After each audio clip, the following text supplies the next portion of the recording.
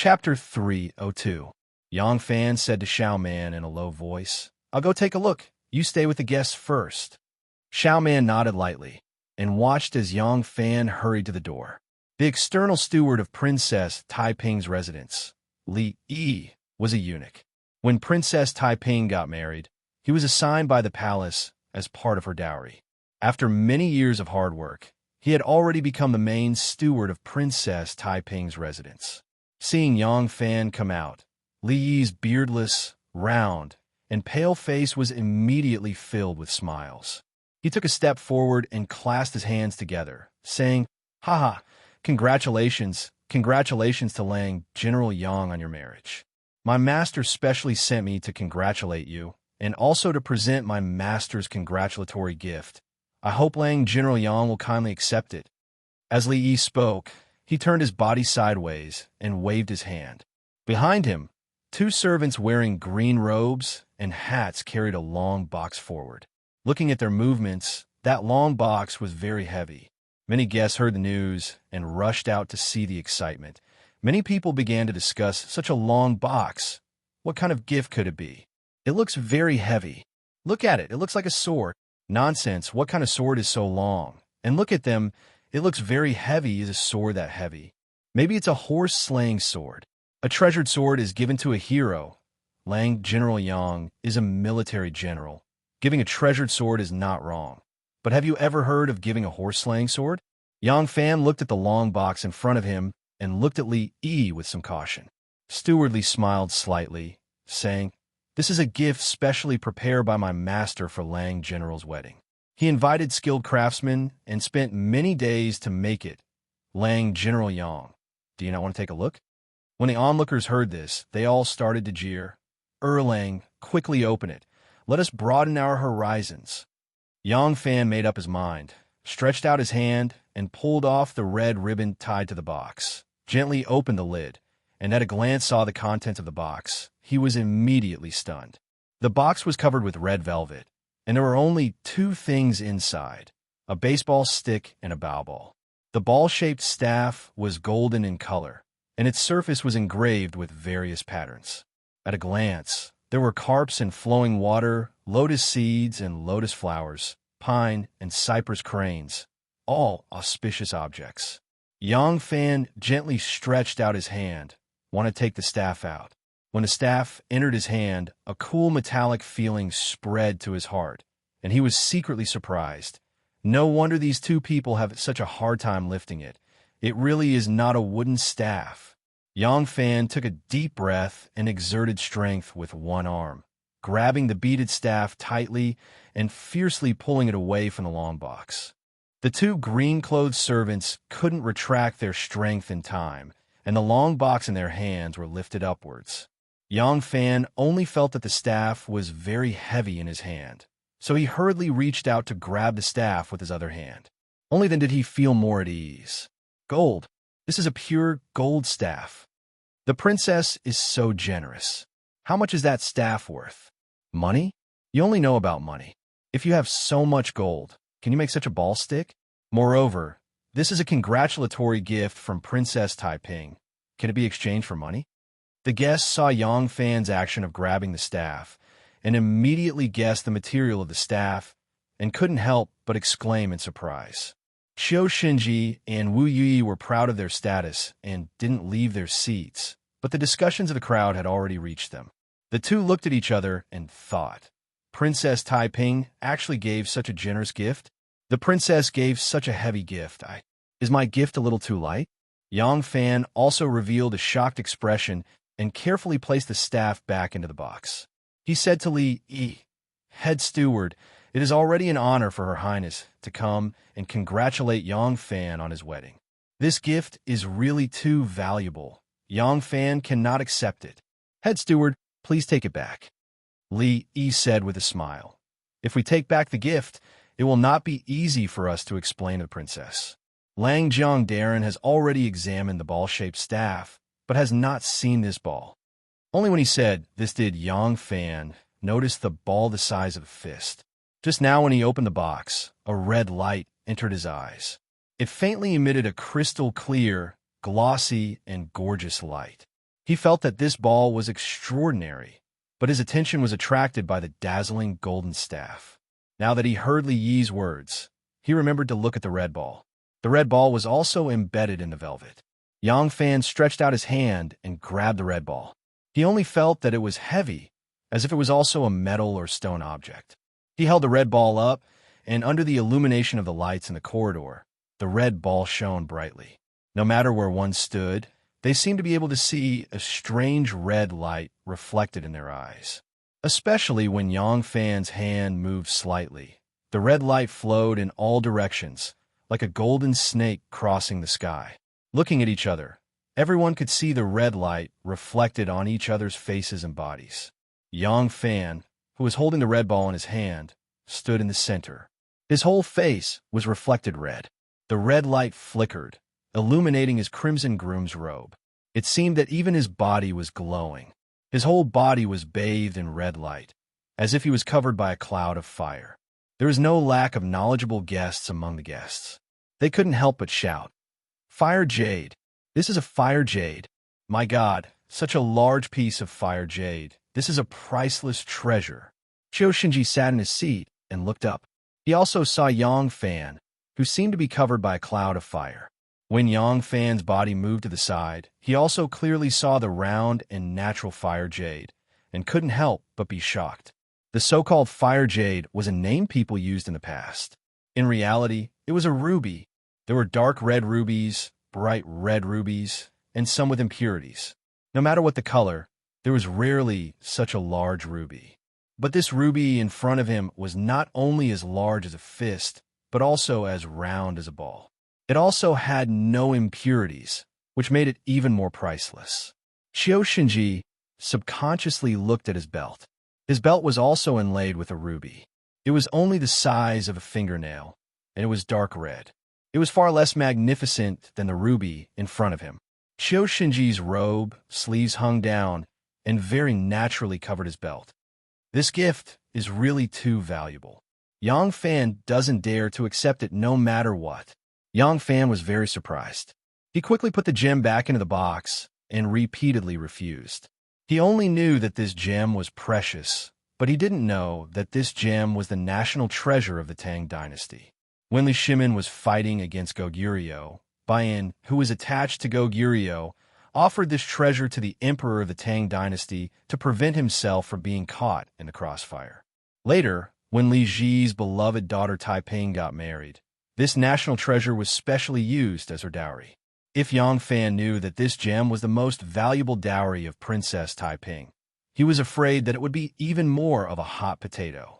Li Yi laughed and said, "Lang General Yang, I'm only a servant under orders to deliver the gift.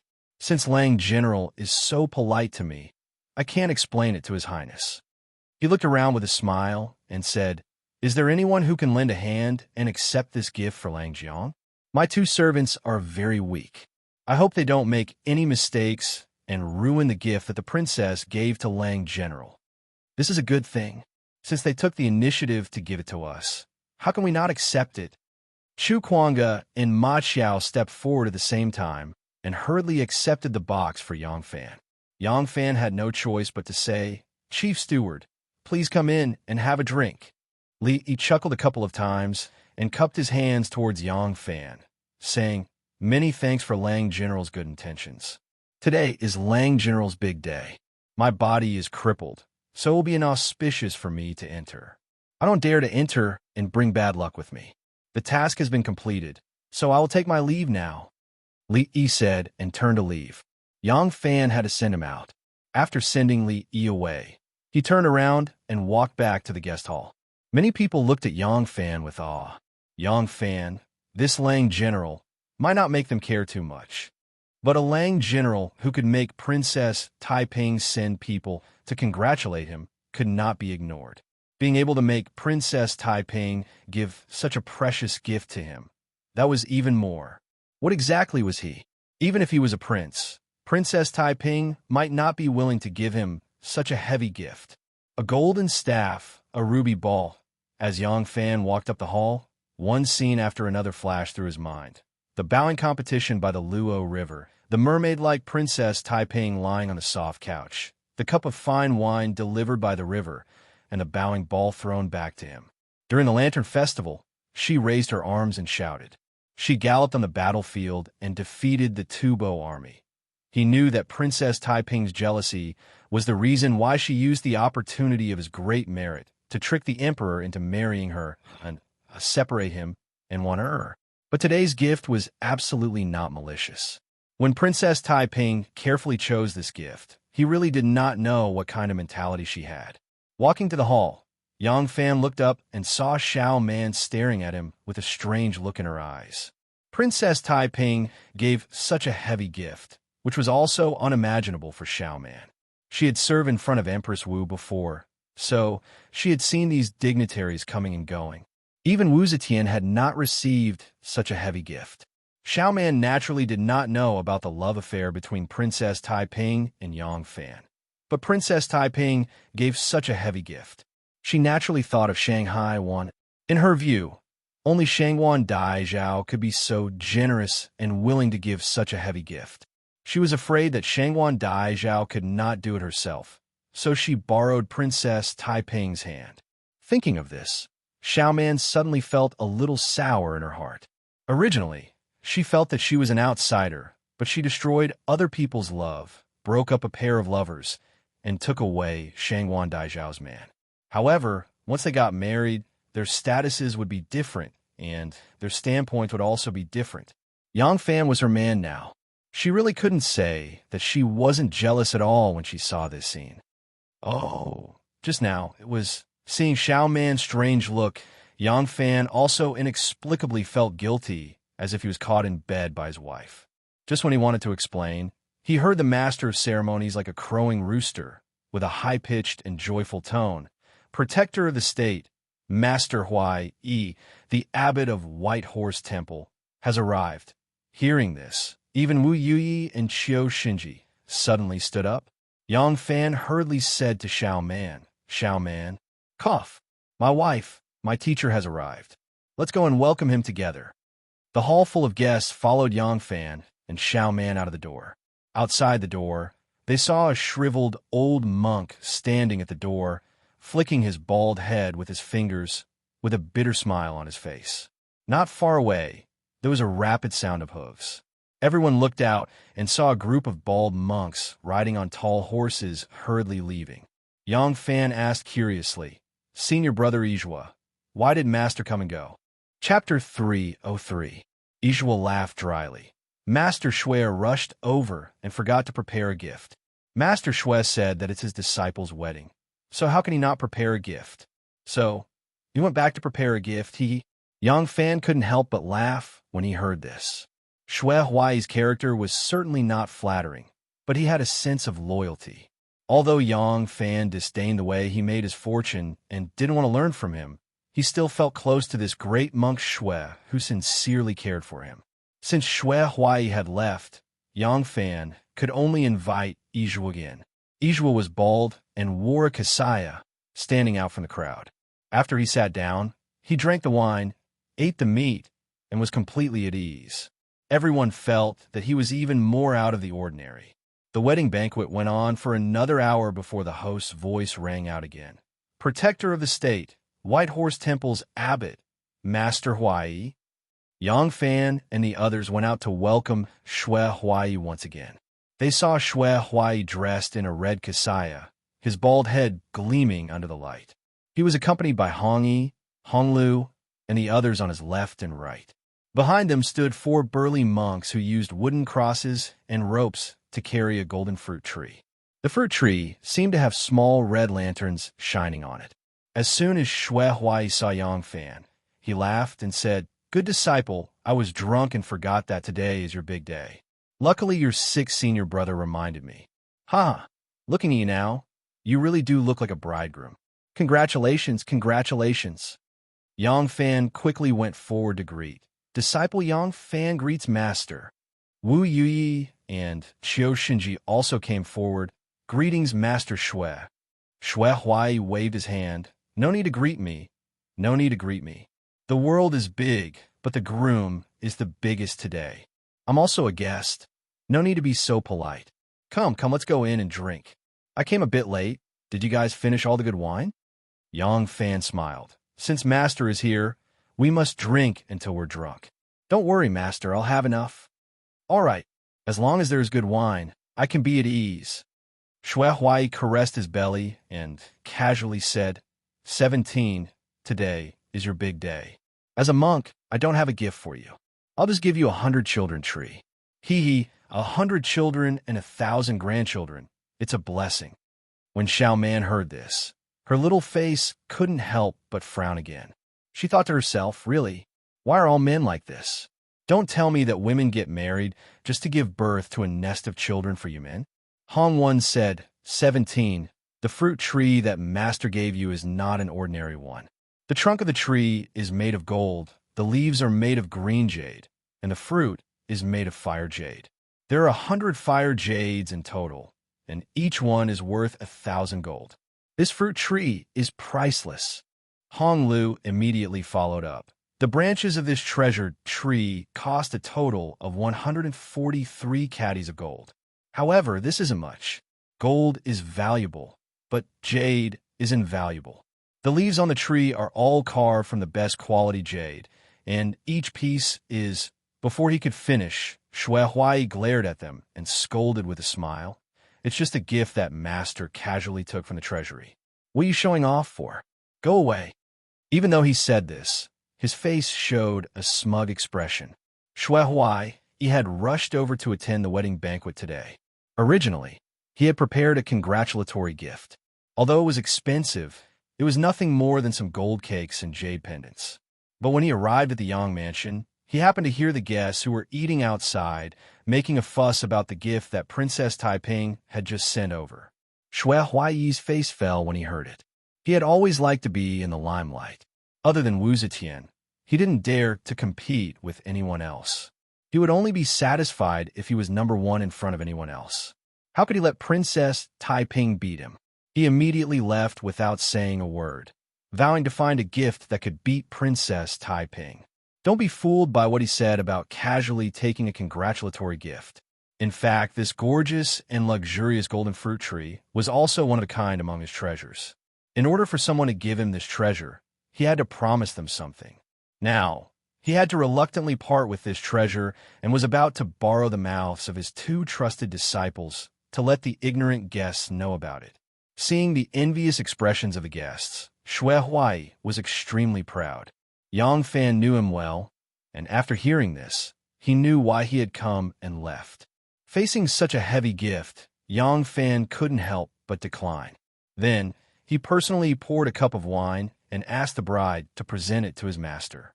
Shui Huai took the wedding wine and drank it in one gulp. He laughed and said, Go ahead. I will drink with the 2 great generals." At this time, the master of ceremonies shouted again at the door, the arrival of King Liang. When Yang Fan heard this, he had to go out with Xiao Man to welcome him. Qiu Xinji and Wu Yuyi excused themselves to Shui Huai and went out together. Only Shui Huai sat still. His disciples saw that their master did not move, so they also sat there and ignored him. Wu Sansi was a prince, so in terms of status, he was the most respected. Even the host and the guests went out to welcome him, like a myriad of stars surrounding the moon. Wu Sansi gave a pair of jade mandarin ducks as a gift. Compared to the gift sent by King Wei, Wu Qingxi, it was naturally more valuable. However, compared to the treasure sent by Princess Taiping and Shui Huai, it did not cause a stir. Wu Sansi looked arrogant and swaggered into the hall. When he entered the hall, he saw that there were still guests sitting there and not moving. He showed a look of displeasure. Shui Huai grabbed the wine jar with one hand and pointed at him while laughing. "Sansi, you are so late. You should drink 3 cups as punishment." Wu Sansi took a closer look, and his puffed-out chest deflated with a poochie sound. He hurriedly tiptoed over and greeted with a face full of smiles. Master Shui, so you're here too." Shui Huai burped and said, "Nonsense. The one getting married today is my disciple. If I'm not here, where should I go?" Wu Sansi said, Yes. Sansi was muddle-headed. "How could I have forgotten about this? You should drink as punishment You should drink as punishment. He quickly placed 3 cups and filled them with wine. He then sat beside Shui Huai with a smile and poured a cup for him, saying, Master Shui, please. Qiu Shinji saw that Wu Sansi was trying his best to curry favor with Shui Huai and couldn't help but sneer. Master Shui has already agreed to speak for King Wei. The 100 seeds tree that he gave to Yang Fan was the treasure that King Wei gave him to guard his house. King Wei is about to become the crown prince of the great Zhou dynasty, yet you are in such a hurry to hug him. Are you still in time? Yang Fan couldn't help but smile when he saw that King Liang had a mission as well. He turned to Xiaoman and said, Let's go.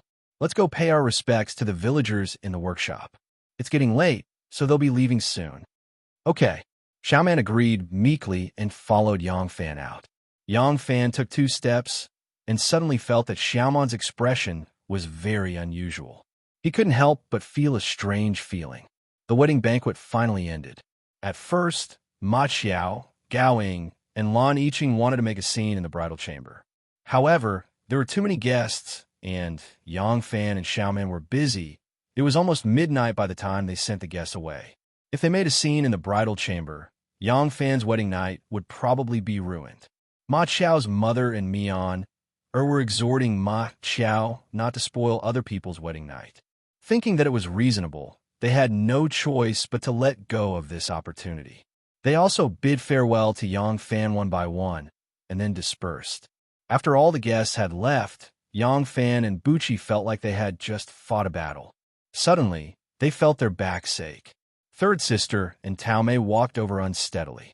Their faces were drenched in sweat. They said to Yang Fan weakly, Alang wife, please rest early. This servant will clean up the guest hall. The cook, Lin Xuan, said listlessly, Alang, this lowly one has been busy since the afternoon. I haven't eaten anything yet. This lowly one should eat something first and then help him clean the guest hall. Yang Fan didn't know what to do. He couldn't help but look at Xiaoman. Xiaoman coughed and said, You've all worked hard for the whole day. Don't be in a hurry to clean the hall. Quickly eat something and rest early. Tomorrow morning, I will send a few people to help clean the hall. When they heard this, they felt like they had been pardoned and repeatedly thanked her. Xiaoman smiled and said, Take these things and buy a few new sets of clothes. All right, everyone has worked hard today. Go and get some rest. Thank you, wife. Thank you. When the things were in their hands, there were a few golden beans. Tao Mei, third sister, and the others were overjoyed and repeatedly thanked her. Xiaoman also saw that they were really working hard. When she returned to the new room to fix her makeup and change clothes, she suddenly had an idea. She fished out a few golden beans from under the quilt, which came in handy at this time. Yang Fan looked at Xiaoman in amazement. She was dignified, calm, and confident. She really had the air of a housewife. Could marriage make people mature all of a sudden? Was this still the unruly and playful little girl? Third sister and the others were really tired. Their heels hurt from standing. They didn't feel it before, but now that they had rested, they really couldn't hold on for a moment. Since the mistress had given the order, they quickly retreated. Only Chen Shou was a step slower.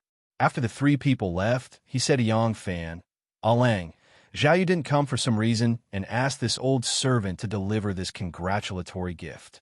Because Xiaoman was present, Chen Shou didn't say much. When Yang Fan heard that it was Zhao Yu, he naturally understood that it was actually a wedding gift from Shenmu. When he received it, it was a light craft paper bag. Chen Shou smiled and bowed to the bride and groom before retreating.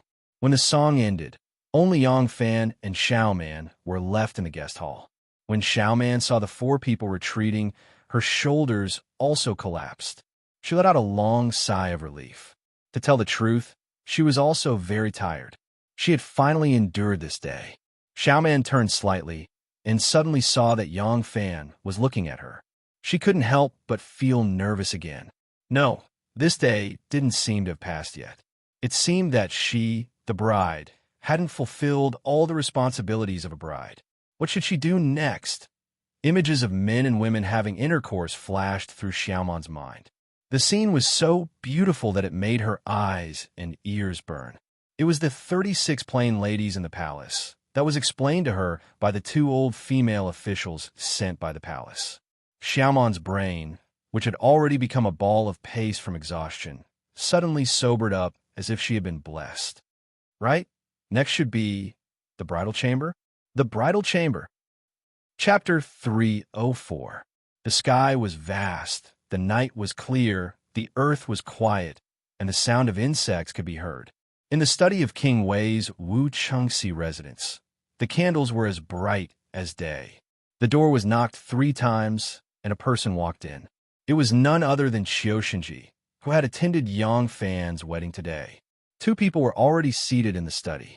One of them had thick eyebrows, a wide mouth, and a beautiful beard. It was Wu Chengxi. To the side, there was a person with spirited eyes who exuded an elegant and refined aura. He was the Minister of Justice, Zhou Xing. The two seemed to have known that Qiu Shenji would come. They were not surprised to see him enter. Wu Chengxi made a gesture, and Qiu Shenji cupped his fists in greeting before sitting down opposite. Zhou Xing. Wu Chengxi asked, "King Liang is also attending Yang Fan's wedding?" Qiu Shenji said, "Yes." Wu Chengxi shook his head with a smile. Wu Sanxi is becoming more and more backward. To think that he would use his status as a king to flatter a mere general. Yang Fan is only a general of the Featherwood Guard.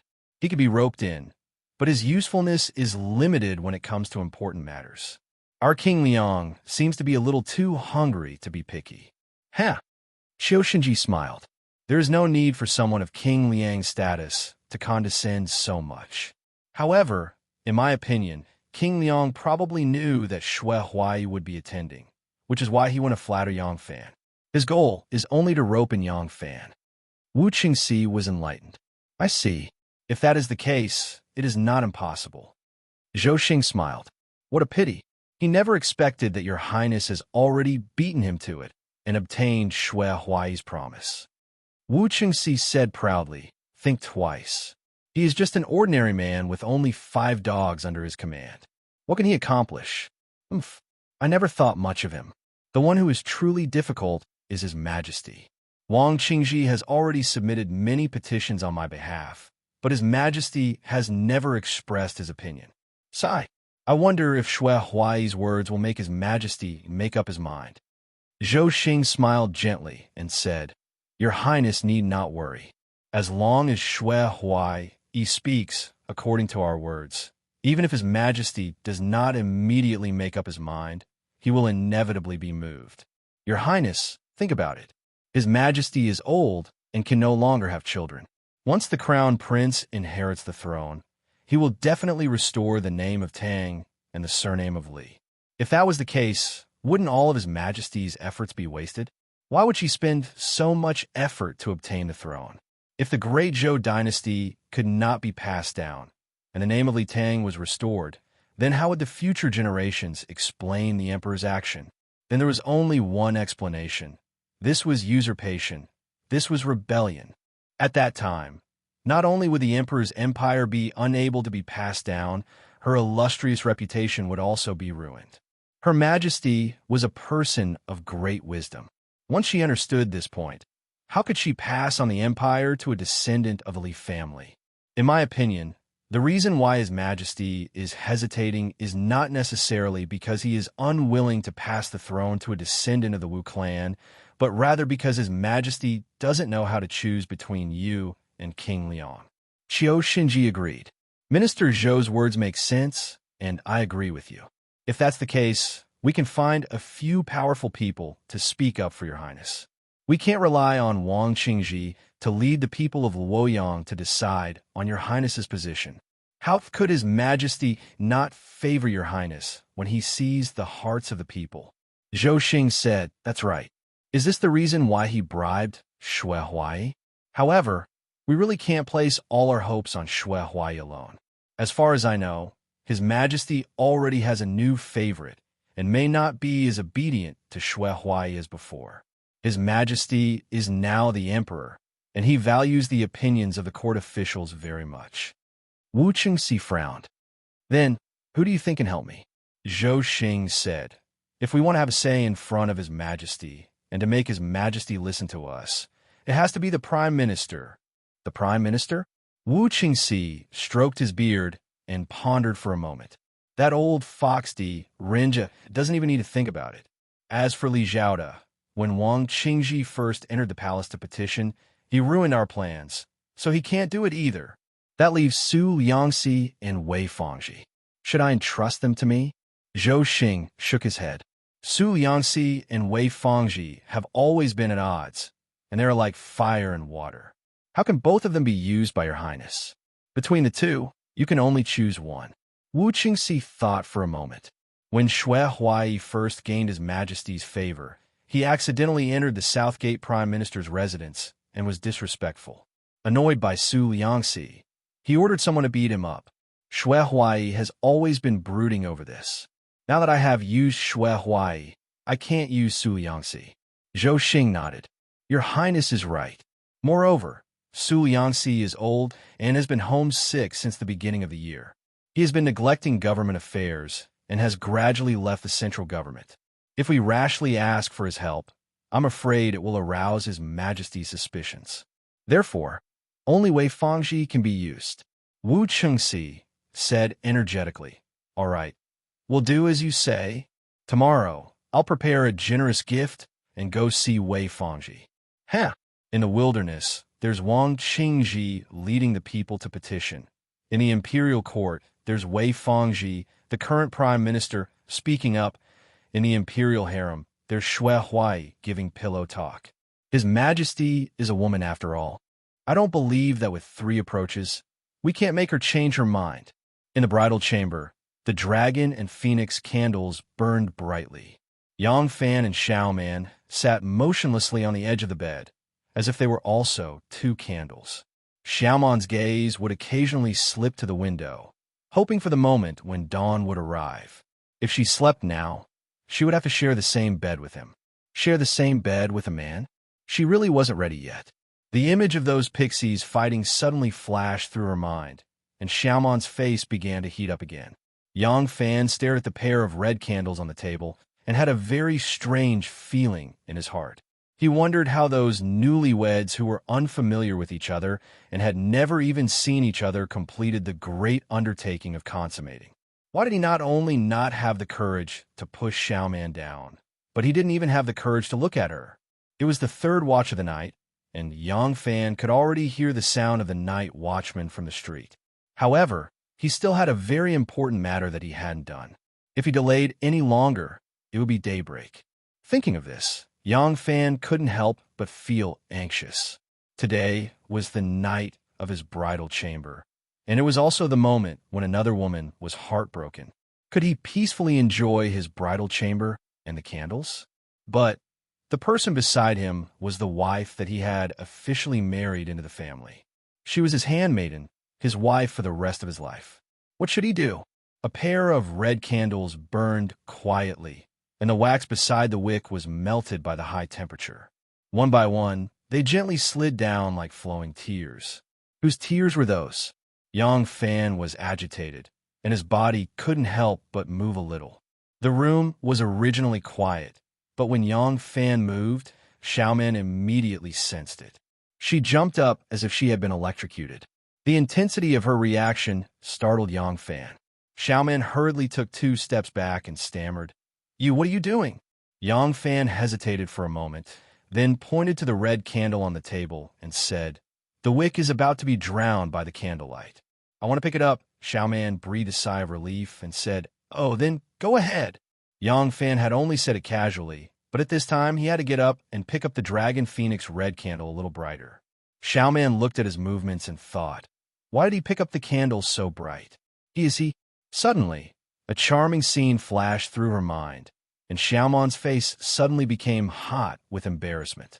Yang Fan picked up the candle and turned his head, just in time to see that the red flush on Xiao Man's cheeks had not receded, and it was as smooth and tender as a peach blossom in March.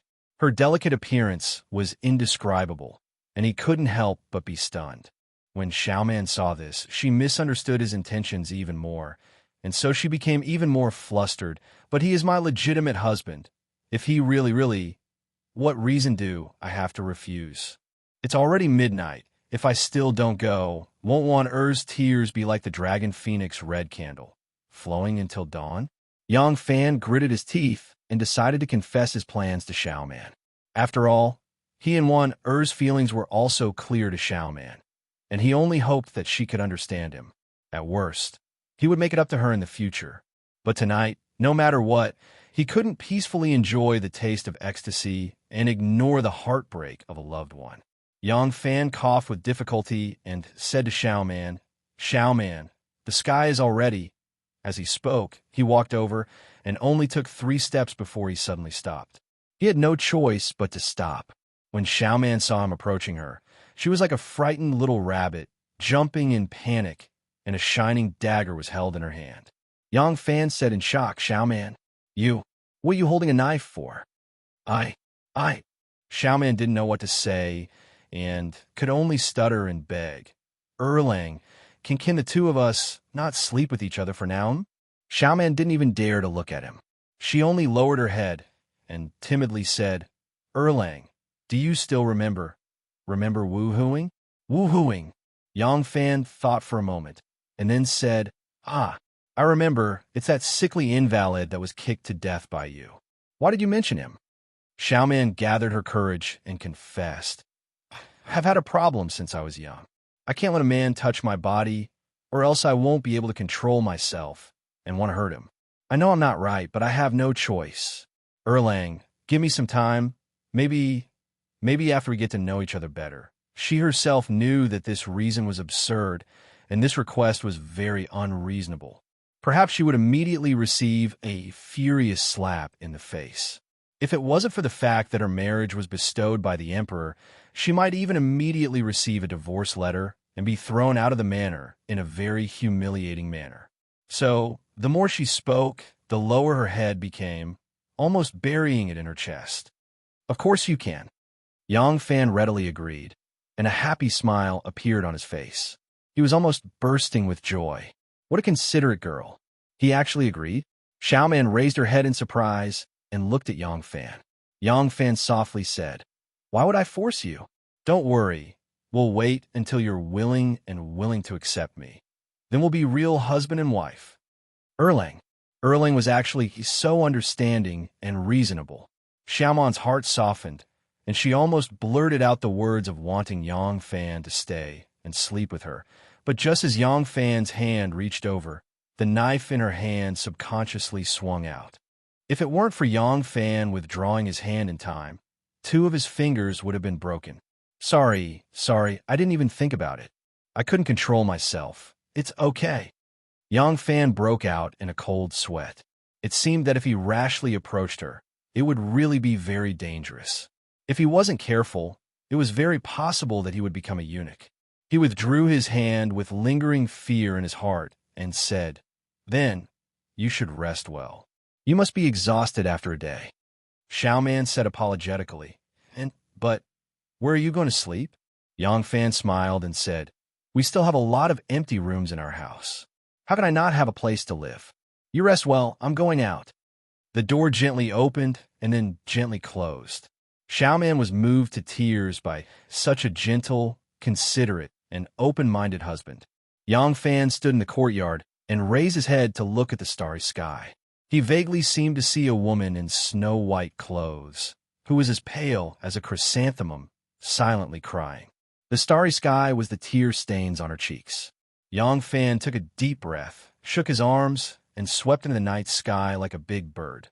The river is clear and shallow. How far can we go? Between the water, there is no word of love. Shangguan stood leaning against the railing, looking at the night sky in disappointment. The night wind blew her hair, making Wan who was bathed in the starry sky, beautiful like a fairy.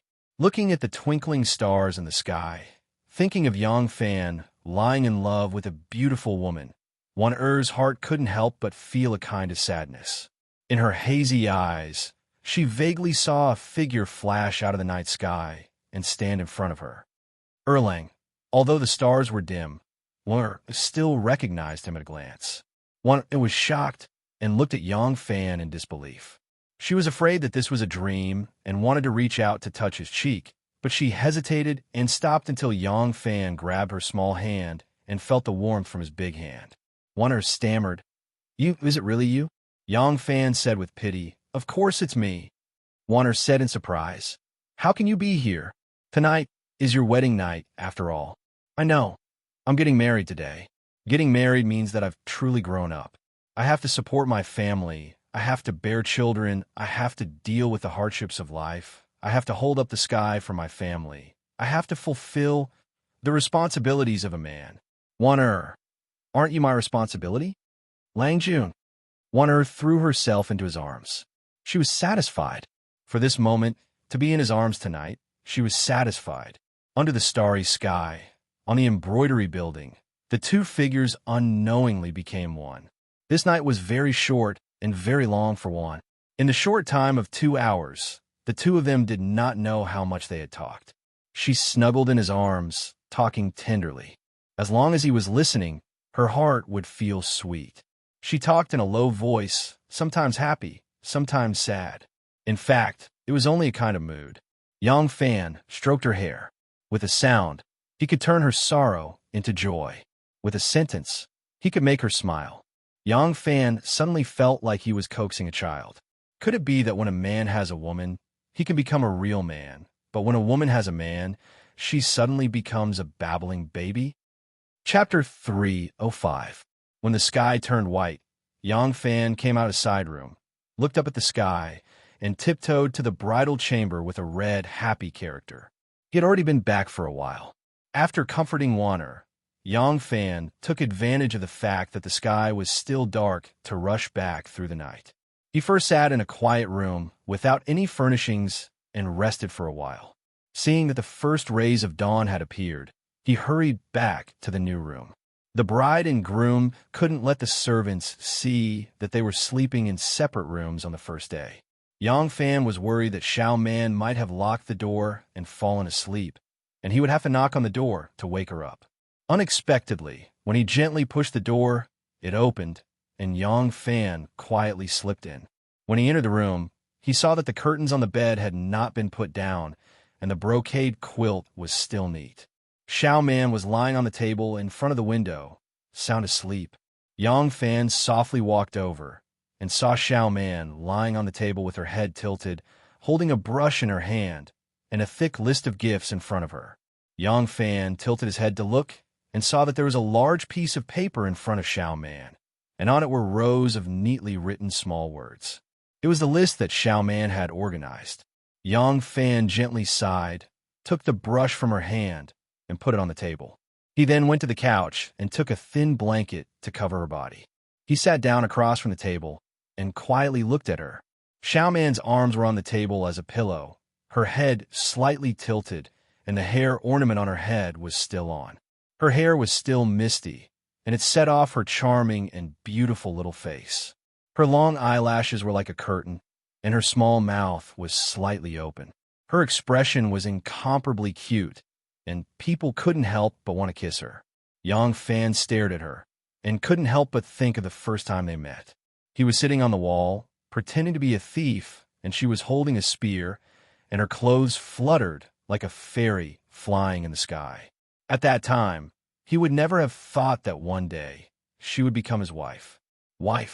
Yang Fan suddenly recalled Xiaoman's strange habit of wanting to resist once she was touched by a man, and his brows couldn't help but tighten slightly. He could tell that Buqi was not lying. Last night, when he reached out to pat Buqi's shoulder, Buqi's casual slash was definitely a natural reaction. Of course, he had patted Xiao Man's shoulder before, but she was not so sensitive at that time. It seemed that light contact was not enough to arouse such a strong reaction from her. It was only because she was a bride last night, with a special identity and a special moment, that she was particularly frightened. If that's the case, does that mean that Buqi's quirk only kicks in when she realizes that a man wants to be intimate with her? When he thought up to here, Yang Fan couldn't help but feel gloomy. Although he was young, he had traveled extensively and heard many strange things. He knew that there were some people in this world who were different from ordinary people. For example, some people were misophobic and washed their hands dozens of times a day. Some people liked pink and painted everything in the house pink, including the horse they rode and the dog they raised.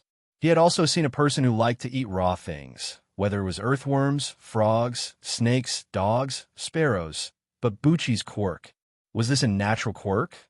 Or was it because of what she had experienced?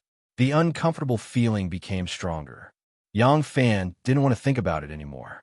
He gently spat out a mouthful of impure air and drove this unpleasant thought out of his mind. His eyes once again fixed on Bucci's face. She was his bride, but it was only now that he had the opportunity to look at her appearance. As soon as he looked, Yang Fan immediately noticed something strange. Bucci had a pair of black and bright eyebrows. Although it slightly affected her gentle and beautiful appearance, it also gave her a kind of heroic spirit that was different from other women. Her pair of heroic eyebrows was unforgettable. At this moment, her eyebrows had become thin and curved. It was obvious that they had been trimmed. Yang Fan looked at Bucci, who had suddenly become unusually charming, and couldn't help but reveal a gentle smile on his lips. He gently stretched out his hand and swept it along Bucci's curved eyebrows, as if he was drawing her eyebrows. His fingertips were actually still a little distance from Bucci's eyebrows, but for some reason, after his hand gently swept past, Bucci's eyelids moved, and she suddenly woke up. Ah! Bucci opened her eyes and saw Yang Fan sitting across from her. She couldn't help but cover her mouth in surprise. Yang Fan smiled and said, "You're awake? Why did you fall asleep here? You didn't even remove your makeup. Can this relieve your tiredness?" "Oh, I'm fine." Bucci straightened her back, and the thin blanket on her shoulders slid down. Bucci touched the blanket around her waist and secretly glanced at Yang Fan. A warm feeling welled up in her heart. Yang Fan said, "Why didn't you sleep well last night? What's the rush to tidy up the gift list?" Bucci raised her hand to tidy up a lock of hair at the side of her temple and said with her head lowered, "Favors have to be returned sooner or later. I didn't feel sleepy last night, so I wanted to tidy it up first so that I wouldn't have to do too much cleaning today and accidentally lose one of the gifts." "Oh, right. You have to take a special look at this one." Bucci suddenly remembered something. She reached in her pocket and took out a cowhide bag. She said, "You threw this in the room last night." I opened it and realized it was something valuable. Yang Fan took the cowhide bag and asked curiously, "What is this?" Bucci replied, "I remember that Shinsho gave it to you after the guests left last night. He said it was a congratulatory gift from someone called Zhao Yu." Yang Fan let out an ah sound and said, "Yes, I remember now. What did he give me?" Yang Fan said as he opened the leather bag and put his hand inside to feel. Bucci took a deep breath and said in a deep voice, "It's a contract for the transfer of the shops." "Transfer of the shops?" "Yes. This is the contract for the transfer of 16 shops in Luoyang City. I've already looked at it. These 16 shops are all located in the busiest area of Nanshan City's cross street. That street has the most customers. There are 17 shops on each side of the street, all of which are extremely profitable. Now, these 16 shops are all yours." Yang Fan was stunned. He knew that Shinmu would give gifts, but he didn't expect the gift to be so generous. He knew that Shinmu was rich, but he never knew how rich he was. Today, seeing this gift from Shinmu, he finally understood what it meant to be rich enough to rival a country. Yang Fan was stunned for a moment, then laughed and said, "How generous! How generous! But since there are only 17 shops in that street, and he has given away 16 of them, why not buy the other one and give it to me? Hee. Then wouldn't the whole street be ours?" Bucci sniffed and said with a strange expression, "Because the other shop is mine." Ah, this time, it was Yang Fan's turn to be stunned. Bucci knew how much effort she had put in to buy that shop. It was because the shop owner was convicted of treason and died in prison. Bucci happened to be the person who handled the case. There were many twists and turns in the process. Owning 16 shops was really unimaginable. Bucci sighed softly and said, "That location is extremely profitable. No matter how much money you offer, no one will change hands. So, since this person can give you 16 shops, he definitely didn't buy them from someone else. It can only be the shops originally belonged to him." Yang Fan grunted in acknowledgement. Xiaoman's analysis was not far from the truth. Bucci said, "When I was there, I never knew that those shops belonged to the same person. This shows how secretive this person is. Now he is so generous. Lang Jun." Bucci was obviously not used to this title, but she finally said it after a while. When she said Lang Jun, her face was already as beautiful as a peach. Those who give gifts must have a request. This person gave such a generous gift. What is he after? Lang Jun, you are a general. What does a merchant want from you? Lang Jun, think twice. Yang Fan could feel the deep concern in her words. He smiled and said, "Don't worry. I know why he gave such a generous gift. I know what I'm doing." As Yang Fan spoke, he no longer looked at the leather bag, but handed it to Bucci. Bucci hesitated and said, "This is—" Yang Fan said, "Who else can I give our family's property to if not my wife?" "Oh!" Bucci lowered her head shyly and took the leather bag. She carefully savored the title wife and actually felt a little intoxicated. After the morning court, Wu Zetian went to Wuqing Hall. When she arrived, she glanced around and found that one person was missing. One was her most capable assistant. She was indispensable every day. Every day, when she came to Wuqing Hall, one would be there early to welcome her. She would arrange the official matters that needed to be dealt with according to the priority. Why wasn't she here today? Wu Zetian was a little unhappy and asked around, "Where is Wan Er? Why isn't she waiting for me in the hall?" Eunuch Hai hurriedly bowed and said, "Everyone, Shangwan Daizhao has been feeling a little unwell recently. She is also busy with bodyguard Yang's wedding. The day before yesterday, everyone agreed to let her take 3 days off and rest in the manor." "Oh, yes, alas. I'm old, really old. I don't even remember what I said." Wu Zetian shook her head and sighed. She sat behind the imperial desk. Without Shangwan Wan-er's early selection, reading, annotations, and suggestions, Wu Zetian had a hard time going through so many memorials by herself. Her eyes were already a little blurry, and after going through the memorials for a while, her eyes were filled with tears. Wu Zetian sighed in annoyance. She heavily put down her brush and leaned against the back of the chair. She lightly pinched the space between her eyebrows and closed her eyes to rest. At this time, there was a sudden noise outside. Wu Zetian opened her eyes and angrily said, "Who is making noise outside?" Eunuch Hai hurriedly rushed in to reporting to everyone. Hongwen scholar Wang Qingji has barged into the palace to see the emperor. This servant said that everyone is dealing with state affairs and told him to wait. He said that everyone has given him a pass, and this servant cannot stop him. Before she could finish, Wang Qingji rushed in from outside, followed by 2 young eunuchs.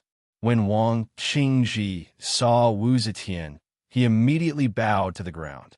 Without waiting for him to speak, Wu Zetian sneered and said, "Wang Qingji, you have been running to our palace quite frequently these days. Today, you are here to depose the crown prince and install Wei Wang?" Wang Qingji respectfully said, "Your Majesty, the heir to the throne is the foundation of the country. How can we not value it? Wei Wang's character is noble, virtuous, and knowledgeable. He is the best candidate for the crown prince." Wu Zetian's face was as heavy as water. She coldly cut him off, saying, "We will not die for a while yet. Why are you so anxious?" When Wang Qingji heard this, he could not help but be stunned. When he stole a glance at Wu Zetian's expression, he panicked even more. Seeing that Wu Zetian was unhappy, Wang Qingji hurriedly knelt down and explained, "Your Majesty, please forgive me. This official is loyal and devoted. Everything I think and do is for your Majesty's country. This official has absolutely no selfish motives." Wu Zetian was so angry that she laughed and said, "We have accepted your loyalty. We have many state affairs to attend to. Let's not talk about Crown Prince Yi for the time being." As Wu Zetian spoke, she flipped open a memorial in front of her. She picked up a brush to moisten the ink. Without raising her head, she said, "Duke Wang Qingji is loyal to the country. He is a role model for all officials. Pass the decree and reward him." "Thank you, Your Majesty." Wang Qingji heaved a sigh of relief and hurriedly kowtowed to the ground. When he saw Wu Zetian's expression just now, he knew that he had come at the wrong time. Fortunately, he was not punished. Eunuch Little Hai held onto his horsetail whisk and bowed for a long time. Seeing that Wu Zetian was not speaking again, he quietly raised his head and saw that Wu Zetian was reading through a memorial. Little Hai swallowed and said cautiously, "Everyone, this servant is listening to the decree. I wonder what everyone would like to reward Scholar Wang." Wu Zetian replied indifferently, "Reward him with a caning." Wu Zetian's brush paused for a moment. Then she said, "Have Assistant Minister of the Phoenix Pavilion, Li Zhaoda, supervise the execution. Go." This servant obeys the decree. Little Hai's mind raced for a moment before she understood.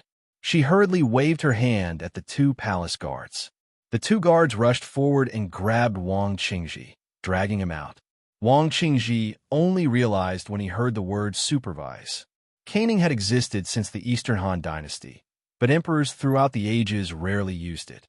So when Wang Qingji first heard the word caning, he was still wondering if this caning was a reward for him or an official position. By the time he came to his senses, he had already been dragged out of Wuching Hall. Little Hai also followed, hurrying to the Hall of Governmental Affairs to see Li Zhaoda. Li Zhaoda and Di Renjia were discussing the recent fluctuations in the price of grain in China. Hearing Little Hai's words, Li Zhaoda frowned and said indifferently, "I understand. I will go now." As soon as Little Hai left, Li Zhaoda began to complain. What kind of thing is Wang Qingji? A lowly person who only knows how to flatter. This person has repeatedly entered the palace to cause a ruckus and annoyed the saints. If the saints want to caning him, then just do it. Why do I have to supervise the execution? When did I, the Grand Prime Minister, become a lowly official? Di Renjia stroked his beard and thought for a moment. He glanced at him and said, "The first time Wang Qingji entered the palace, it was you, Brother Zhaoda, who ruined his plans." Li Zhaoda stuck out his beard and grunted, "That's right. What about it?" Di Renjia laughed sinisterly and slowly said, "His Majesty is wise and far-sighted. Every word and action has a deep meaning. Now that he has appointed you to supervise the execution, I'm afraid it won't be as simple as a caning." At that time, caning rarely killed people. The purpose of caning was mainly to humiliate and punish, so Li Zhaoda had never thought of the word kill. But when Di Renjia said this, Li Zhaoda naturally understood. He couldn't help but clap his hands and say, "That's right. Take this opportunity to kill this loathsome thing. Let's see who still dares to plead for Wu Qingxi." Di Renjia quickly waved his hands and said, "Why do you say that? I only said that His Majesty might have a deeper meaning. As for what the deeper meaning is, heavens will is unfathomable. Who could be sure? Prime Minister Li, don't be rash." Li Zhaoda pointed at Di Renjia and said, "Hey, you old fox. I can't be bothered with you. I'm going to supervise the execution at the Meridian Gate." Chapter 306. Early in the morning, the workers in Xiaoman's shop came to help. They worked with the servants of the Yang family to clean up the place. It was almost noon when everything was cleaned up. At this time, even Chef Lin was exhausted. Seeing this, Xiaoman gave them some money and told them to go eat something outside and bring some back for the people who stay behind. Once these people left, Xiaoman immediately found Yang Fan and said, "Lang Jun, we really don't have enough servants in this house. Other than the gatekeeper and the cook, there are only 2 maidservants in this house with 3 courtyards. It can't even hold up the facade. I just walked in and out of the house twice and didn't dare to go far. Here, look, there are precious gifts piled up in this room in the back, and there is no place to put them. I've thought about it. We need to have a steward in our family. We can't let you worry about all the big and small matters. We also need a servant in the study. Even if Lang Jun doesn't like to study, it is inevitable that he will have to socialize in the future when he goes to the government. There must be someone to serve him. Also, the front and back courtyards have to be separated. The inner house is the inner house, and the outer house is the outer house. We can't let the servants go in and out as they please. That would break the rules. I reckon that we need at least 6 people in the inner house. 6 may not be enough, so let's count it as 6 for now. If we really don't have enough people, then we'll think about it. As for the cook, one cook can't do it. Not to mention that he can't handle the meals of this big family alone. What if he has a headache and the whole family goes out to eat? We need at least 3 cooks to handle it. In addition, Lang Jun needs to ride a horse when he goes out. The D family just happened to give us a good horse. We can't not have someone to feed the horse in our house, so we need a groom. After the inner house and outer house are separated, we need to add 2 more maidservants to serve and clean the outer house. That way, we can barely maintain the appearance of the house. There are also these gifts, not to mention the expensive gifts from Princess Taiping's residence in Monkshui. Sigh, I couldn't sleep last night. That might be one of the reasons. There's a lock on the door. I came out a few times at night and couldn't stop worrying. The news that we have a treasure in our house has to spread today. This thing can't be casually placed here.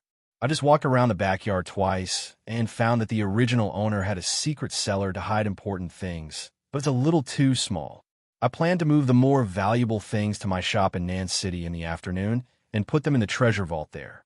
Then I'll ask the craftsman to renovate our secret cellar. As soon as Yang Fan opened his mouth, Xiao Man opened her mouth again. Yang Fan quickly shut his mouth again. The treasure vault must be surrounded by rammed earth. Then a 5-foot-thick stone wall must be built, and glutinous rice juice must be poured to seal the gaps. Finally, a layer of iron plate must be cast. There is only one exit, which is built in the bedroom. I know a locksmith who has a position in the Ministry of Works. Many of the locks in the palace are designed by him. His designs for the 5-pick lock, maze lock, and secret door lock are the best. I'll ask him to design 3 locks for our secret cellar. Oh, that's right.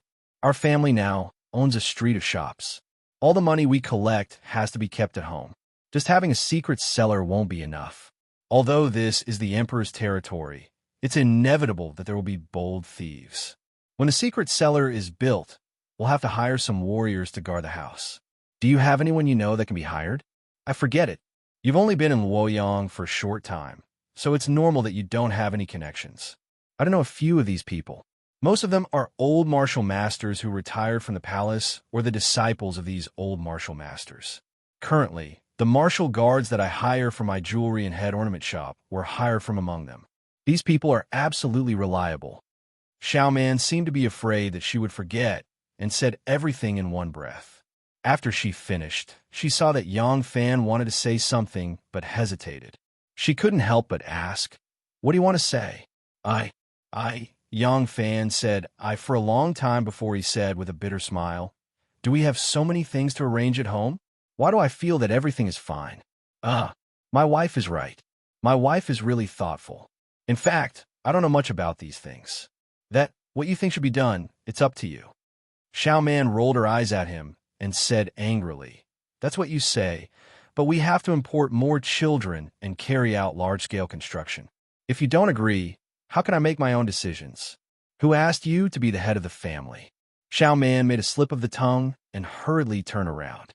A blush crept up on her clear and flawless face. She said somewhat embarrassedly, "There's no one at home to order around, so I can't do anything. Since you agree, then, I'll go find a middleman in a while. You stay at home. This place can't be left alone now." Xiao Man said and wanted to escape. Yang Fan suddenly remembered something and hurriedly said, "Oh, right. You can go and take over those 16 shops. I don't know the way of management. In the future, I'll have to trouble my wife with these things." Xiao Man responded and quickly walked out. When Yang Fan saw her leave, he unconsciously let out a sigh of relief. Now that he was with Xiao Man, he often felt a little uncomfortable. Husband and wife were not like husband and wife, and friends were not like friends. He didn't know how long this awkward situation between the two of them would last. Xiao Man had just walked out of the living room when third sister ran over with the hem of her skirt and said breathlessly, "Madam, Miss Gao, Miss Lan, and the others who came yesterday are here again." Xiao Man was overjoyed and hurriedly went out to greet them. As soon as she walked to the front yard, she bumped into Gao, Ying, and Lan Yiqing. Xiao Man happily jumped up to greet them. Before she could speak, the female guards surrounded her and looked her up and down. Xiao Man asked curiously, "Why are you looking at me like that?" Gowing said with a faint smile, "We want to see what's different about you from yesterday." The group of women roared with laughter. Xiaoman blushed and glared at her. "What difference can there be? Stinky girl, you came to make fun of me today. Aren't you afraid that I'll make fun of you when you get married in the future?" A female guard squeezed forward and said with a wink, "Sister Xiaoman, I heard that the first time you did it was very painful. Did it hurt?" "Ugh, you guys, how can you ask such a question?" Xiaoman was angry and shy. Her face turned red. Gowing held her right arm with her left hand and pinched her chin with her right hand. She nodded and said with a serious face, "It doesn't seem to hurt too much. Look at the few steps Xiaoman took just now. Her steps are light, and there's nothing unusual." "That's hard to say. When the jade is broken, how can others know whether it's painful or not?" This night of sexual intercourse with Lang Jun, the joy of fish and water, and the wish to fly together. In the end, the bitterness is over and the sweetness comes. It's not strange to walk lightly. I heard that this kind of thing is to eat sugarcane and gradually get into a good state. You guys are really asking for a beating. Being teased like this, Xiaoman's face was so hot that an egg could be fried.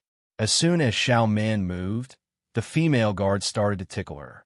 While playing, they asked with a smile, "Quick, does it hurt? Does it hurt?"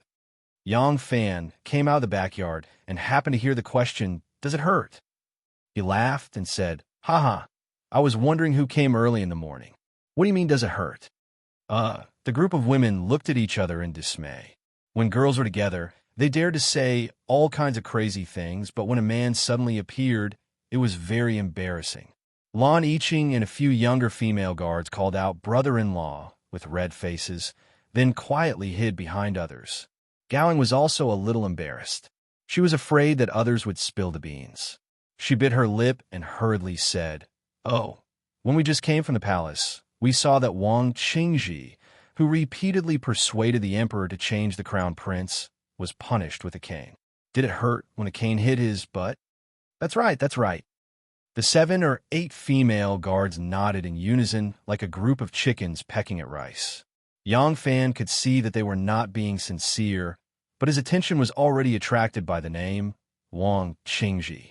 Yang Fan hurriedly took 2 steps forward and asked in a deep voice, "You are saying that Wang Qingji, who petitioned for Wei Wang, was punished with a cane by the emperor?" Gowing saw his serious expression and hurriedly said, "Yes, we didn't care about it at first. Later, we heard that the current Prime Minister Li was personally supervising the punishment, so we took a look. When we left the palace, Wang Qingji was being punished outside the Meridian Gate. Looking at Prime Minister Li's posture, it didn't look like he was going to be punished with a few light canes." Yang Fan nodded, thought for a moment, and said to Xiaoman, "Wife, since your sisters are here, I think it's better to ask them for a favor and bring over the expensive gifts that need to be stored in Nan City's treasury. Don't you still need to pick some servants? It's a good opportunity to ask them to help with the details."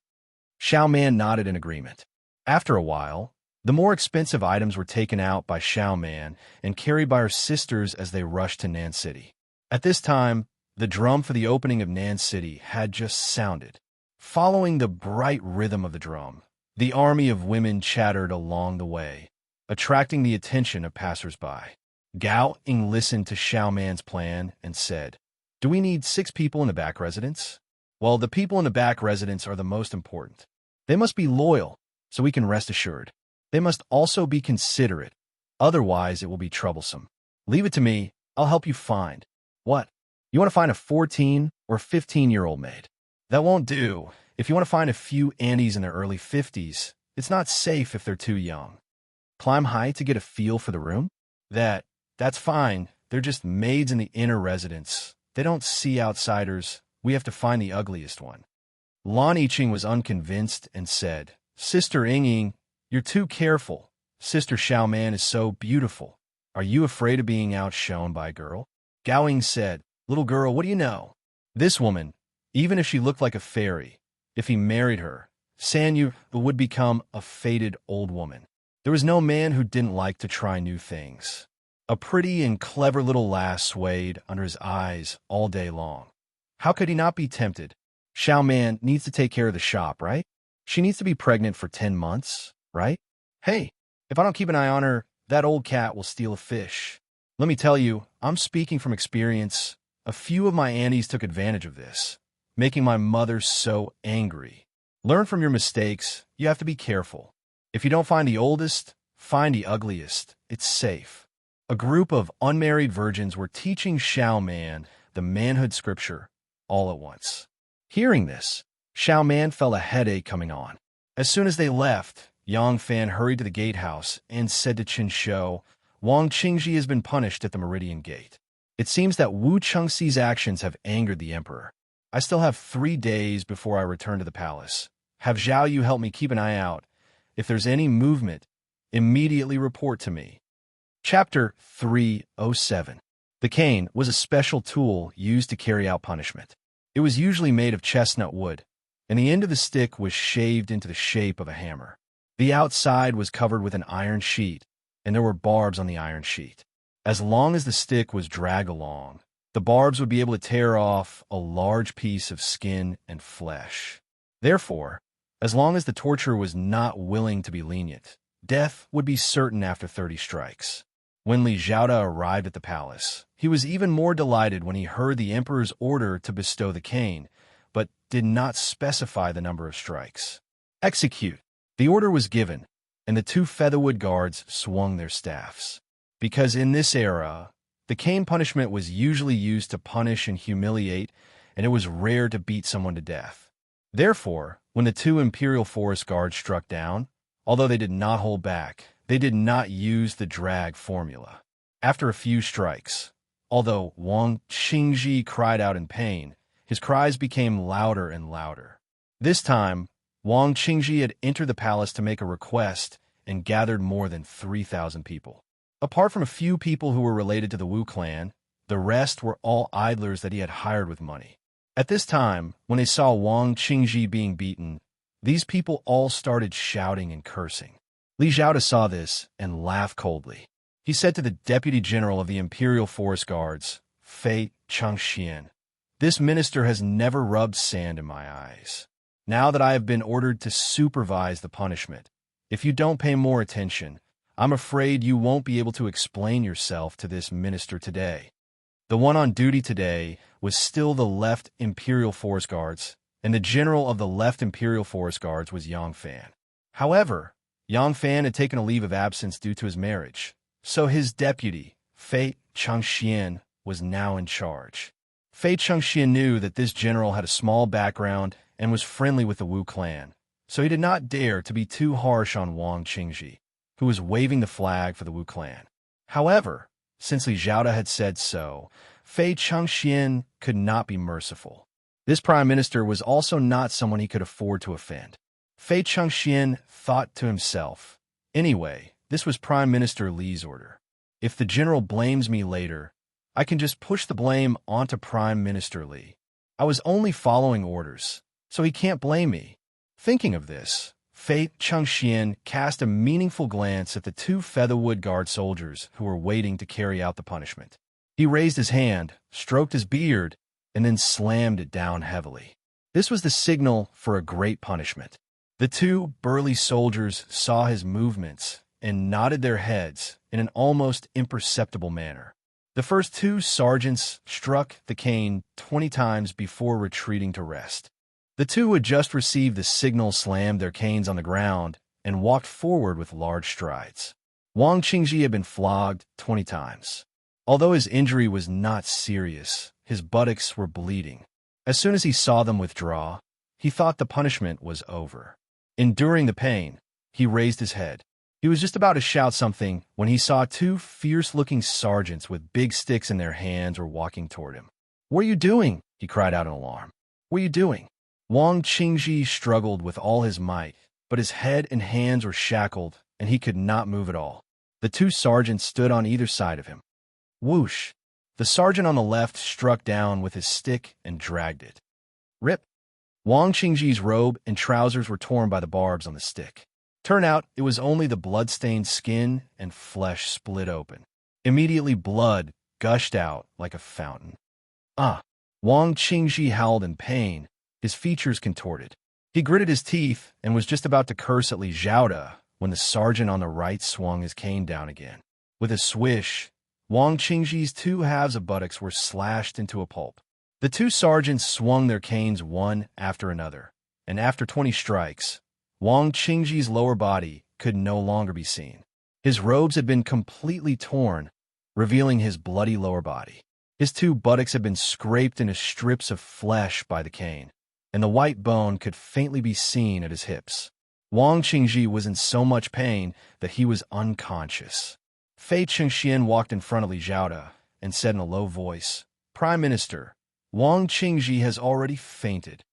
Li Zhaoda narrowed his eyes and looked coldly at the 2,000 to 3,000 so-called representatives of the people who had already stopped making noise and were just staring blankly, ignoring his request for instructions.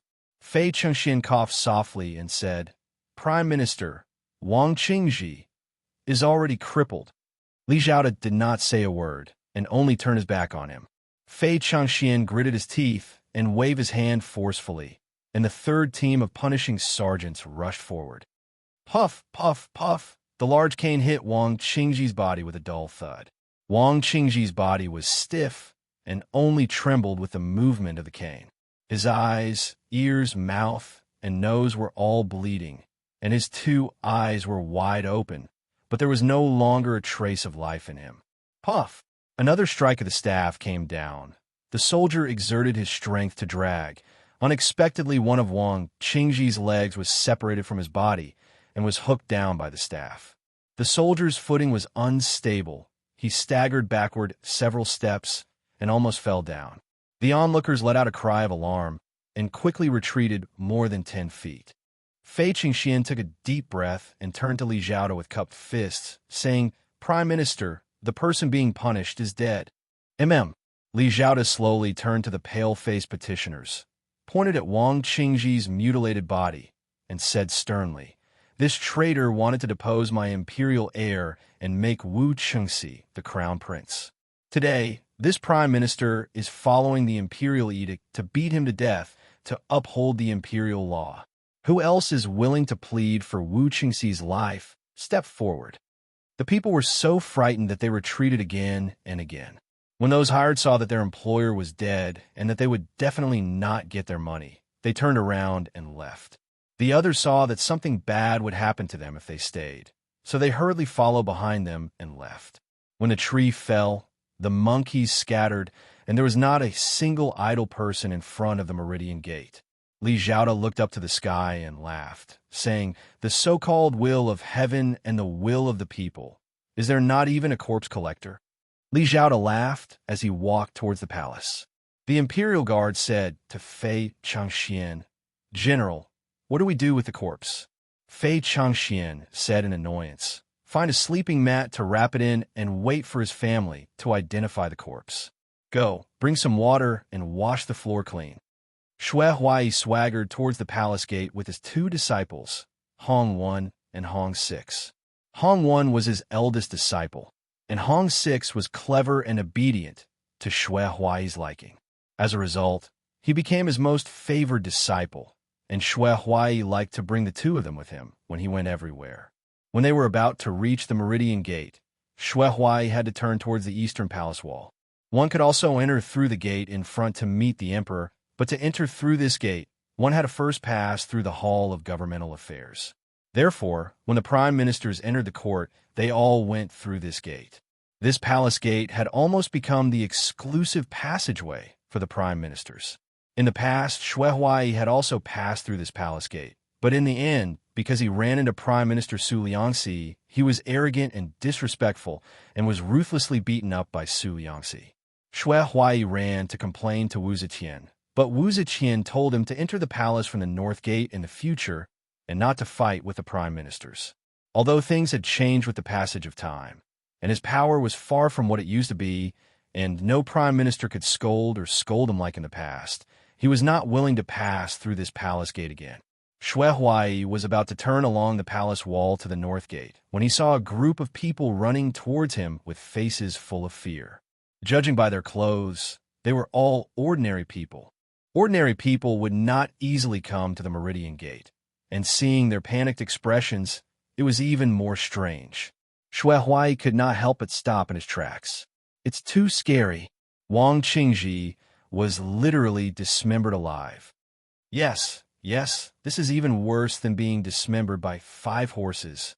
Even if he was dismembered, he would only jump a little, and then he wouldn't feel any pain anymore. He was beaten to death by a staff. Did you see that? Even ghosts would be afraid of Wang Qingji when he was bleeding from his 7 orifices. My scalp is still cold. You guys go home first. I have to go to the Heavenly Palace Temple to pray. I'm a coward. Wang Qingji? Shui Huai touched his bald head, suddenly suspicious. Of course, he knew who Wang Qingji was. This person had pleaded for Wu Qingxi's lifetime and time again, and the whole court had long known about it. Shui Huai had entered the palace today to act as a lobbyist for Wu Qingxi. When he heard that Wang Qingji had been beaten to death, how could he not be suspicious? Hong Lu, go and find out what's going on, Shui Huai ordered, and Hong Lu hurriedly chased after the person who was running away in a hurry. As soon as the person turned his head, Hong Lu stuffed a handful of copper coins into his hand, and then the two of them walked out together like old friends who had known each other for many years. After a while, Hong Lu quickly ran back and said to Shui Huai, "Master, disciple has found out." That Wang Qingji entered the palace to see the emperor and urged the emperor to depose the crown prince and appoint the king of Wei instead. The emperor was furious and ordered people to drag him out of the palace and beat him to death. I heard that Prime Minister Li Zhaoda supervised the execution, and Wang Qingji was beaten until his bones and flesh were scattered. It was a horrible sight. Shui Huai's expression changed when he heard this. In the past 2 years, the number of times Wu Zetian asked him to enter the palace to serve her had decreased. Shui Huai didn't know that Wu Zetian had a new favorite in the palace, and thought that Wu Zetian was getting older and wasn't as enthusiastic about bed matters as before. But no matter what the reason was, it was true that she didn't favor him as much as before, so Shui Huai wasn't as confident as before. Wang Qingji was beaten to death when he tried to persuade the emperor. Could it be that the emperor has made up his mind and doesn't want to appoint a nephew of the Wu family as the crown prince? Then this trip of mine, Shui Huai pondered along the way, walking slower and slower. He did not believe that Wu Zetian would sentence him to death just because he had spoken up. However, if he offended the heavens and made Wu Zetian angry, it was inevitable that he would be rebuffed. What if I don't speak up for Wu Qingxi?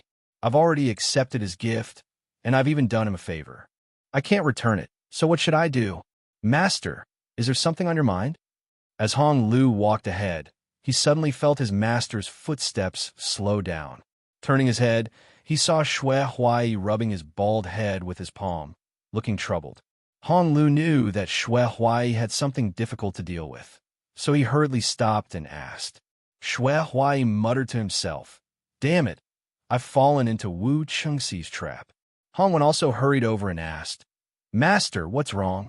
Shui Huai said, "Wu Qingxi told me that the emperor has long wanted to replace the crown prince, but the crown prince has never done anything wrong and doesn't know the intentions of the officials, so he asked me to put in a good word for him in front of the emperor. How would I know if what he said was true or false? So I agreed. Today, the emperor beat Wang Qingji to death, clearly telling the world that he has no intention of replacing the crown prince. If I don't know what's good for me and continue to speak up for Wu Qingxi, the emperor will definitely be displeased. But if I don't speak up for him, I've already accepted the gift. How can I go back on my word?" Hong Lu's eyes turned and an idea came to him. He smiled without a care and said, "Master, what's wrong with that? Every time you enter the palace, you're summoned by the emperor alone. There's no one around anyway, so who knows what you've said and not said. If we come back and say that we've already spoken up for him, I don't believe that Wu Qingxi would dare go to the emperor to verify it."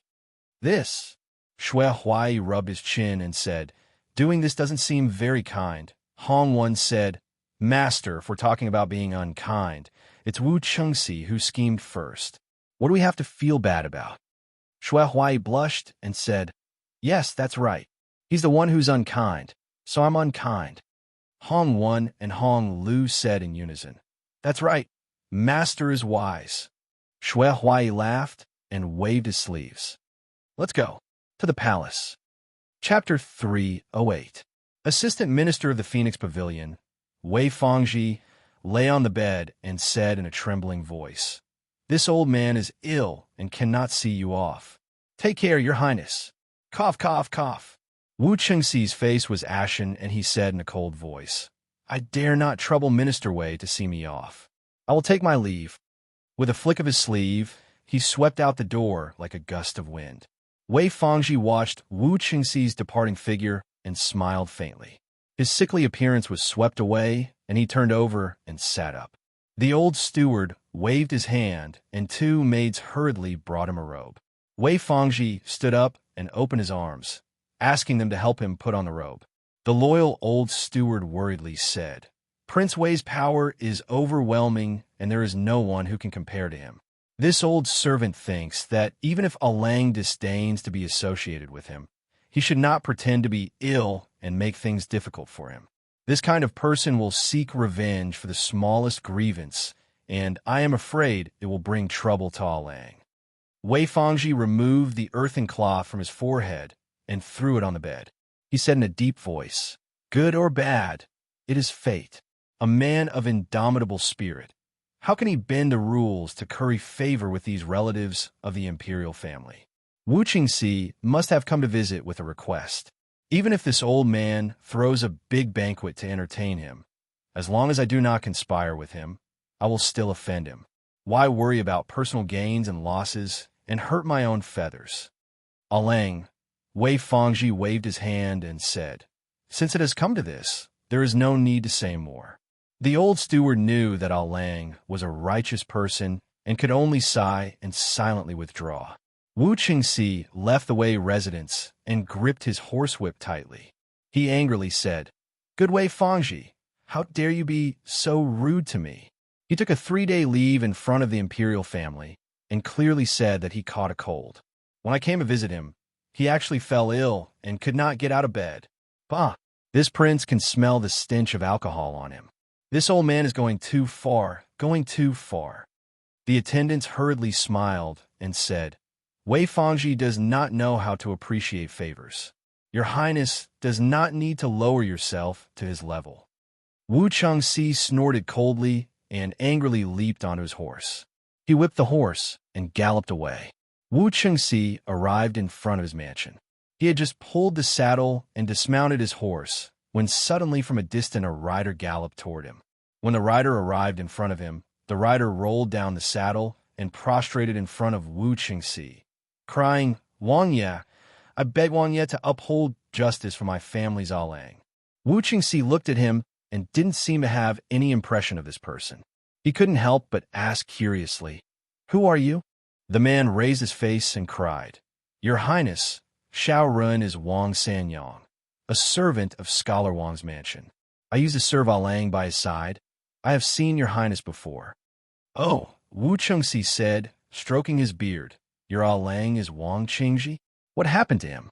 Wang Sanyang cried and said, "My family's Alang was beaten to death outside the Meridian Gate on behalf of Wang Ye to enter the palace." "What?" Wu Qingxi glared at him. He suddenly bent down and grabbed Wang Sanyang's collar. Lifting him up, he roared in a stern voice, "What are you going to say? Wang Qingji was dead? Quickly tell me, what happened?" Wang Sanyang's face was sprayed with spittle, but he didn't have time to wipe it off. He told him everything his matriarch had told him. When the Wang family heard that Wang Qingji was beaten to death at the Meridian Gate, Wang Sanyang followed his matriarch to the Meridian Gate to collect his body. When he came back, he was sent by his matriarch to the Wei Wang Fu to deliver the letter. Madame Wang had already investigated the cause and effect of the matter clearly. Madame Wang also knew that if the emperor wanted to kill an official, there was no way to avenge him. However, Li Xiaoda was her husband's murderer, so it wasn't impossible to take him down.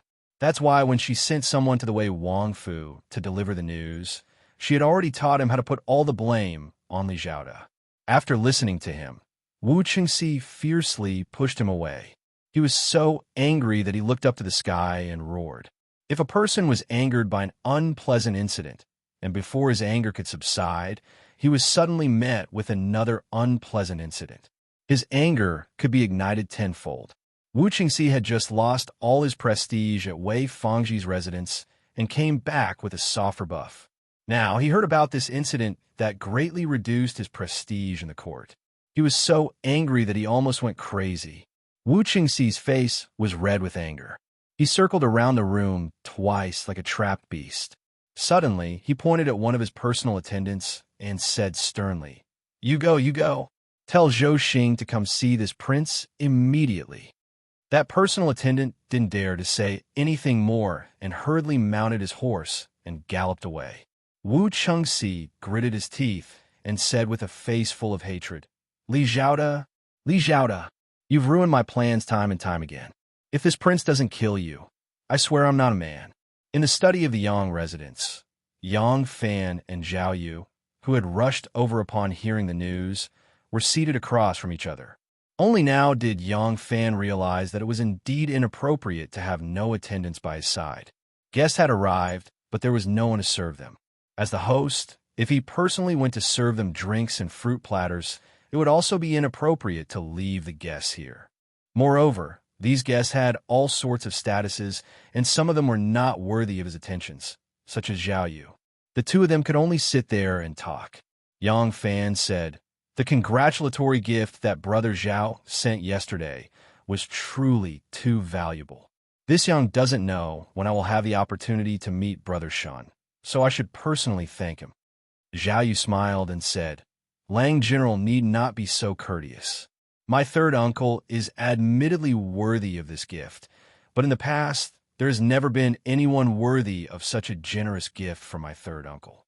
Since my third uncle has given you such a generous gift, it means that in his heart, he doesn't think of Lang General as an ordinary friend. When third uncle sent a message, he said that based on Lang General's intelligence in repelling the Turkic army of 100,000 and sparing the millions of soldiers and civilians of Heshi, Longyu, and Shuafang from suffering, even giving you half of Luoyang should be enough." Zhao Yu laughed and said, "It's a pity that Luoyang doesn't belong to my third uncle, so I can only give you a street as a token of my sincerity." Yang Fan smiled faintly and said, "I am deeply ashamed that Brother Shan thinks so highly of me. Today, the Emperor issued an edict to have Wang Qingji executed outside the Meridian Gate. It seems that Wu Qingxi's recent actions have angered the Emperor. I estimate that Wu Sanxi will make his move in the next few days. In 3 days, after my wedding, I will return to court. In this period of time, I will have to ask you to help me keep an eye on the movements of the court." Zhao Yu nodded and said, "Naturally." Yang Fan asked, "When will Brother Shan come to Luoyang? In the current situation, if Brother Shan is here to oversee things, it should be more stable." Zhao Yu frowned slightly and said, "I'm afraid that my third uncle won't be able to leave Chang for the time being. To tell you the truth, some things have happened in the family. That young Master Jiang is deliberately making things difficult for third uncle. This matter has already alarmed the elders in the family. Without third uncle's presence, it can't be resolved, so?"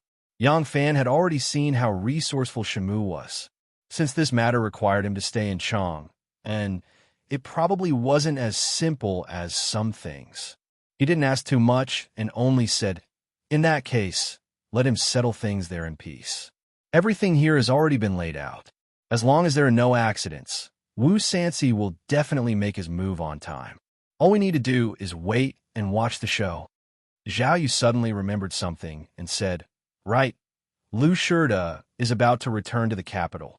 Yang Fan was surprised and said, "Oh, General Lu is returning to court?" Zhao Yu said, "Yes. He will probably arrive in the capital in 3 days. Lu Shida made a great contribution in the Juyansi victory, so the Emperor will definitely reward him handsomely. Promotion and nobility are not out of the question, and it is very likely that he will be allowed to stay in the capital. With his current position and the contributions he has made, it is not impossible for him to become the Prime Minister." Yang Fan said happily, "General Lu is honest and has a noble character.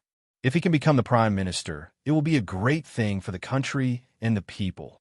Zhao Yu smiled and said, But third uncle thinks that the current situation in the Western region cannot be separated from General Liu.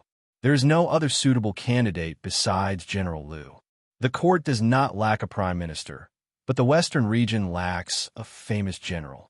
Therefore, he will use some of his connections to ensure that General Liu does not leave the Western region. Yang Fan was startled and carefully thought about the complicated situation in the Western region. At the moment, it was indeed necessary to have a veteran like Liu Shirda overseeing things. He couldn't help but nod. Zhao Yu smiled mysteriously and said, "Although young Master Jiang is making things difficult for my third uncle, his opinion on this matter is the same as third uncle's. He also feels that military power in the Western region is more important than a prime minister, so he will also make some moves on his side. It's just that it will inevitably inconvenience General Liu." Yang Fan smiled bitterly and said, "That's right. Worshipping a general and being conferred the title of Marquis is the highest dream of any official. General Liu will certainly not know that the reason he cannot become the prime minister is because he is too capable." Zhao Yu said, "Liu Shirda is famous for his magnanimity, prudence, and forbearance, but the court is full of either foxes or wolves, all of them treacherous. In my opinion, it is better for him to be a free and unfettered general outside than to become the prime minister in the court. It is a blessing in disguise." Yang Fan shook his head and didn't say anything. Zhao Yu continued, "If the emperor wants General Liu to become the prime minister, he will certainly consult the important officials in the court. Originally, this matter didn't have much to do with Lang Jiang, but Lang Jiang has returned from the Western region and has the responsibility of inspecting the local officials, the people's situation, and military affairs on behalf of the Son of Heaven. Therefore, it is hard to guarantee that he won't ask Lang Jiang about it. I am here to inform him in advance so that Lang Jiang won't make a mistake." Speaking to this point, Zhao Yu smiled and stood up. He said, "Lang Jiang has just gotten married. I won't disturb you any longer. I will take my leave now. Lang Jiang should return to the rear residence and spend more time with Madam." Yang Fan also stood up. He said with a smile, "That wife of mine is not a delicate little girl who never leaves the house. Although she is no longer working in the palace, Brother Shun has helped my wife find a good job. 16 shops, plus the few shops my wife used to run. I'm afraid she is even busier than I am. Haha, please." Zhao Yu laughed heartily and walked out side by side with him. As they walked, he said, "In that case, it is my fault. I should have sent the congratulatory gift a few days later, so that your honorable wife will not be busy as a newlywed." Yang Fan said, "Otherwise, she wouldn't be idle. Isn't it just that the Fu is short of people? She went to Nan City at noon to find a middleman to hire some maids and servants." Zhao Yu laughed and said, "That day, I wanted to give Lang Jiang 20 male and female servants, but Lang Jiang refused. Otherwise, why would we need to go through all this trouble today?" Yang Fan said, "That day, Yang was a loner. When one person was full, the whole family was not hungry. Leaving behind 4 people was already too much for me. Who would have thought that after I got married and only married one person, I really felt that I didn't have enough people to use. This is also good. The people that my wife has personally chosen by her side are probably more to her liking." The two of them chatted and laughed as they arrived at the front door. Zhao Yu turned around and said, "Lang Jiang, please stop. I won't trouble you to send me off." Yang Fan smiled and stopped. He cupped his hands and said, "Brother Zhao, take care." The two of them had just finished talking when they heard the sound of girls chattering and laughing outside the door. They saw Gao Ying, Lan Yiqing, and a group of female imperial bodyguards walking in with Xiao Man. As soon as they saw Yang Fan and a guest standing in front of the door, they immediately stopped. Yang Fan laughed and said, "Wife is back. Come, come, let me introduce you. This is Zhao Yu, Brother Zhao. Brother Zhao, this is my wife." Zhao Yu quickly took 2 steps forward and bowed deeply. "Zhao Yu greets Madam." Xiao Man bowed to return the greeting. "Hello, Mr. Zhao," she said. Yang Fan said, "Wife, have you hired all the servants at home?" Xiao Man pursed her lips and smiled. With the help of all the sisters, it will save me a lot of trouble. All the servants have been selected. Come forward and let Alang see if he is satisfied." The female guards flashed, and 7 or 8 men walked in from the back. One of them was 11 or 12 years old, delicate and pretty, and seemed to be the attendant. There were 2 other men with wide waists, and their faces were full of happiness, and they must be the cooks. Although the rest of the servants were not all tall and sturdy, they all looked very spirited, and their faces were simple and honest. Yang Fan nodded repeatedly. "Wife, you have a good eye. You really have a good eye. I am very satisfied with these people. Hey, aren't there still maids in the inner chamber? Why didn't you hire them?" When Xiao Man heard this, she suddenly became bashful. She gently rolled up the corner of her clothes and said in a low voice, "The maids are also hired." Yang Fan laughed. "Is that so? Quickly call them over. Let me take a look." The 7 or 8 male servants suddenly flashed to the left and right. Xiao Man had no choice. She slightly leaned to the side and pouted at Gao-ing. Gao-ing said, "Cough. Why don't you come forward and greet your Alang?" Yang Fan looked at them with a smile. The female imperial bodyguards flashed to the sides again. Yang Fan's smile suddenly froze on his face. His eyes almost popped out. He looked at the 6 women standing outside the doorway in astonishment. His mouth slowly opened and couldn't close for a long time. At first glance, he almost thought that Xiao Man had invited the female sumo wrestlers from Princess Taiping's mansion to go home. But when he looked carefully, they were a size smaller than the female sumo wrestlers, who were also the female imperial bodyguards of Princess Taiping. Yes, they were indeed women. 6 big and round women. They were indeed maidservants. Looking at their chubby and childish faces, and looking at the unmarried maidservant bun on their heads, they were definitely 6 underage maidservants. Xiao Man saw Yang Fan's expression. She couldn't help but stare at Gao-ing. She braced herself and timidly asked, "Lang Jun, are you satisfied?" Yang Fan grinned as if he had swallowed a mouthful of yellow lotus. He said vaguely, "Wife, you have a good eye. You really have a good eye. I am very satisfied with these people." "Ha ha." Zhao Yu stood to the side, trying his best to put his face back in a place which had been distorted by holding back his laughter. Bowing deeply to Yang Fan, he said, "My son is busy." Zhao Yu bids farewell, farewell. Chapter 309. Inside Prince Wei's residence, Wu Qingxi saw Zhou Xing arrive and immediately bellowed, "Zhou Xing, this time you must avenge me no matter what. I want Li Zhao to dead. I want him dead." As Wu Qingxi spoke, he hammered the table heavily, causing the 4 treasures of the study to bounce around. Zhou Xing hurriedly pacified him. "Your Highness, please calm down. I have already heard about what happened from your family. It is not difficult for your Highness to punish Li Zhao, but is your Highness just trying to vent your anger, or is your Highness aiming for the crown prince position?" When Wu Qingxi heard the words crown prince position, it was as if a bucket of cold water had been poured into a pot of boiling water. He immediately calmed down and glanced at Zhou Xing. "What does minister mean?" Zhou Xing twirled his beard and leisurely said, "Your Highness wants the crown prince position. Not only do you have external enemies, you also have internal troubles. The external enemies are naturally the officials who have not given up on Li Tang. The internal troubles are those in the Wu clan who are qualified to compete with your Highness. This situation is similar to how the current emperor rose from a talented person to imperial concubine, then empress, and finally the son of heaven. At that time, the current emperor was still an imperial concubine. In the palace, there were many concubines fighting for his favor, and in the court, there were many officials who opposed him. All they fought for was the support of Emperor Gaozong. In the end, it was the current son of heaven who won by a narrow margin. Since the first time Wang Qingji's petition was rejected, I have been thinking about this matter repeatedly.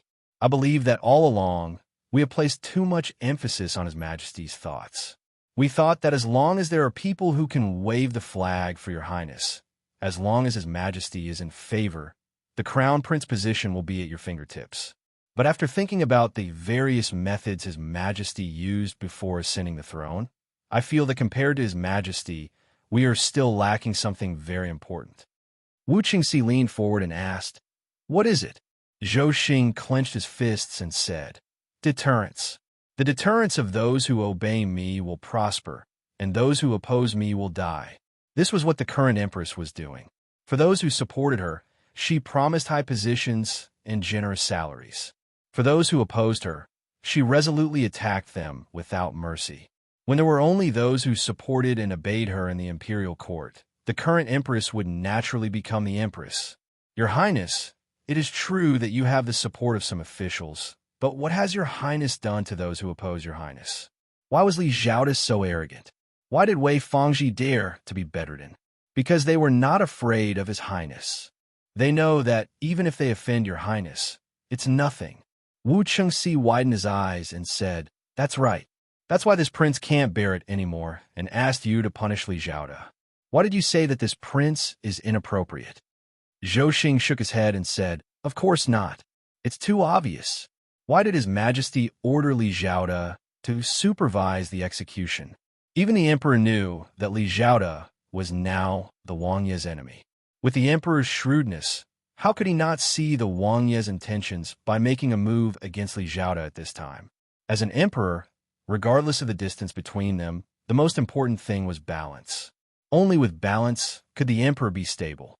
Although your Highness is the emperor's nephew, for the sake of the throne, even father and son have to be guarded against each other, much less aunt and nephew. Now, the emperor is clearly using Li Zhaoda to suppress your Highness's power in order to achieve a balance." Wu Chengxi said angrily, "Balance? This prince has suffered such great humiliation. If this prince were to swallow this insult, there would definitely be some opportunistic officials who would side with them. There would also be some petty people who would throw stones at me when I'm down. If this continues, what should I do? According to what you're saying, do I still have to endure it?" Zhou Xing said slowly and methodically, "Of course there's no need to endure it, but we need to pay attention to our methods." Back then, Shangguan Yi firmly opposed the appointment of the current emperor as empress. What did the current emperor do? The current emperor continuously clipped his wings, but did not make a move against Shangguan Yi himself. He even praised Shangguan Yi in front of Emperor Gaozong in order to show his selflessness. It was only when Shangguan Yi's wings were all removed and the current emperor held all the power that Shangguan Yi was sentenced to death. How ingenious was this method? As the saying goes, a lack of forbearance in small matters will spoil great plans. Right now, your Highness still needs Li Zhaoda, who has always disagreed with you, so he cannot be touched. But as for the others, Wu Chengxi lowered his head and pondered for a long time. He suddenly raised his head and said, "Then the others you speak of, who do you mean?" Zhou Xing laughed coldly and said, "Naturally, it's that ignorant old Wei who doesn't know how to appreciate favors." Wu Chengxi said hatefully that Wei Fangji was arrogant and disrespectful to this prince, so naturally, he needs to be punished. According to what you're saying, we should let Li Zhaoda go for now and move against Wei Fangji first? Zhou Xing said, "Exactly. First topple Wei Fangji, then see which official doesn't know how to appreciate favors, then topple him. Before long, the officials will either join your Highness's faction or put their own safety before anything else.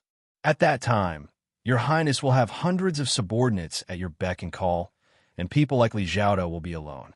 Even if we don't fight, he will fall." Wu Chengxi laughed heartily. Good. Minister Zhou is really this prince's Zhang Zifang. Then we'll do as you say. This prince will first endure Li Zhaoda's resentment and start with that ignorant Wei Fangji. The next morning, after the morning court was over, Wu Ziqian left behind her entourage and returned to Wuqing Hall. Once seated in the hall, she also bestowed seats to the prime ministers.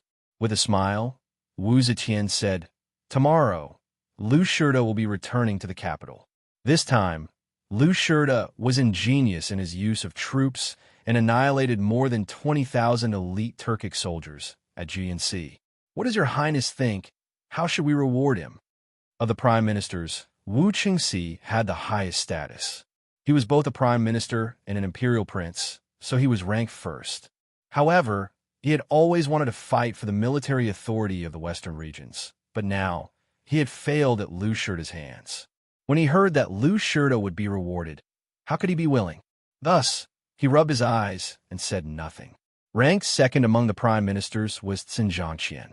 Cin Zhangqian was the nephew of Prime Minister Cin Wenxuan of the early Tang dynasty.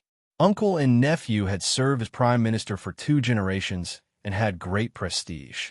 After Wu Zetian ascended to the throne, she had bestowed upon all the officials and made him a duke, so his status was only below Wu Qingxi's.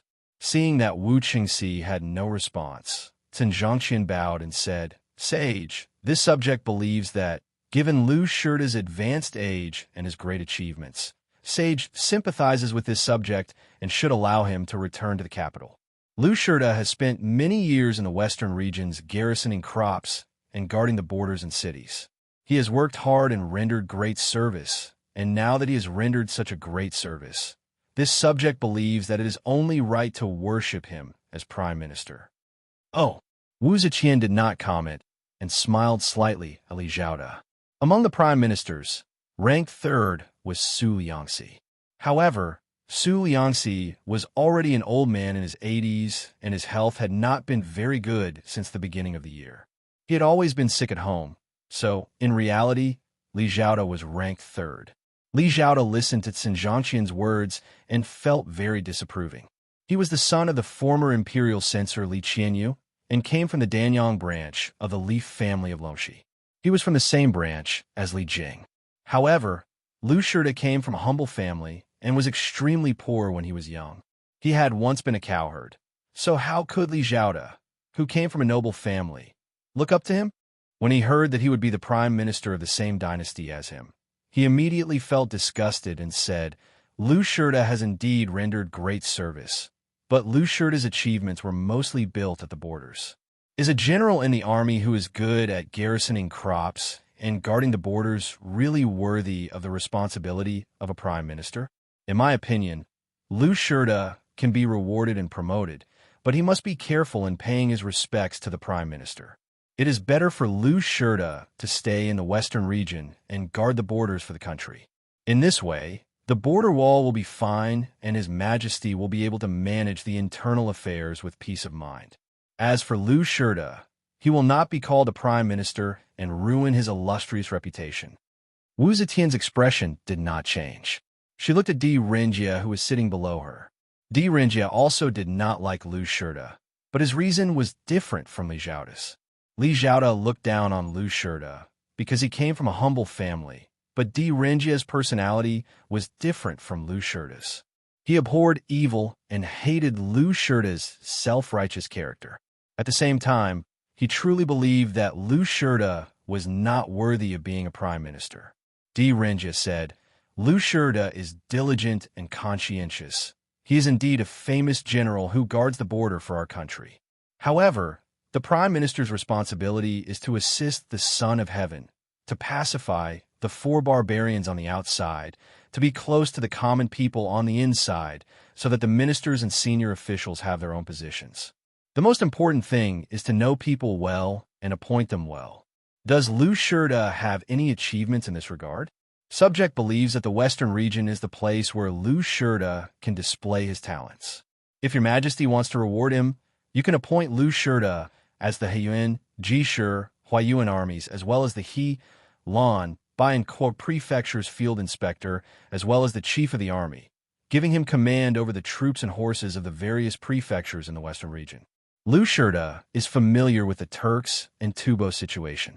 With him guarding the western frontier, Your Majesty can rest easy." Wu Zetian turned her attention to Wei Fangji. Wei Fangji cupped his fists and said, "Subject believes that Prime Minister Li and Prime Minister Di's proposal is very appropriate." Wu Zetian indifferently said, "Since all the ministers think that Lu Shirda is suitable to guard the western region, then let us do as all the ministers say.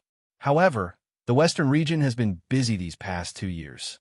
Although Lu Shirda does not have the title of a commander of the western region's army, he does have it.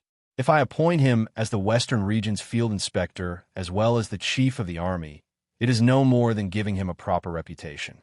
Zhen will reward him for his meritorious service." Let Lu Shirda be the Assistant Minister of War and Field Inspector, as well as the Minister of War. In reality, he will be the Huyuan, Jishur, Huayin, He, Lan, and Kwa Prefecture's Field Inspector, as well as the Chief of the Army. What do all the ministers think? Wu Qingxi knew that no matter what, he would not be able to obtain the Western region's military power.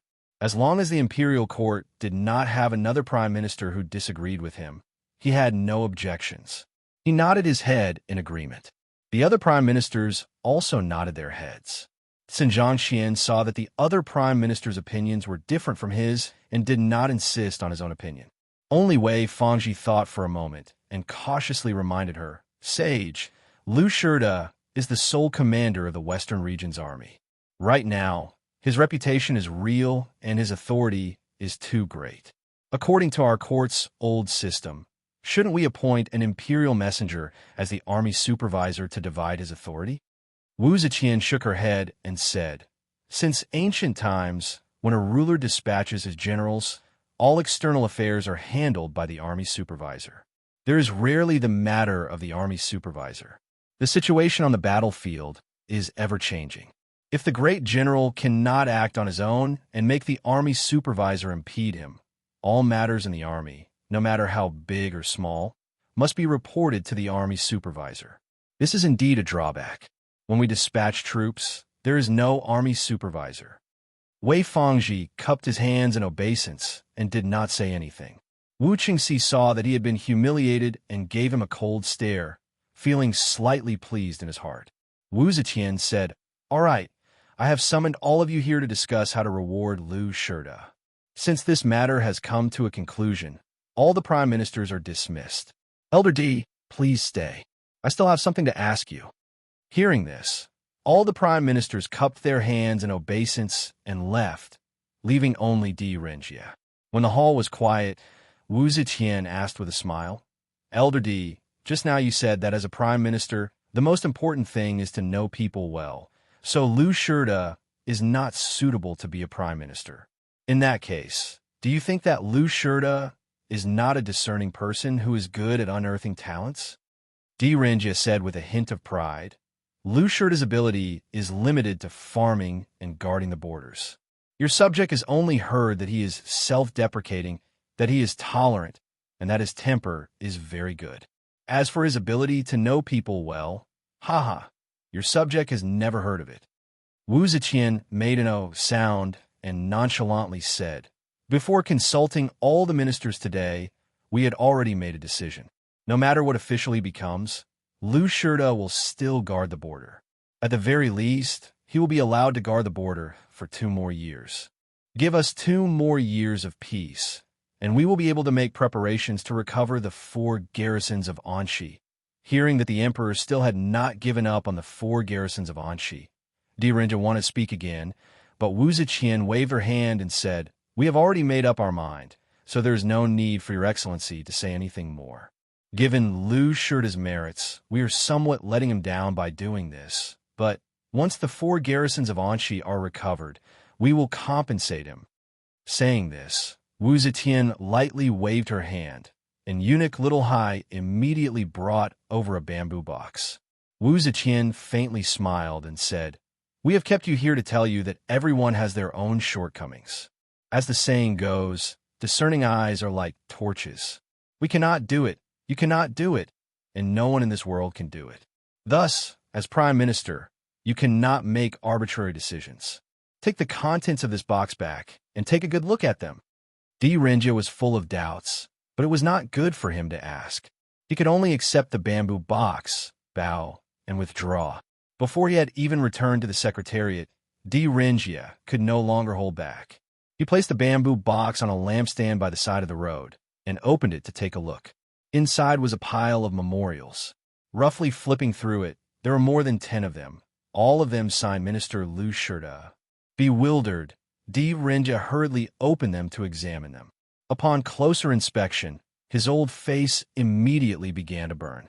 Di Renjia held these memorials for a long time before he finally said in shame, "Di Renjia has received Duke Lu's magnanimity and tolerance for so long.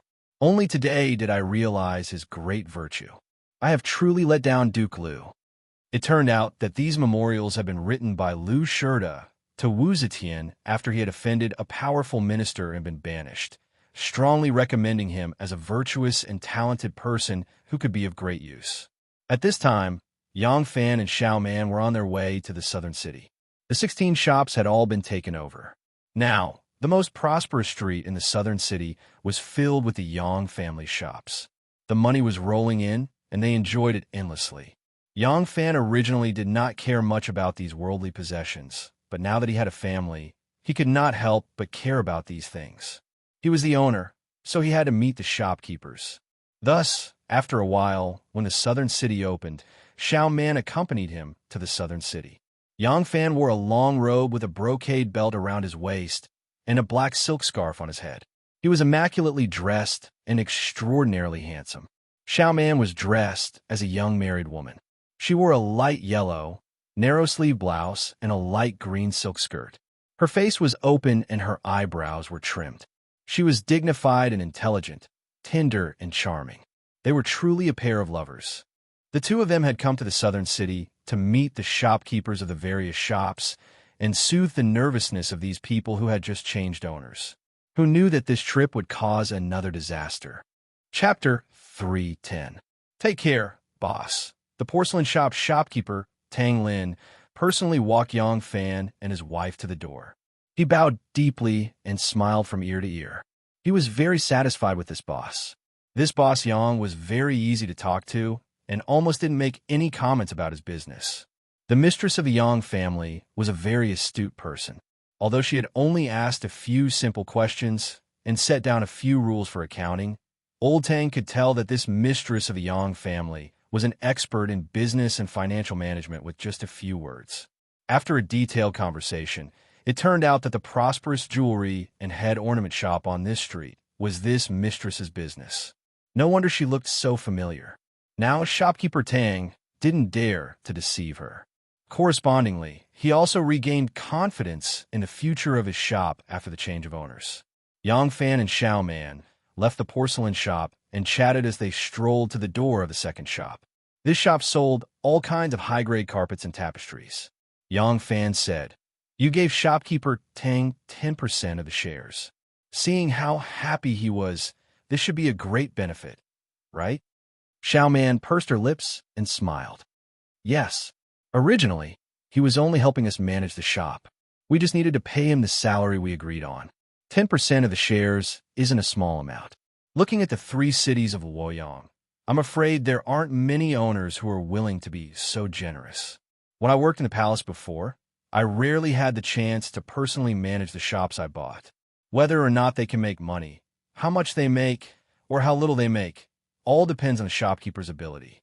It's good if the shopkeeper is willing to do it, but we can't just rely on his conscience." At that time, I suddenly had a brainwave and thought of this method of sharing benefits. I divided the shop into 10 shares and gave 1 share to the shopkeeper. I didn't really give this share to him. We just made a contract that the money we make every month will be divided into 10 parts. In addition to his salary, the shopkeeper can also take an additional 10%. If he doesn't work for us anymore, he can't take this share. This way, we won't have to worry about him not helping us manage the business. Yang Fan happily said, "I understand. This is a good idea. You can't always care about the shop's business. You can only check the accounts at the end of each month to ensure that the shopkeeper doesn't commit fraud. You can't guarantee that the shopkeeper will do his best. Using this method, the more profits the shopkeeper makes, the more he will naturally treat the shop as his own business and take care of it diligently." Xiao Man nodded and said, "Now that we have so many shops in our family, although I have more free time, I still can't manage them all. What's more, every profession has its own way of doing business. It's impossible to know all the ways of doing business. In the future, we will rely on these shopkeepers for many things. Only by using this method can we make them do their best." Xiao Man gently said, "Although I'm not proficient in many trades, I know how much each trade makes. If some shopkeepers still don't want to work hard or don't have the ability, I will clear the accounts at the end of the year. The mediocre ones will go down and the capable ones will go up. We don't have to be polite when it comes to changing people." Yang Fan watched her speak in high spirits. He felt that Xiao Man had a different kind of charm at this time. She was completely different from the Xiao Man he knew in the past. Being stared at by his burning gaze, Xiao Man couldn't help but feel a little shy and gently turn her head away. A thought quietly emerged in Yang Fan's mind. Xiao Man is really a good wife. Xiao Man walked a few steps to the front of the second shop. She turned her head and saw Yang Fan still standing there with a thoughtful look. She couldn't help but pout coquettishly. "We're already here. What are you still standing there for?" "Oh." Yang Fan came to his senses and quickly walked over. At this time, there was a middle-aged couple in the shop looking at an expensive Persian carpet hanging on the wall. The woman was about 30 years old. Her skin was fair, her face was beautiful, and her figure was graceful. There was always an elegant and noble temperament in her movements. No one dared to look down on her. The man next to her was about 40 years old. He wore a soft-legged wig and a round collared green robe. Below his chin was a neatly trimmed beard. His eyebrows were clear and bright, and he looked as handsome as jade. Looking at his elegant demeanor, he must have been a handsome man who could make a passionate girl fall for him when he was young. Although he was a little older now, he had a more mature sense of life experience than the young man. He looked very charming. The woman carefully looked at the carpet. This handsome middle-aged man, with a jade-like face and sharp eyebrows, seemed to have no interest in the carpet. He looked around with his hands behind his back. Suddenly, he heard a girl's delicate voice coming from outside the shop. The middle-aged man couldn't help but turn his head to look. With just one look, his eyes seemed to be attracted by a magnet. He couldn't move his eyes away. Xiao Man turned her head sideways and called out to Yang Fan. The sunlight shone on her body. She was wearing a light yellow dress, which made her skin even more delicate and tender. She was still a virgin, but her face had already bloomed. She no longer looked like a young and delicate little girl. Her matron's attire and hairstyle gave her a bit of the elegance and charm of a woman who had just married for the first time. That kind of touching feeling was indescribable. But once you saw it, you could immediately feel it. It was a kind of style that seeped into the bone marrow. There was a kind of graceful and charming feeling all over her body. She was like a dewy rose blooming in the wind. That kind of style, that kind of charm, could only be embodied by a young married woman. Ordinary young married women were always a bit delicate, but Xiao Man was a martial artist. Her chi and blood were vigorous. So when the middle-aged man looked at her slightly tilted face, he only felt that her eyebrows were curved, her nose was like jade, and her lips were fresh. There was a kind of healthy and lively halo flowing on her skin. It was as smooth as water and as smooth as jade. This middle-aged man was used to seeing beautiful women, but he rarely had the opportunity to see such a woman who had the youthful vitality of a young girl and the charming charm of a young married woman. His eyes were suddenly filled with surprise. He followed Xiao Man's gentle and smooth curves from head to toe and gradually revealed a bit of greed. Xiao Man didn't notice the man's expression at all. When Yang Fan walked in front of her, she whispered, "The shopkeeper of this shop is surnamed Gu, called Gu Mingwei. I have known this person for a long time. He is shrewd and flexible. All the merchants in the market call him Gu Ming. This person is very capable in business, but he likes to exaggerate. If you want to ask him anything, you must not hesitate to interrupt him. Otherwise, you won't be able to get a word in if you listen to him talk nonstop." Yang Fan gently nodded and walked inside by his side with Xiao Man. The middle-aged man flashed to the wall and made way for them. Yang Fan smiled and nodded to him, and the middle-aged man also smiled and nodded. Seeing this beautiful young married woman walk in front of him, the middle-aged man couldn't help but take a deep breath. As soon as Xiao Man's figure passed by, the fragrance of fresh flowers after the spring rain seeped into his nose and mouth, causing his entire body to feel extremely comfortable. Looking at Xiao Man, who was as supple, plump, and translucent as a grape, smelling the faint fragrance of her body, the middle-aged man's soul was intoxicated. As soon as the couple entered the shop, another shop assistant came to greet them. Just as he was about to say something to welcome the guests, he suddenly saw Xiao Man's appearance. He couldn't help but be slightly stunned. Xiao Man had already come yesterday when she took over the shop. How could he forget such a beautiful mistress? Xiao Man smiled and said, "This is your boss. Take us to see your shopkeeper." Oh, please, please, boss, this way, please." The shop assistant respectfully opened the curtain and let them into the back room. At this time, the beautiful and elegant woman with a noble temperament was still looking at the carpet on the wall. She didn't notice the strange look in her husband's eyes as he followed the beautiful young married woman. The shop assistant saw that the beautiful woman was very interested in the carpet, so he was trying his best to show off. "This lady, this carpet is from Persia. The climate in that place is gloomy and cold, so the wool is soft and slender. This carpet is made from the unique wool of that place. It feels fine, smooth, and soft. Look at the back. It is made from pure silk. It feels as smooth as a mirror. There's also a flower pattern. The inside is embroidered with gold and silver threads. This color won't fade for hundreds of years." The middle-aged man watched as the young woman, who was as fresh and juicy as a red fruit, entered the inner room. He couldn't see her anymore and couldn't help but feel his heart itch. Seeing that his wife was still looking at the carpet, he hurried out of the shop and coughed loudly.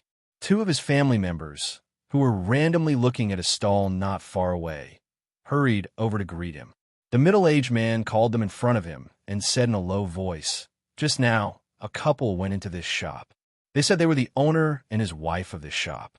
After I leave with my wife, you two stay here and keep an eye on this place. When the couple comes out, find out their names and identities." And when the two attendants heard this, a smile appeared on their faces. They quickly nodded and said, "We understand. Alang, don't worry." Yang Fan and Xiao Man walked from shop to shop. When the shopkeeper saw them, they would politely call them owner and owner's wife. At first, Xiao Man was still a little embarrassed. But as they walked, when it came to the last few shops, she was already at ease. There was no longer a trace of resistance to the title of owner's wife. Unconsciously, Xiao Man had already taken the place of this new role. Even when she heard the title of Yang's wife, her heart would still feel a trace of sweetness. Her heart was quietly falling. The same feeling was also quietly growing in Yang Fan's heart. Gradually, a new and subtle feeling was born between the two of them. It was the feeling of love. They didn't notice that at this time, they were already being watched. When they returned to the Yang family, the two stalkers followed them to the front door of the Yang mansion. After asking the neighbors around them, they hurriedly left. Soon, they appeared in front of a mansion in the Chunhua workshop. Behind the screen wall were 4 acacia trees, 3 layers of white marble stone steps, 2 stone lions rolling embroidered balls. The copper nails on the red lacquer door were shining. The imposing manner was extraordinary.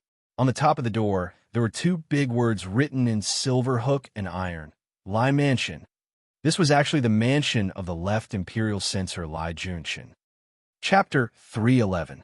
The handsome middle-aged man that Yang Fan and Xiao Man had met by chance in the carpet shop was one of the 4 ruthless officials, Lai Junshin. Lai Junshin was a little distracted when he returned home. Although he had only met her once, Xiao Man's voice and smile had long been lingering in his heart. There were 4 ruthless officials in the Wuzhou dynasty, and only one of them was lustful.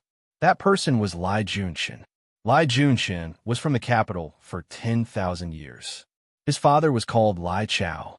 He was originally a gambler. In the past, he gambled with a gambler named Kai Ben and won a lot of money from Kai Ben. Kai Ben was unable to pay his debts, so Lai Chao took his wife as his own. The wife of the Kai family was pregnant at this time. Later, she gave birth to a boy. Lai Chao did not dislike him and treated him as his own son. This person was Lai Junshin. Lai Junshin had a bad character since he was young. He caused trouble in the village, swindling and cheating. Later, because of his handsome appearance, he seduced and raped women. He was arrested and imprisoned by Prince Dongping Li Su, who was then the provincial governor. He spent a few years in prison. Later, King Langya, Li Chong, failed in his rebellion and implicated many members of Li Tang's royal family. Li Su was also killed.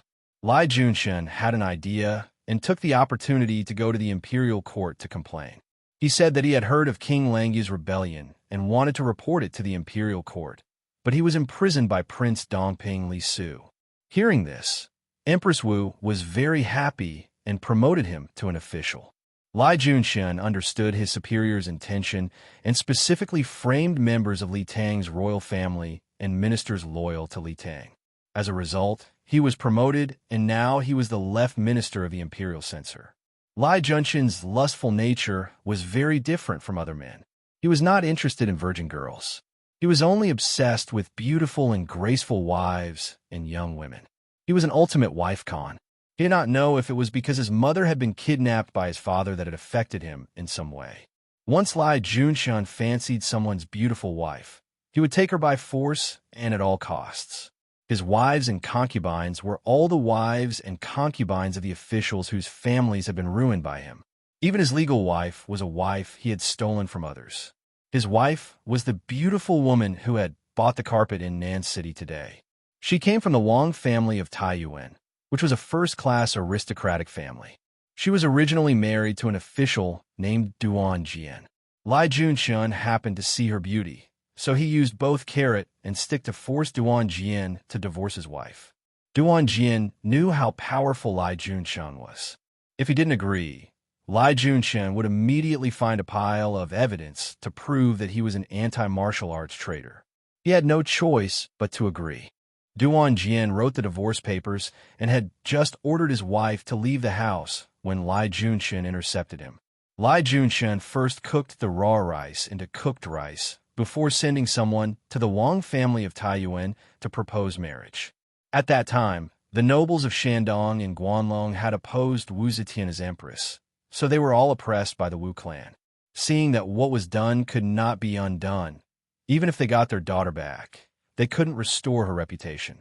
In order to avoid complications, even with the power of the Wang family of Taiyuan, they had no choice but to swallow their anger. Lai Junshan's love for good wives had reached a morbid level. The women he fancied, even if they had a background like the Wang family of Taiyuan, he would still dare to take them away. Today, the young couple looked like they were just the owners of a shop. Wouldn't a businessman be a piece of cake for him? Thinking of a young lady's seductive appearance, Lai Junshan couldn't help but feel an itch in his heart. In fact, although Lai Junshan was lustful, he wasn't in a hurry. He was very picky about women. He didn't want women who weren't women or women who weren't beautiful. Otherwise, his backyard would have been full of women long ago. But the woman he saw today was really to his liking. Over the years, Lai Junshan had collected wives and young women. There were coquettish, flirtatious, and innately seductive beauties. There were also graceful and elegant young married women from wealthy families. There were also beautiful, gentle, and delicate girls from humble families. Some were dignified and virtuous. Some were elegant and delicate. Some were charming and charming. Some were pure and delicate. And some were charming and romantic. There were all kinds of women, but he didn't see a woman who had the innocence of a young girl and the charm and shyness of a young married woman. He just had to meet such a woman today. Lai Junshan paced back and forth in the study. The more he thought about it, the more excited he became. At this moment, there was a knock on the door. The voices of the two servants came from outside. Lai Junshan's eyes lit up, and he hurriedly called out, "Come in." Two servants flashed into the room and saluted. "Ah Lang, this lowly one has inquired about it." Lai Junshan hurriedly asked, "Tell me quickly, what is that person's name? What does he do?" One of the servants said, "Ah Lang, that person is indeed the owner of the felt carpet shop. His name is Yang Fan, and he lives in the third house of the sixth section of Fushan Square." Lai Junshan was overjoyed. "Good. Tomorrow I will send someone to lock that Yang Fan in prison. Ha ha, that kind of enchanting woman. He is not worthy to enjoy." The other servant said, "Ah Lang, we haven't finished yet. This Yang Fan is an official. He is the left Yulangar commander." Lai Junshan was startled and hesitantly said, "The left Yulangar commander? This person is young, but his official position is not low." In the blink of an eye, he thought of that young married woman's charming and cute appearance and felt a burning sensation in his lower abdomen. He gritted his teeth and said, "Then arrest him. This official is in charge of the 100 officials and military officials in the capital. Do you think I can't punish him?" The imperial censor had always had the power to arrest officials below the 5th rank without a request for an imperial edict. It was just that in the past, the imperial censor did not have its own prison and did not have the power to interrogate people. Even if they arrested someone, they had to hand them over to the Supreme Court for interrogation. Therefore, the imperial censors of each dynasty generally only used the power of impeachment and did not use the power of arrest unless it was an emergency. However, this situation changed during the Tang dynasty. During the reign of Zhenguan, the imperial censor set up its own prison, possessing the power to independently interrogate, imprison, and pass judgment. Officials below the rank of imperial censor could be directly arrested and imprisoned. When it came to the time of Wu Zetian, in order to eliminate the opposing forces, Wu Zetian massacred members of the imperial clan and ministers, further expanding the power of the imperial censor. Today, the imperial censor was practically no different from the Ministry of Justice.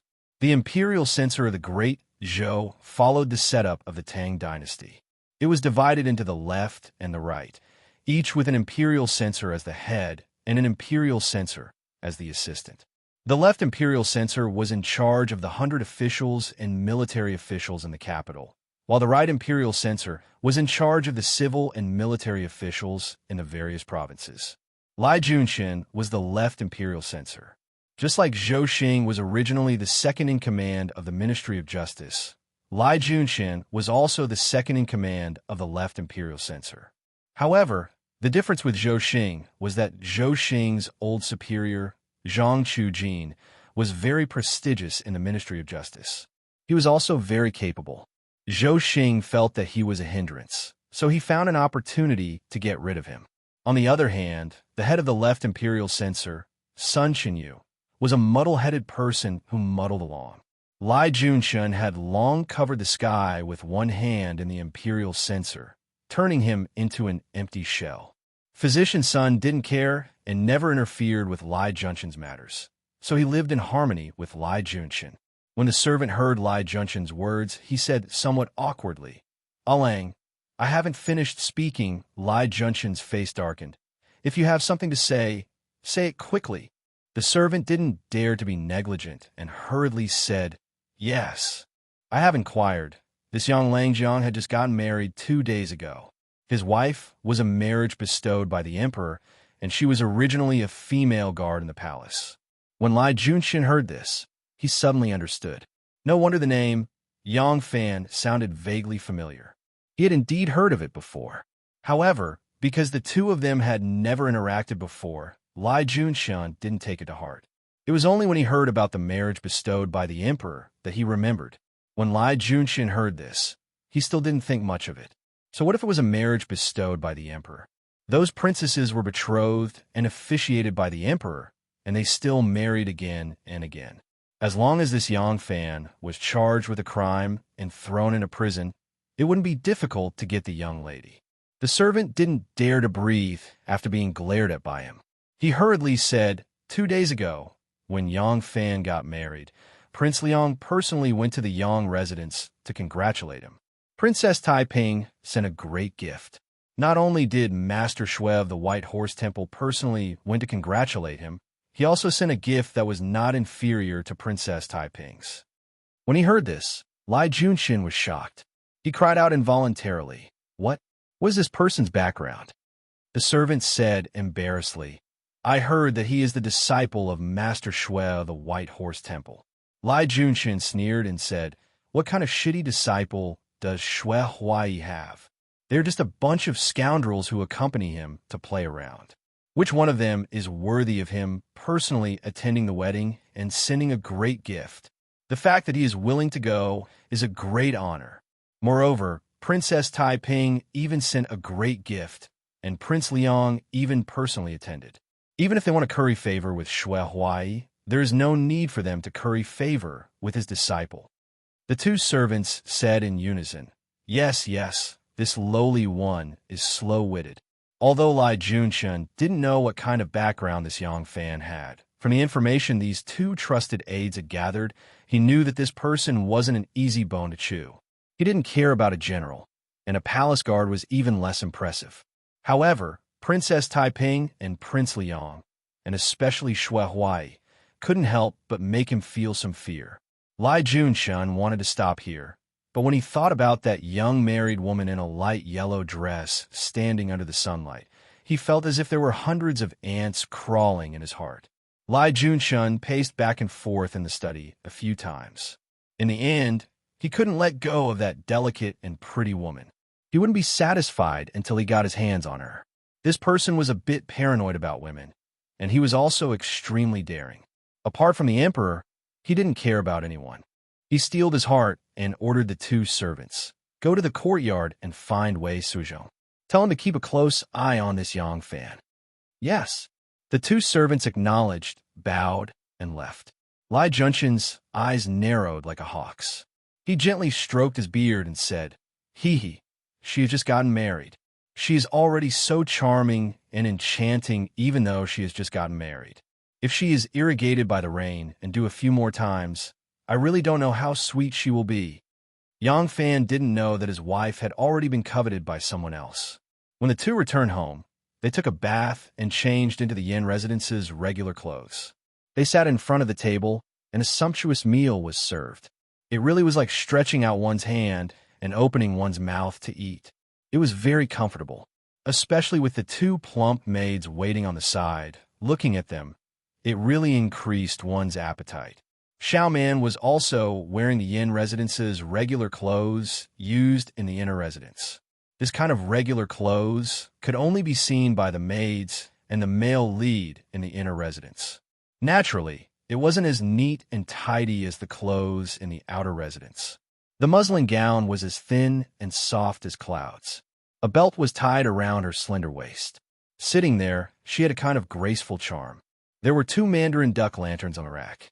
The light shone through the flower arrangement in the vase in front of her and shone on her body. The shadow of the flower and the shape of the person reflected off each other under the light.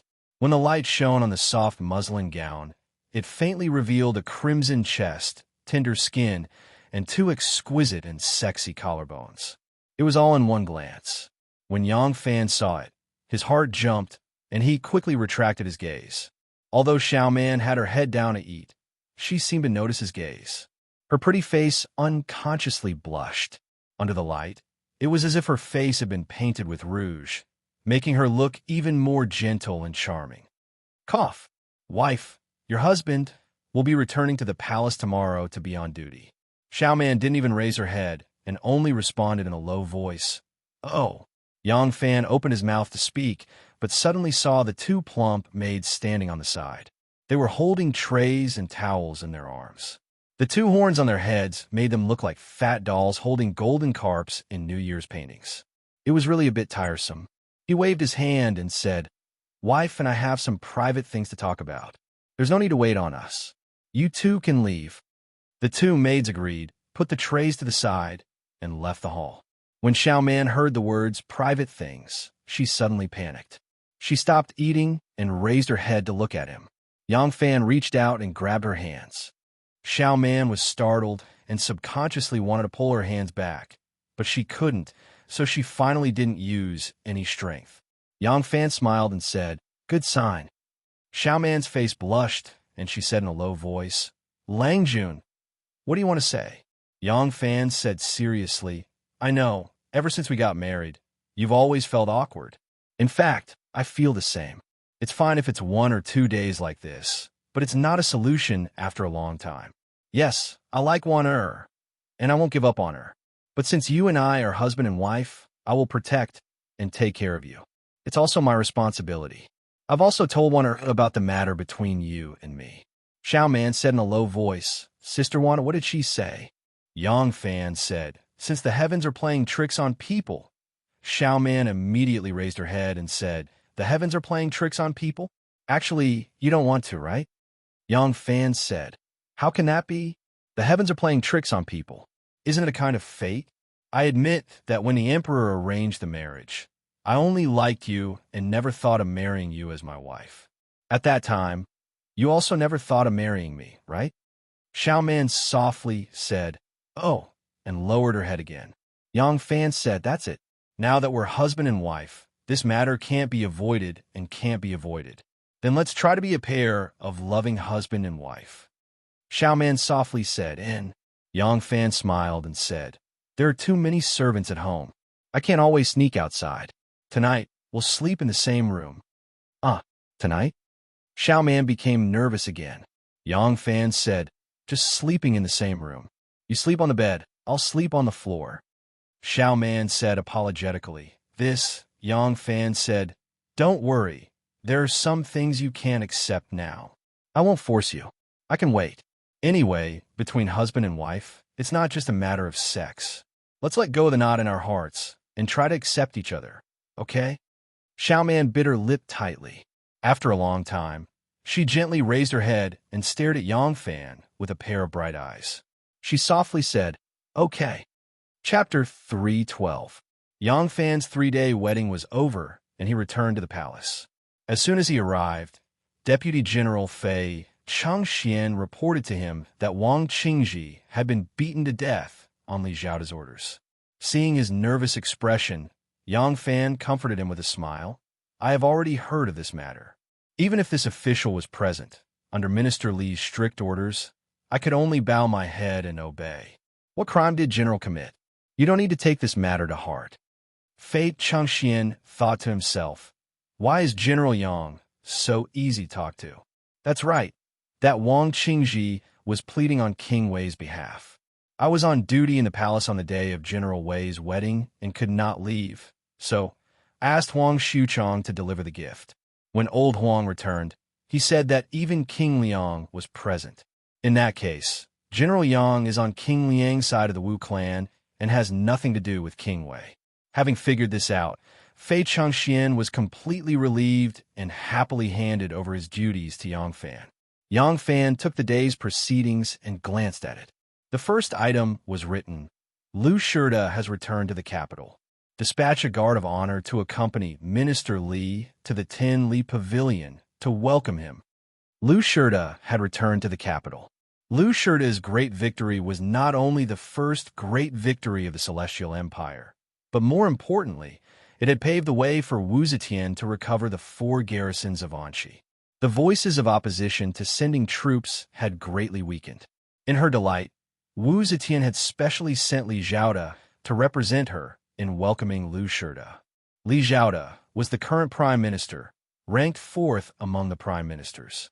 Lu Shida's current official position was far inferior to Li Zhaoda's.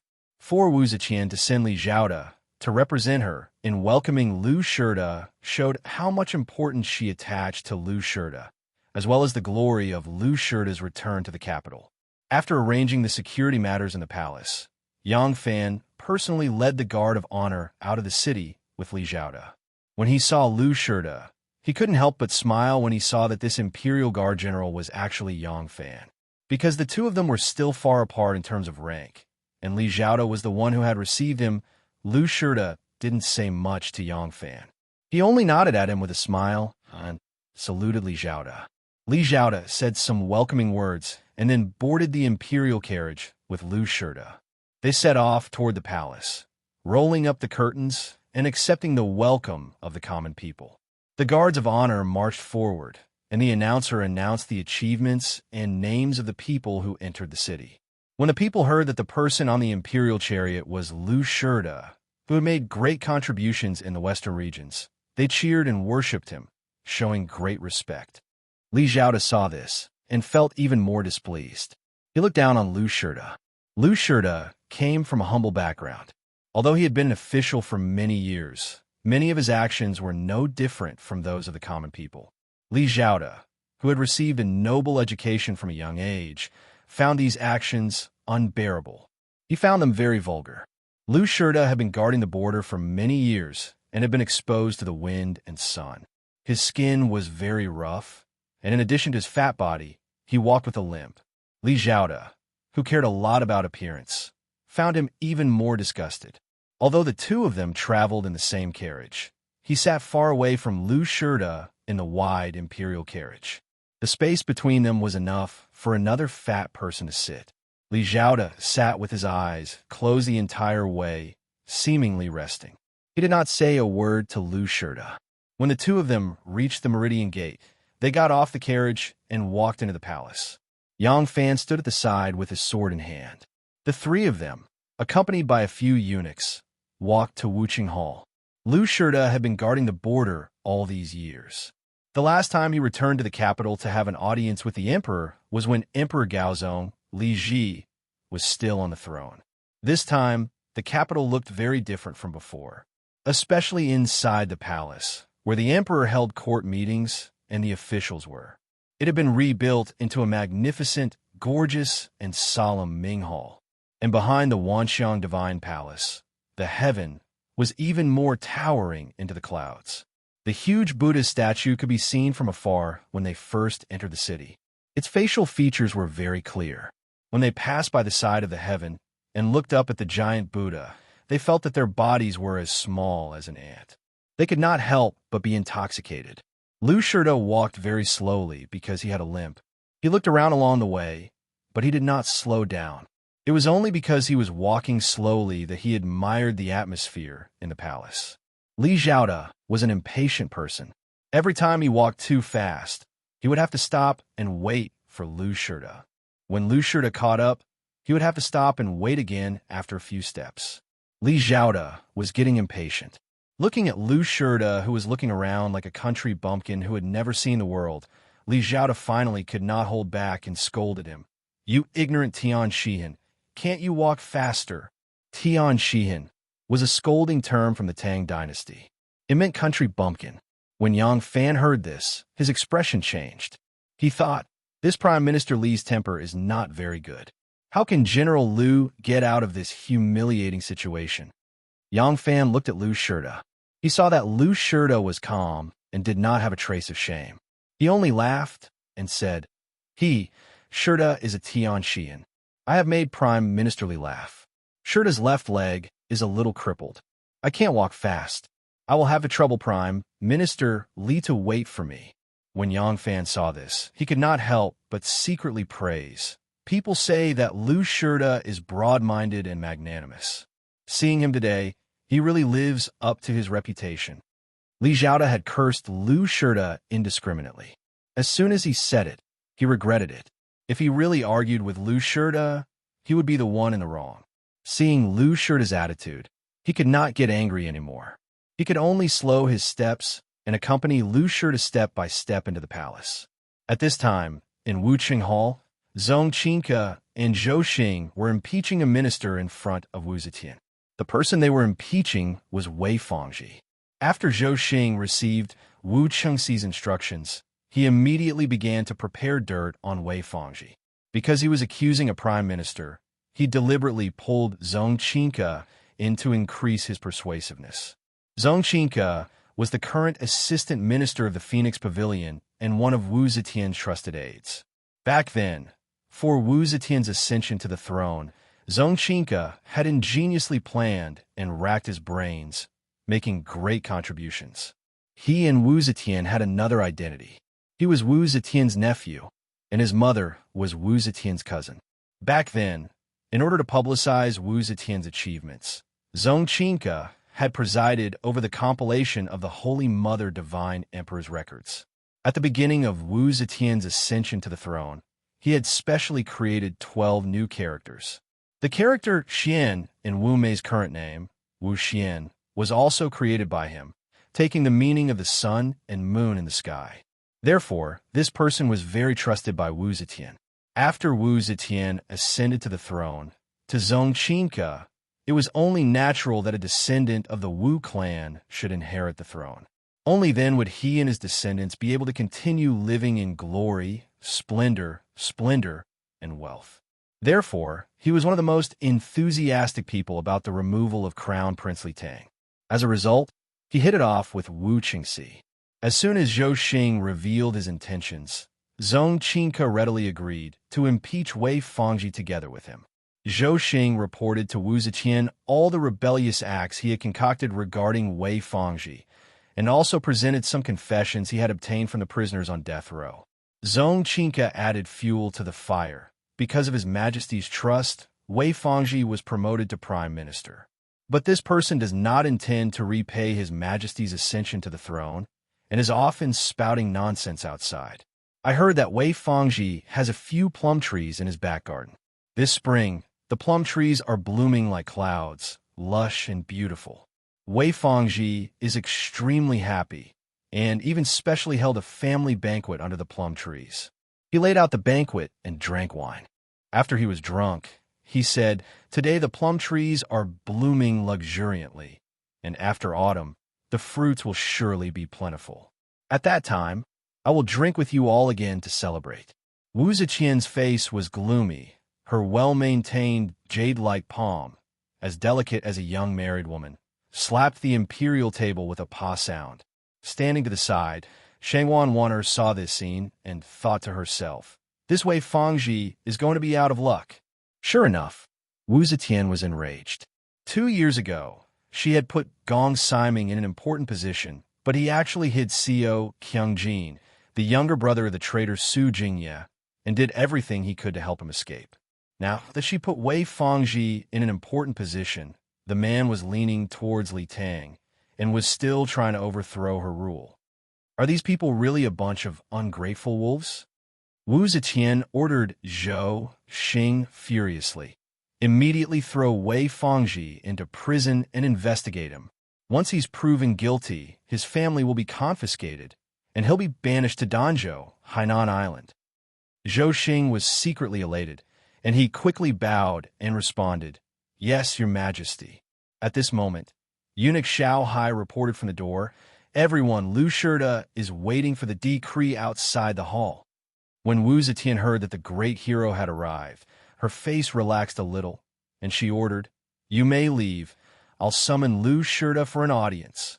Since Zhong Qinke and Zhou Xing had achieved their goal, they hurriedly left, and Li Zhaoda led Lu Shirda into the hall to meet the emperor. Yang Fan sent Li Zhaoda and Lu Shirda to the hall of martial accomplishment, and his mission was over. Initially, he wanted to return to the palace, but he suddenly saw Zhong Qinke and Zhou Xing coming out from the hall with a proud look on their faces, and he could not help but be moved. After Eunuch Xiao Hai had passed on the decree, he was about to return to the palace. When Yang Fan saw him, he quickly called him over and asked softly, "Nobles in the palace, why are the sects eunuch and minister Zhou here?" Xiao Hai was Shanghai Wan'er's confidant, and although he did not know that Yang Fan had a personal relationship with the Imperial Edict, he knew that Yang Fan had a close relationship with the Imperial Edict and could be considered as one of them, so he answered softly, "They're here to accuse Wei Fangji of treason."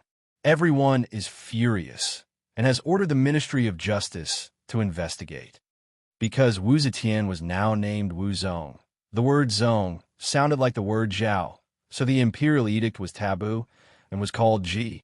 The Imperial Edict was not called an Imperial Edict, but rather, it was called Ji. Xiao Hai did not dare to stay for long, and after saying this, he excused himself to Yang Fan and hurried into the hall. Hearing Little Hai's words, Yang Fan couldn't help but stand outside the hall in a daze. The news of Wu Qingxi's failure to recruit Wei Fangji hadn't spread yet, so Yang Fan didn't know why Zhou Xing would act against Wei Fangji. However, Wei Fangji was the backbone of the Li protectors. The plan of Yang Fan, Shun Mu, and the others was that Wu Zetian's ascension to emperor was unstoppable, and they could only hope that she was too old to cultivate a qualified successor from the Wu clan.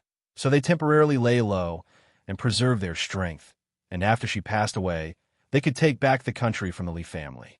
Therefore, it was necessary to preserve and cultivate the strength that was loyal to Li Tang as much as possible. Wei Fangji was loyal to Li Tang, and as the prime minister, he was an important force to inherit Li Tang's legacy. Who would have thought that he would be destroyed just like that? Yang Fan did not know if the prime ministers had a good plan for this, but judging from similar incidents in the past, perhaps it was because Wu Ziqian was too stubborn, and once she made a decision, no one could change her mind, or perhaps it was because Zhou Xing and the others were too skilled at using torture to extort confessions. As long as you fell into their hands, there was no need to fear that you would not confess. As a result, once you were imprisoned, there had never been a case where you came out clean, so it was impossible to count on the prime ministers to help. What should I do? Yang Fan rubbed his hands and frowned, his heart heavy. When he walked to the palace gate, a thought flashed in his mind, and he suddenly thought of Wu Sansi. Zhou Xing was Wu Chengxi's henchman, and Wu Sansi now had the evidence to destroy Wu Chengxi. As long as he could take down Wu Chengxi, once the big tree that was Wu Chengxi fell, the monkeys would scatter, and Wei Fangji's crisis would be solved. Thinking of this, Yang Fan wished he could grow wings and fly to Wu Sansi, but he was currently responsible and could not leave the palace, so he changed his mind and walked towards Jia City. Chapter 3:13. When Yang Fan arrived at Jiaqing, many of the male and female guards who were not on duty today greeted Yang Fan warmly, as long as they knew him. Yang Fan did not put on any airs. He did not treat his old acquaintances unkindly just because he had been promoted to officer general. He smiled and returned the greetings until he turned into the courtyard where the female guards lived. A female guard was juggling a ball in front of the residence, practicing all kinds of techniques. Suddenly, the ball lost control and rolled toward Yang Fan. Yang Ling jumped with both feet, picked up the ball, and threw it into the air. With a light push of his foot, he sent the ball back steadily. The whole movement was done in one go, and it was very beautiful. The female guard stopped the ball and cheered for him. Yang Fan did not know this female guard, so he smiled and cupped his hands in greeting. "Excuse me, may I ask if Guard Gaoing and Guard Lan Yiqing are here?" He did not recognize the female guard, but the female guard recognized him. Pursing her lips, she smiled and said, "Xiao Lan is currently on duty in front of the emperor. Today, Guard Gao is resting. General Yang, please wait for a moment. I will go and find her." "Thank you," Yang Fan said. Not long after, the female guard found Gaoing. She was wearing a grass-green arrow sleeve, looking valiant and full of energy. She was a little surprised to see Yang Fan and said with a smile, "Officer General is a newlywed. Why are you looking for me? Don't let your Xiao Man know. She will be jealous of me for nothing." "Guard Gao must be joking," Yang Fan said with a smile. "I have something to trouble you with." "What is it?" Gao Ing asked. "I have an urgent matter. I need to see someone," Yang Fan said. "But I am on duty right now and cannot leave the palace. I would like to trouble you to make a trip for me." "Who is it?" Gao Ing joked. "Don't tell me you have a mistress right after you got married?" Yang Fan laughed and said in a low voice, "I would like you to make a trip to the Liang Palace for me and invite King Liang to see me." Gao Ing was startled and said doubtfully, "Wu Sansi." Yang Fan said, "That's right. What? You don't recognize the Liang Palace? It's very easy to find him. His mansion is in—" "I recognize it," Gao Ing said. However, Gao Ing bit her lip and said softly, "The Wu family has a bad reputation. Erlang has a bright future ahead of him. Even if he doesn't attach himself to the Wu family, he will still have a bright future. I really shouldn't get too close to them." Yang Fan straightened his expression and said, "That's right. This Yang associating with the Wu clan? This Yang's character, you will know in the future. But no matter what, I still need your help this time." Gao Ing rolled her eyes at him and faintly said, "But if you have a request, how can I not agree?" How could Yang Fan take her half-serious joke? Seeing that she had already agreed, he thanked her and ran away in a sorry state. There was a guest in Wu Sansi's residence. The visitor was the supervising imperial censor, Yao Xiaoji, one of the Sansi 5 dogs.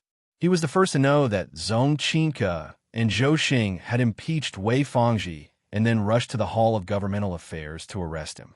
Yao Xiaoji immediately ran like a wisp of smoke to the Liang Palace to report. Wu Sansi was overjoyed when he heard this.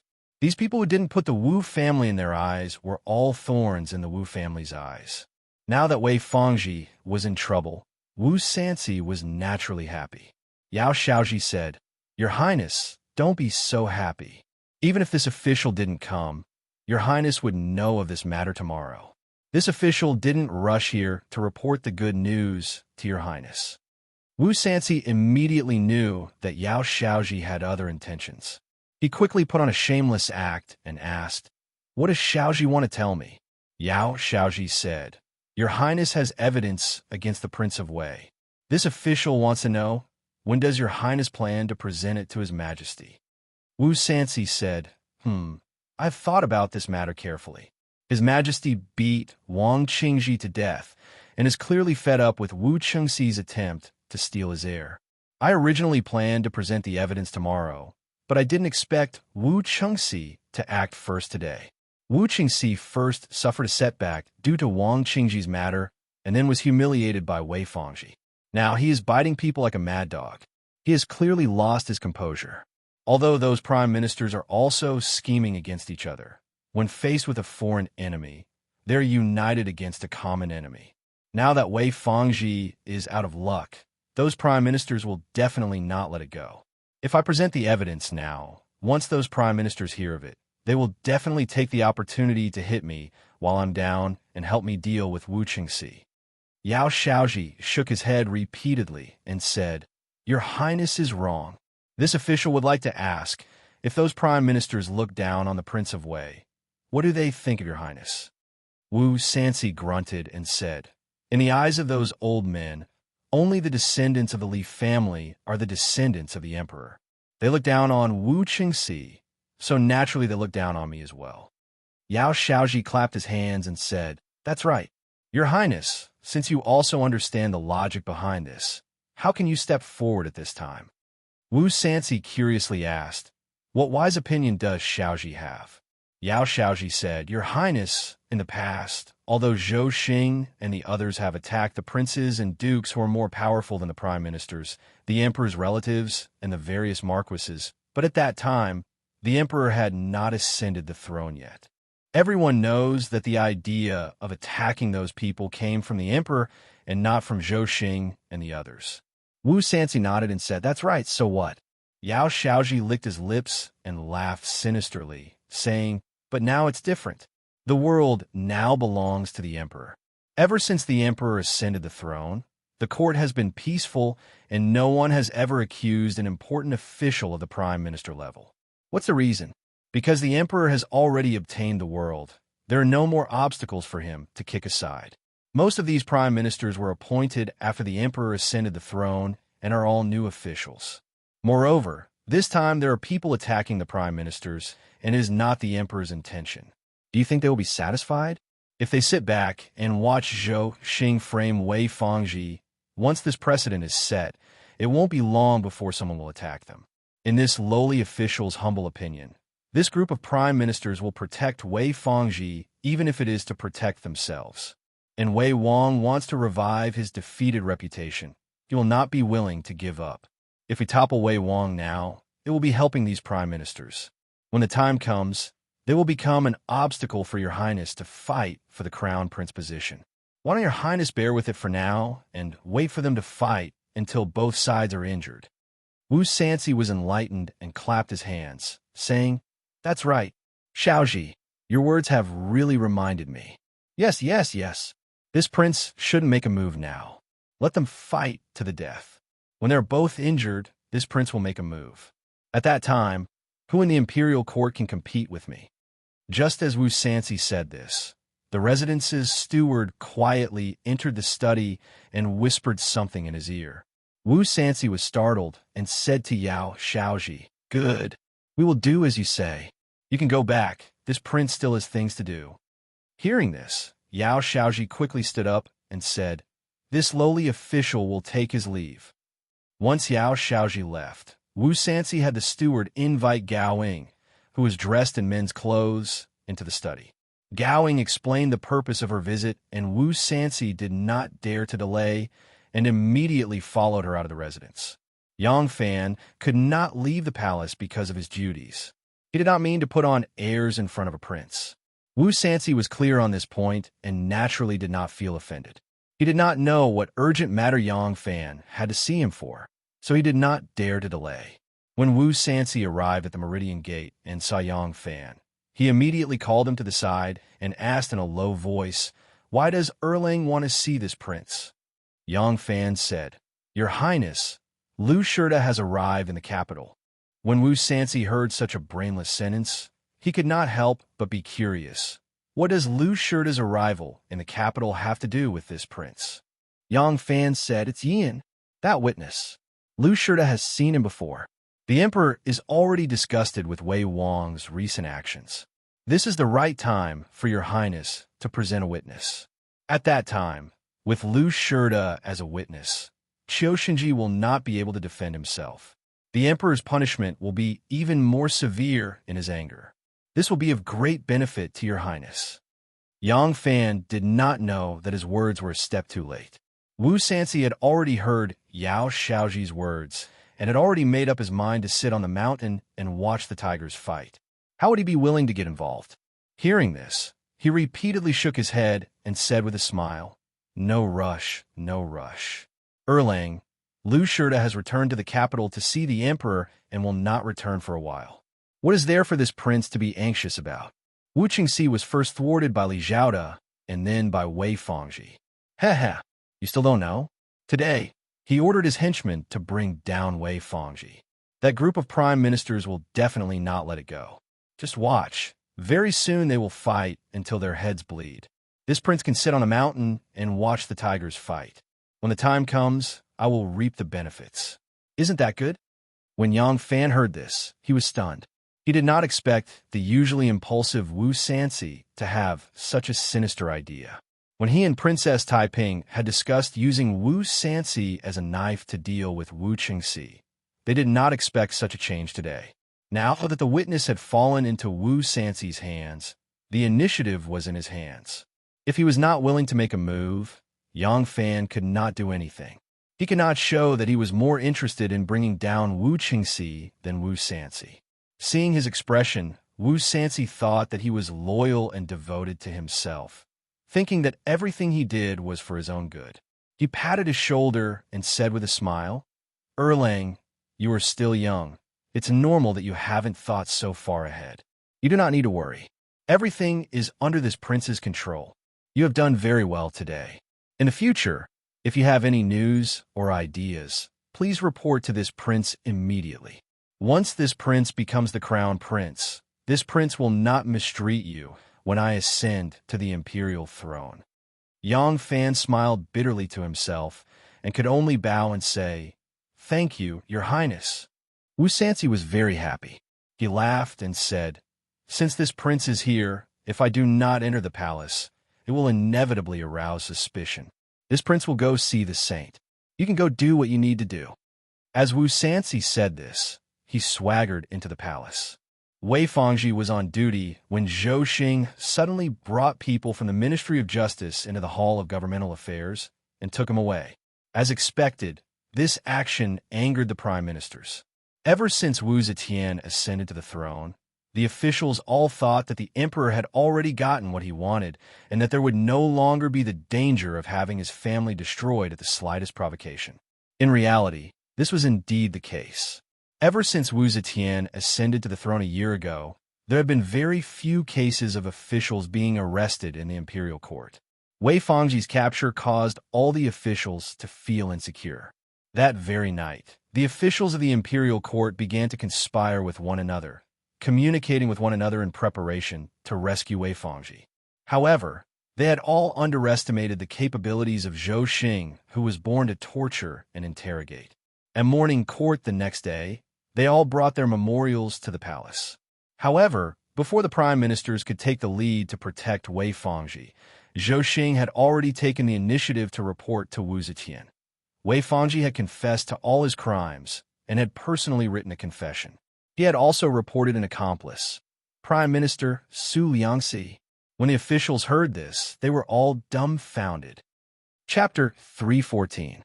The civil and military officials did not expect that Wei Fangji would confess to all the charges in just a single night after being arrested in the afternoon of the first day. He even confessed to an accomplice. Although there was something fishy about this matter, Zhou Xing had even produced Wei Fangji's handwritten confession. As the prime minister, Wei Fangji often gave instructions to the various yamens and departments, so the officials were all familiar with his handwriting. Wu Zetian ordered the officials to read his confession. When they saw that it was indeed Wei Fangji's handwriting, they couldn't help but be speechless. Although they knew the power of torture to extract a confession, they had never personally experienced it. so they did not know how powerful the torture that made people wish for death, but could not obtain it was, not to mention that Wei Fangji had children and grandchildren. If this torture was not imposed on him, but on his flesh and blood, letting him hear the extremely tragic cries with his own ears, it could really make people completely collapse and obediently follow the orders of the other party. Thus, even though the officials were doubtful, they couldn't refute the evidence that Zhou Xing had brought out without any evidence. Originally, they had intended to rescue Wei Fangji, but now that Wei Fangji had confessed to his crimes, there was no way to save him. They could only hurriedly give up on their original goal and plead for Su Yangxi's life. Actually, Zhou Xing wanted to force Wei Fangji to accuse one of the prime ministers in order to maximize his victory. Ever since Wu Zetian ascended to the throne, he had been lonely for far too long. In order to avoid the unbearable pain for himself and his family, Wei Fangji had confessed to his crimes against his will. However, he was ultimately unwilling to drag his close friends into this mess. However, if he did not accuse others, he would not be able to get past Zhou Xing. In the end, he could only harden his heart and reveal Su Yangxi. Su Yangxi and Wei Fangji had never been on good terms. Back then, in order to fight for the position of prime minister and his ranking among the prime ministers, they had fought each other both openly and covertly. Wei Fangji knew that it would be difficult for him to escape, and if he did not accuse others, he would not be able to get past Zhou Xing. After thinking it over, he decided to make this old prime minister his accomplice. It wasn't easy for Zhou Xing to achieve such results in just one night. He had also heard some rumors and knew that the officials were preparing to rescue Wei Fangji. There was no more time for him to interrogate a more ideal target. Thinking that it would be better if there were no more fish and shrimp, he brought Su Yangxi out. Officials loyal to Wu Qingxi's faction and officials loyal to Li Tang's faction were arguing endlessly in the Golden Hall, each with their own views. Seeing this, Wu Zetian ordered someone to summon Su Yangxi to the Golden Hall to confront Zhou Xing. Su Yangxi was already 85 years old. Since the beginning of the year, he had been bedridden due to illness. As soon as he heard the people from the palace explain the reason, Su Yangxi was scared out of his wits. He quickly dressed himself and forced his sick body to rush to the Golden Hall. He wept bitterly and complained about his grievances. By this time, he could not care less about the grudge between him and Wei Fangji that should not be brought up to the table. He only wanted to prove his innocence. As Wu Zetian listened to his tearful account, she saw that he was old and clumsy, his hair as white as snow, and his sickly face. Even when he spoke, he looked like he was on the verge of death. In her heart, she also felt that it was unlikely that this person was conspiring with Wei Fangji. Wu Zetian said, All right, you don't need to argue anymore. Prime Minister Su also need not say anything more. We believe that Prime Minister Su is loyal and devoted to us and has no ulterior motives. This must be Wei Fangji's revenge by deliberately accusing Prime Minister Su. Zhou Xing, you did not handle the case properly and fell into a trap, almost harming our loyal minister. As soon as Zhou Xing heard this, he hurriedly apologized. I was foolish. If not for your majesty's wisdom, I would have harmed a loyal minister. As Su Yangxi heard Wu Zetian exonerate him, he could not help but shed tears of gratitude. He kowtowed repeatedly and said, Your Majesty is wise. Your Majesty is wise. This old minister thanks Your Majesty.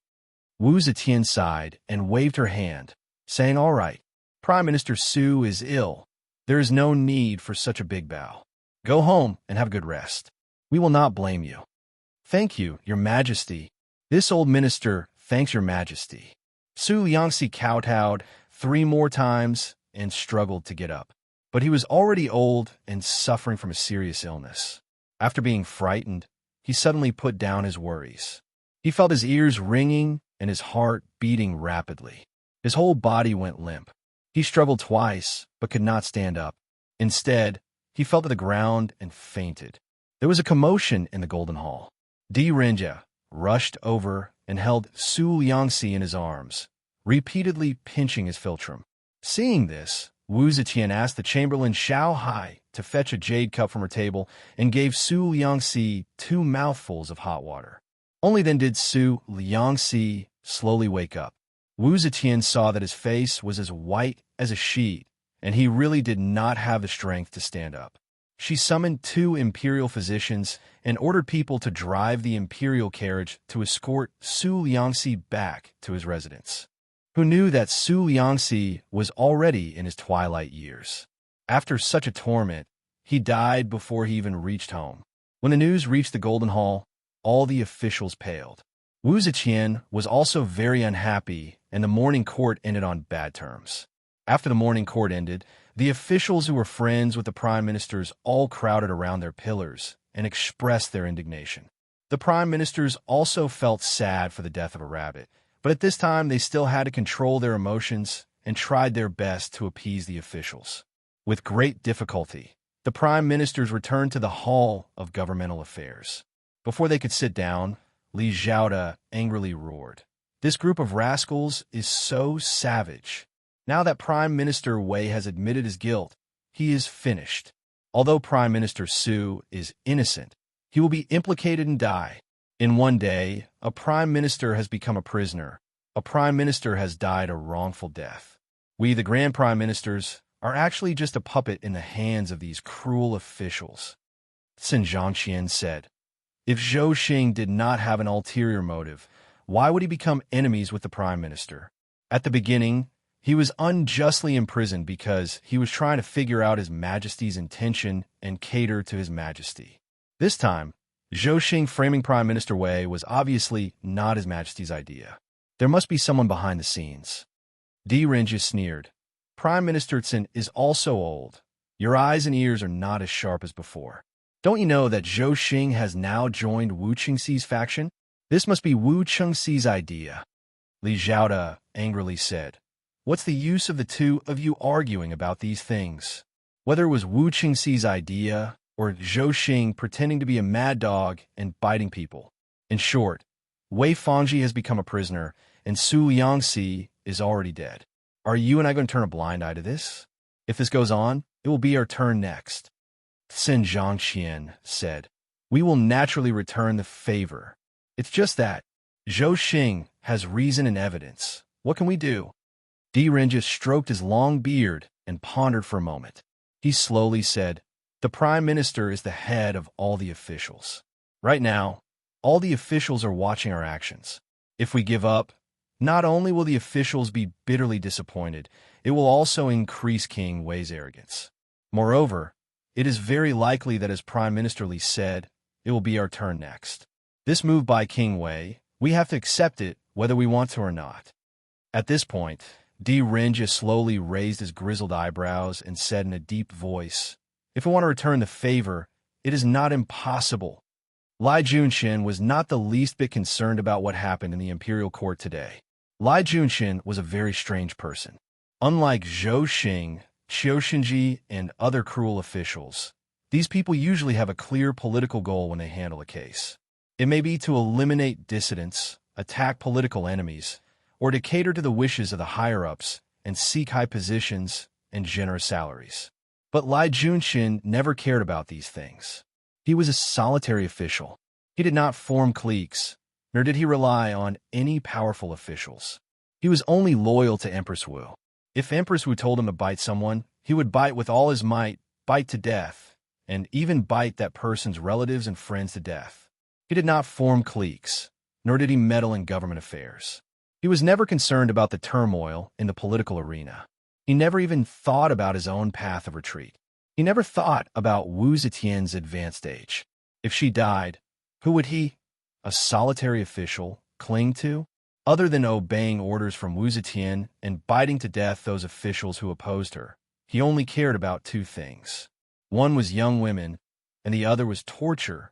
Among the four cruel officials, Zhou Xing and Qiu Xinji tirelessly pursued power, Sua Yuanli, that who cared most about wealth, and Lai Junxin only cared about women and torture. Of course, if someone offended him, he would definitely retaliate. But the problem was, who would take the initiative to provoke a mad dog like him? Lai Junchen had a special fetish for beautiful women, and another fetish was torture. People like Zhou Xing and Sua Yuanli designed all kinds of torture in order to force their victims to obediently follow their whims. Once they achieved their goal, they would no longer need torture. But Lai Junchen was different. He enjoyed the process of torture. The reason he designed all kinds of torture was because he liked to see the victim's flesh and bones being destroyed on the instruments of torture, and he liked to listen to their incomparably tragic cries. Therefore, what prisoners feared the most was to fall into Lai Junchen's hands.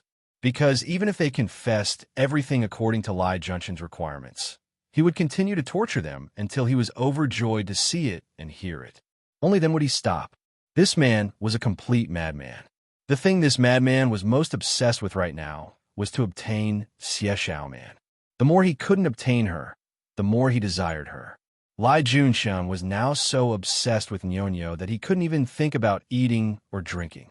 In the imperial court, while Wu Qingxi's faction and the prime minister's faction were engaged in a life-and-death struggle, Wu Sanxi's faction and the fence-sitters were watching from the sidelines. Lai Junchen, the lone minister, was also watching from the sidelines. He didn't care at all whether the prime ministers won or Wu Qingxi won. At that time, his mind was wandering, imagining that he had already obtained the beautiful young woman that he yearned for day and night, and that he would use all kinds of methods to ravage her. In the Golden Hall, the perverted Lai Junchen was so excited by his fantasies that the thing between his legs was as hard as the halberds in the hands of the palace guards. Fortunately, the official's robe had always been relatively loose when the morning court adjourned. The officials were indignant and surrounded the prime ministers to complain about the injustice they had suffered. Lai Junchen leisurely returned to the imperial messenger platform. When he rushed back, he was delighted to see that his trusted aide, Wei Suzhong, was already waiting there, bringing him a piece of good news. "You're saying that the 17 shops on that street in Nan City are all Yang Fan's businesses?" "Yes. Moreover, it was given to him on the day of his marriage." Although this matter was kept secret, how could he completely suppress the news when he wanted to take over more than 10 shops? "I originally wanted to capture those shop owners and interrogate them, but the deputy prime minister forbade me to act rashly and alert the enemy. That's why I bribed a few shop assistants with a large interest rate, and finally got the truth out of them." Lai Junchen rubbed his chin and slowly said, "How generous." Wei Suizhong said, "Yes. He's just a general. What kind of person and what need is there for them to give him such a generous gift?" Lai Junchen chuckled and ordered, "Continue investigating for me. If you can find concrete evidence of this person's wrongdoing, that would be for the best. If you can't, I'll just give him a few charges." Wei Suizhong said, "Yes. But Master Shui, King Liang, and Princess Taiping." Lai Junchen glared at him and said, "If it wasn't for the fact that I thought they were a hindrance, I would have taken them down a long time ago. Why would I need you to investigate? Don't worry, when the time comes, I will naturally give him a major charge that will make these people run away from him. Let's see who else dares to cause trouble then." Chapter 315. After the morning court session the next day, Wu Zetian arrived at Wuqing Hall. Shanghai wanted to serve her a bowl of her favorite fermented rice, then quietly retreated to the side, afraid to offend her. There were 2 people in the hall. One was the Minister of Revenue, Xueling Xue, and the other was the Minister of Works, Gao Yanli. The 2 had been waiting even before the morning court session ended. Shanghai already knew why they were here, so she was especially careful. As expected, Wu Zetian's expression darkened as soon as she heard the 2's intentions. The 2 had come to report on her. Wu Zetian loved to listen to people snitching on her secrets. For this reason, she had specially set up a copper cage to receive snitches. She had even issued an edict ordering all the provinces and counties under the heavens to provide the informant with a post horse, accommodation, and food of a 5th-ranked official. The informant was to be sent to the capital, and the local officials were not to question the contents of the informant's report. If the informant was found to be true, they would be rewarded. If the informant was found to be false, they would not be pursued. But today, with these 2 people snitching on her, Wu Zetian could not bring herself to be happy, because these two people had not only exposed Wu Zetian's relatives, but also some of Wu Zetian's most trusted confidants. Xueling Xue and Gao Yanli had reported the two brothers, Zhong Qinke and Zhong Chuk, their cousin Zhong Jinqing, and Fu Yuyi, who had made great contributions during Wu Zetian's ascension to the throne. Zhong Qinke was the assistant minister of the Phoenix Pavilion, Zhong Chuk was the assistant minister of the Ministry of Revenue, and Zhong Jinqing was a master craftsman. Although Fu Yuyi had been removed from his position as the prime minister, he was now the assistant minister of rights, an important official in the Ministry of Rights. Xueling Xue and Gao Yanli provided the account books and other solid evidence, accusing Zhong Qinke, his brothers, and Fu Yuyi of corruption, bribery, embezzlement, selling official positions, and even cutting corners during the construction of the Wu Clan's 7 temples. Zhong Qinke was the assistant minister of the Phoenix Pavilion, as well as the inner custodian. If he wanted to sell his official rank, he had the qualifications to do so. Zhong Chuk was the assistant minister of the Ministry of Revenue, while Zhong Jinqing was a master craftsman. They had a hand in the construction of palaces, ancestral temples, and mausoleums.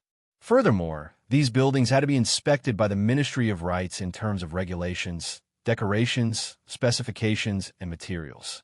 Therefore, Fu Yuyi, as the assistant minister of rights, could also be completely involved. Naturally, Xueling Xue and Gao Yanli were sent here by the prime ministers. However, the evidence they presented was undeniable. The prime ministers had long held onto this evidence. The reason why they had not brought it out earlier was that although this evidence could strike at their political enemies, it could not cause them any serious damage or even completely defeat them. Therefore, they had not used it all this time in order to avoid rashly fighting without sufficient preparation. Now that Wu Qingxi was being overbearing, they had no choice but to return the favor. Wu Zetian was truly distressed. Of course, she understood the principle that if the water was too clear, there would be no fish. She also understood the principle of the wise do not see, the wise do not hear, the virtuous do not see. The small transgressions are forgiven, and the righteousness of only one person. She had never wanted to demand that her officials be as honest as saints. However, Zhong Qinke, his brothers, and Fu Yuyi's actions were too excessive. Selling official rank. Then what kind of officials would the court appoint? They even dared to skimp on the construction of the 7 temples of the Wu clan. What else would they not dare to embezzle? Today, the world belonged to Wu Zetian. She wanted her dynasty to stand tall for all eternity. She wanted to create a flourishing dynasty that belonged to her, Wu Zetian. The actions of these corrupt officials were destroying her great cause. Thinking of this, Wu Zetian's eyebrows lightly rose.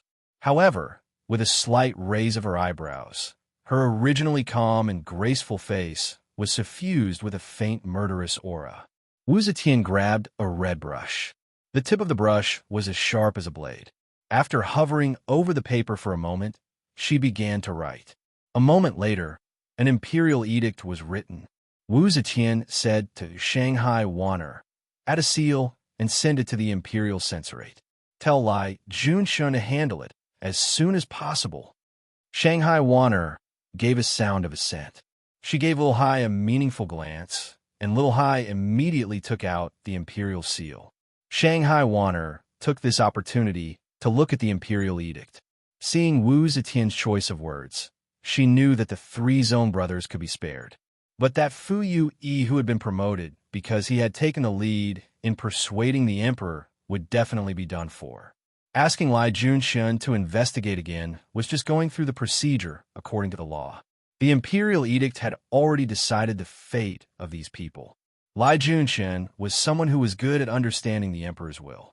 He would find the needed evidence according to the punishment the emperor wanted to give. For the sake of her everlasting foundation, Wu Zetian was determined to punish her subjects who had violated the laws of the Zhou dynasty. But she would never realize that she herself was doing something that violated the laws of the Zhou dynasty. Xueling Xue and Gao Yanli saw that Wu Zetian had already punished them, so they bowed and left. Wu Zetian tiredly leaned back in her chair and sadly closed her eyes. Seeing this, Warner hurriedly walked behind her. Stretching out her slender fingers, she gently massaged her shoulders. She discovered that Wu Zetian's temples had already turned silver. She couldn't help but feel a bit sad. Even though Warner's grandfather and father were both executed by Wu Zetian, as a person who believed in the supremacy of the monarchy, she couldn't bring herself to feel enmity towards Wu Zetian. Moreover, her grandfather and father had died when she was still a baby. She didn't have any feelings towards them. On the contrary, she had a special feeling towards Wu Zetian, who she had been with since she was 14. That feeling was like a child's admiration for a loving mother, but also like a reverence for a strict father.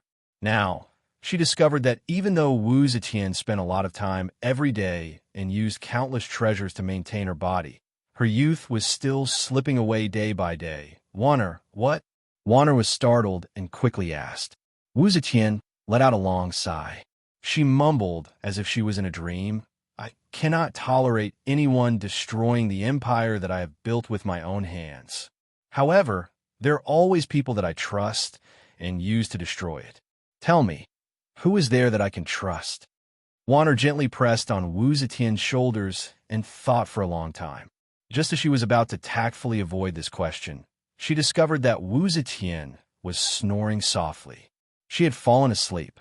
Lai Junxin was more efficient than Zhou Xing. Early the next morning, he reported the results of the trial to Wu Zetian. Zhong Qinke, Zhong Chuk, and Zhong Jinqing had colluded to embezzle the funds for the construction of the palace. The evidence was conclusive, and a large amount of stolen goods was found in the three's mansions. The three had confessed to their crimes and respectfully awaited the emperor's judgment. Wu Zetian decreed that Zhong Qinke would be demoted to Zhuanhua County Lieutenant, while Zhong Chuk and Zhong Jinqing would be exiled to Lingnan.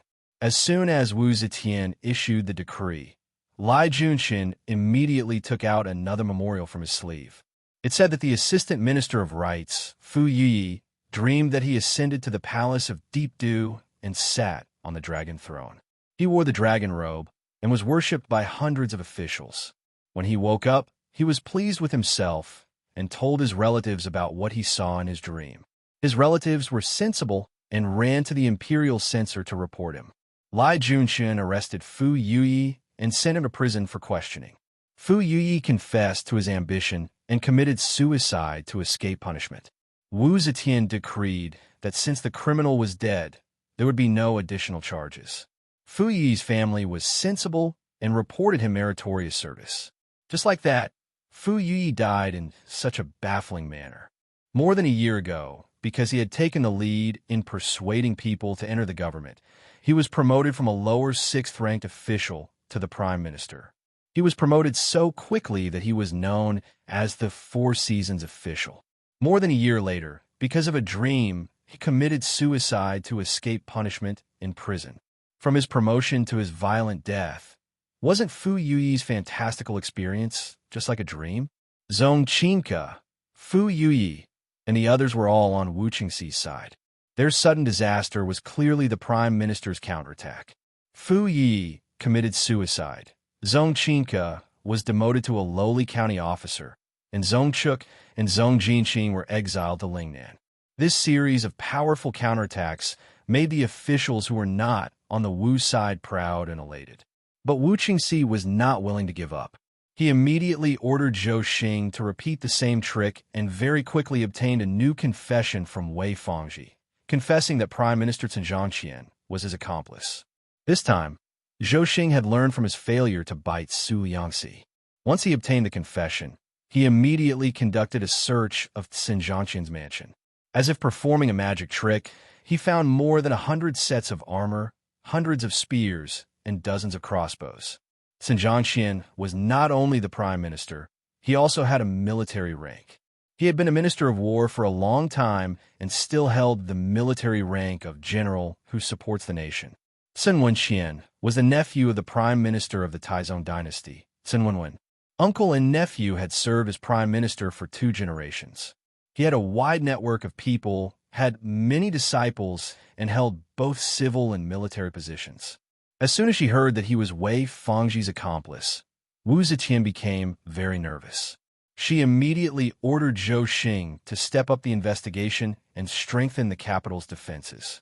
After Qin Wenxian was imprisoned, he saw the new and soul-shattering torture devices and knew that his body would not be able to endure the torture.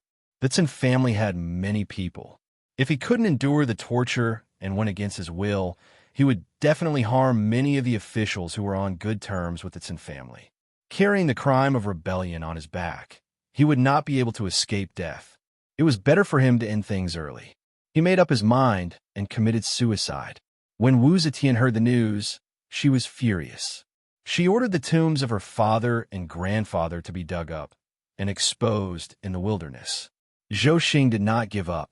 Seeing that Qin Wenxian had committed suicide, he tortured his son Qin Lingyuan to force him to confess his accomplice. Unable to endure the torture, Qin Lingyuan randomly confessed to a few officials. In a short period of time, the Minister of Rights Ouyang Tong, the Right Imperial Envoy Gu Fiyuan, and dozens of other officials were imprisoned for the crime of rebellion. The prime ministers did not want to be outdone. Using the evidence they had on the opposing officials, they continuously impeached them. The originally peaceful officialdom was thrown into chaos. Wu Zetian originally thought that after her ascension to the throne, the government would be clear and the officials would be honest. She did not expect that there would be rebellion and corruption. In her anger and grief, her killing intent soared. For a short period of time, Luoyang was a reign of terror. Ever since Wu Zetian ascended to the throne, several abandoned markets that had been deserted for a long time were once again bustling with activity. Every day, there would be officials being escorted to the execution grounds to be executed. At this time, it was already the height of summer. However, for many people, every day was as cold as ice. Yang Fan watched the decisive battle between the prime ministers and Wu Qingxi. He was anxious. He knew that if he wanted to stop all of this, he could only rely on the intervention of a third force. The best candidate for this third force was naturally Wu Sanxi. As long as he was willing to take action, not only could he change the current situation, but he could also deal a heavy blow to Wu Qingxi. However, Wu Sanxi was very satisfied with the current situation. In order to prevent a third force from joining the opposing side, both sides did their best to avoid involving the officials belonging to the third force. Since Wu Sanxi did not suffer any losses, he was naturally happy to let them fight to the death. At this time, Shenmu was fighting with young Master Jiang and Chang'an. Wu Sanxi was biding his time, so Yang Fan had no other choice but to bite the bullet and go find Princess Taiping. At this moment, if there was anyone who could stop this tragic battle, it was the flower of Luoyang. Chapter 316. There was a pavilion on the lake. Princess Taiping was sitting on a bamboo mat, her elbow propped on a table, her brows slightly furrowed. This was the back garden of the princess residence. Princess Taiping's clothes were relatively casual. Her hair was loosely tied up. She only wore a snow-patterned silk dress, and her feet were bare. The bamboo mat under Princess Taiping's body was lustrous like jade. It was taken from Qizhou, where famous bamboos were abundant. It was as smooth as a bed of bamboo leaves, as cold as the scales of a crouching dragon. Soft but tough, smooth and cool, it could be folded vertically and horizontally without changing shape. This kind of bamboo mat was worth at least 100 gold. When Qizhou's bamboo mat was first made, it was green in color, but as time passed and it was used, it gradually turned brown, and then the color became darker and darker. The bamboo mat under Princess Taiping's body had already turned brown-red, showing how old it was. This kind of bamboo mat could be sold for at least 500 gold in the market. However, this bamboo mat was one of Princess Taiping's dowry, an item used by the imperial court. Its price was far beyond 500 gold. Outside the pavilion, the dark green lotus leaves were as big as jade plates, spread out layer upon layer. The lotus flowers drilled out between the gaps of the leaves, bright and glistening. There was a gentle breeze on the lake, gently stirring the lotus leaves and also brushing the belt on Princess Taiping's slender waist. In the middle of the pavilion, there were very wide, eaves extending out like bats. Not only could it shelter her from the rain, but it could also block the sun. It was supposed to be very cool, but it was noon at the moment, so it was still very hot. Therefore, a few basins of ice were placed around Princess Taiping's body. The external steward Li Yi was sitting on her knees opposite her, reporting something to her. The internal steward Zhou Min was sitting beside her. From time to time, she would pick up a silver mallet and knock a few times on the sparkling and translucent ice, making it crack and letting the coolness spread faster. On the table in front of Princess Taiping was a cup of wine, as well as a plate of ice carved into the shape of a fish. Princess Taiping listened to Li Yi's narration. Sometimes she would lazily pick up a silver clamp, pick up an ice fish, and throw it into the glass. Gently shake it, wait for the ice to melt. The wine cup would be suffused with a faint layer of mist. Then she would pick up the wine cup and take a sip. Perhaps she had drunk a lot of wine. Her fair and delicate cheeks had a faint blush. After listening to Li Yi, Princess Taiping said, So far, how many of us have been caught in the crossfire? Li Yi quickly calculated in his heart and bowed. 7 people, but their positions are not too high. The highest position is only a doctor. Princess Taiping nodded and said, Yes, the prime ministers in Wu Qingxi are worried that the neutral forces will join the other side, so they're trying their best to avoid dragging irrelevant people into the water. It's also Ben Gong's fault for always being a bit too careful. These officials' identities are hidden, so neither side knows that they are my people. As a result, they're implicated. Li Yi said carefully, Yes. So, should we think of a way to rescue them? Princess Taiping sighed softly and said, Save? How? They were all imprisoned on charges of corruption and treason. Mother was furious at the moment. Besides, I can't reveal my power too early. Li Yi said, But if this goes on, I'm afraid more and more people will be implicated for no reason. At that time, Princess Taiping said, Yes. If this goes on, the foundation of the country will be shaken. They don't understand Mother's character. Mother is unyielding and would rather die in glory than live in dishonor. As long as you say that the court is full of treacherous officials, she would rather clean up the court. Even at the risk of serious damage, she still wants to regroup. If you want Mother to feel that the situation is out of control and take the initiative to pacify the situation, that is impossible. Hearing this, Zhou Min could not help but interrupt. Princess, your servant thinks that now both sides are in a difficult position. If you want to pacify the situation, only Princess can come forward and mediate. Princess Taiping slightly leaned her body and changed her other hand to support herself on the table. This movement caused her soft and thin spring dress to slip, revealing her white and alluring bosom. However, there was no one else in the pavilion. Li Yi was a eunuch who came with her when she was married.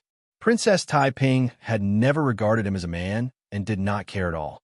Princess Taiping did not hide and only giggled at Zhou Min. Mother has always opposed me getting involved in politics. Ben Gong's wings are not yet formed, so I cannot come forward at this time. Zhou Min said, If Princess cannot come forward, then what should we do? Princess Taiping's pair of beautiful red phoenix eyes slightly squinted and leisurely said, Wu Sanci unexpectedly kept his composure this time. This is somewhat beyond my expectations. He does not have this kind of scheming mind. I think it was his 5 dogs who gave him the idea. Now that the prime ministers in Wu Qingxi are evenly matched, as long as one side loses, the situation will be pacified. As long as I think of a way to let Wu Sanci take action, the situation will be settled. Li frowned and said, Princess, since Wu Sanci has decided to sit on the mountain and watch the tigers fight, will he be willing to come forward? Princess Taiping smiled and said, I have my own way. You go and appease our people and tell them not to worry. In the imperial court tomorrow, there will be a sudden change. Li Yi nodded and said, Yes. Li Yi stood up and retreated. At this time, a maid dressed in green rushed to the pavilion and said to Princess Taiping, Princess, there is a general of the left Yulin, named Yang Fan, who is here to see you. Oh, Princess Taiping's eyes lit up, and she sat up straight and said, Quick, quick, cough, bring him to see me. Yes. The maid dressed in green retreated. Princess Taiping glanced at Zhoumin and said, "Go and do your own things. There is no need to wait on me." Zhoumin complied and retreated. Princess Taiping straightened her clothes and sat upright, like a white lotus, slowly floating on the water in the pond. Yang Fan followed Princess Taiping's family to the backyard. This was the first time he came to Princess Taiping's residence. If it was not for the situation in the imperial court gradually getting out of control, and he had no one to ask for help, he really did not want to come. They had already left the front yard. As far as the eye could see, it was no longer a magnificent palace-style building. Here there were trees, mountains, rocks, and pavilions hidden among them. Occasionally, a corner of a towering and imposing building could be seen. The style was really not comparable to an ordinary residence. In front, a well-dressed manservant led Yang Fan past a red building in the forest. Suddenly, there was a burst of music coming from upstairs, followed by a few women's giggles.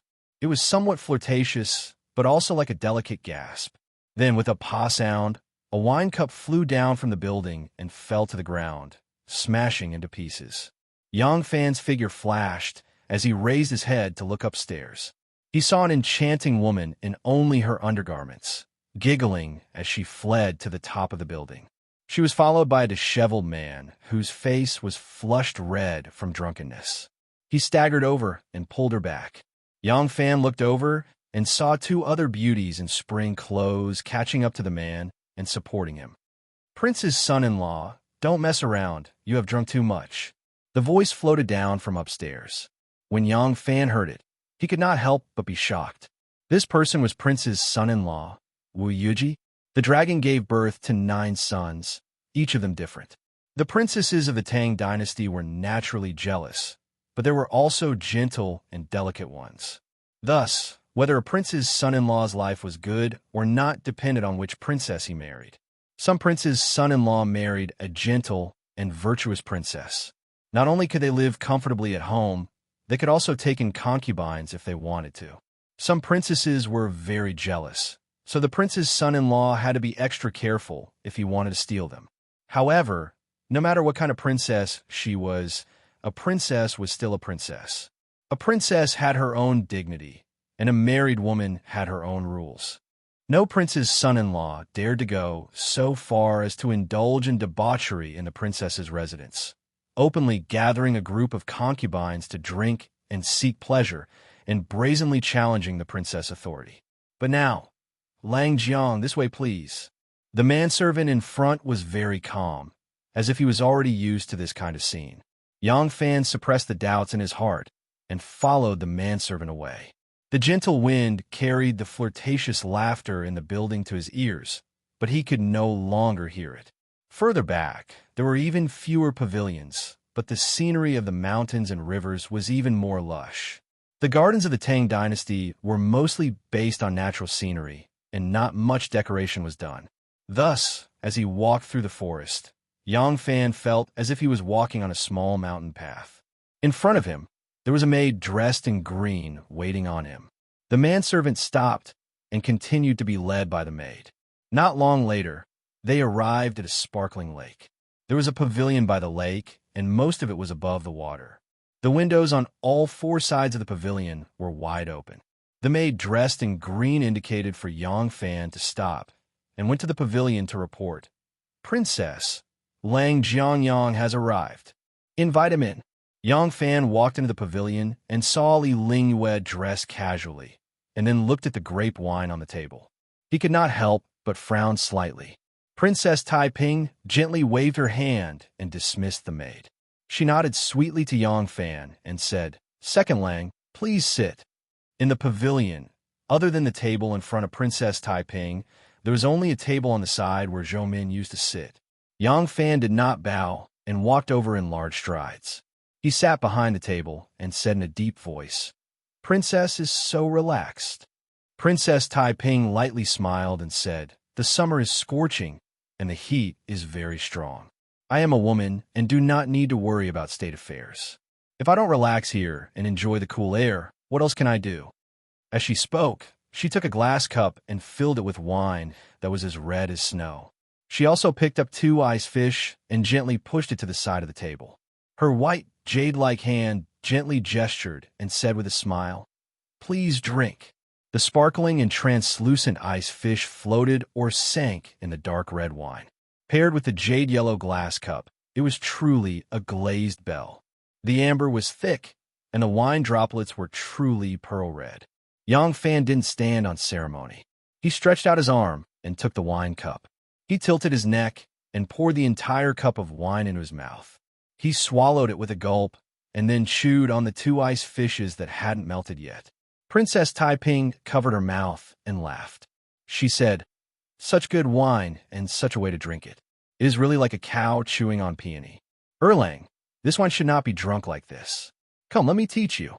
In a very elegant posture, Princess Taiping gently stretched out 2 fingers to hold the glass cup and slowly brought it to her mouth.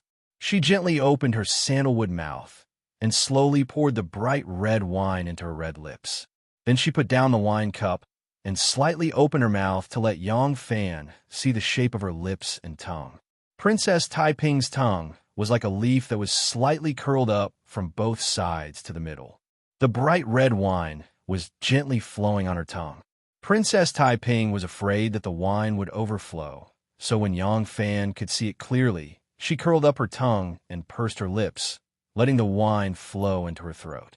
After drinking this mouthful of wine, Princess Taiping smiled and said, "When the wine enters your mouth, stir it with your tongue and swallow it slowly.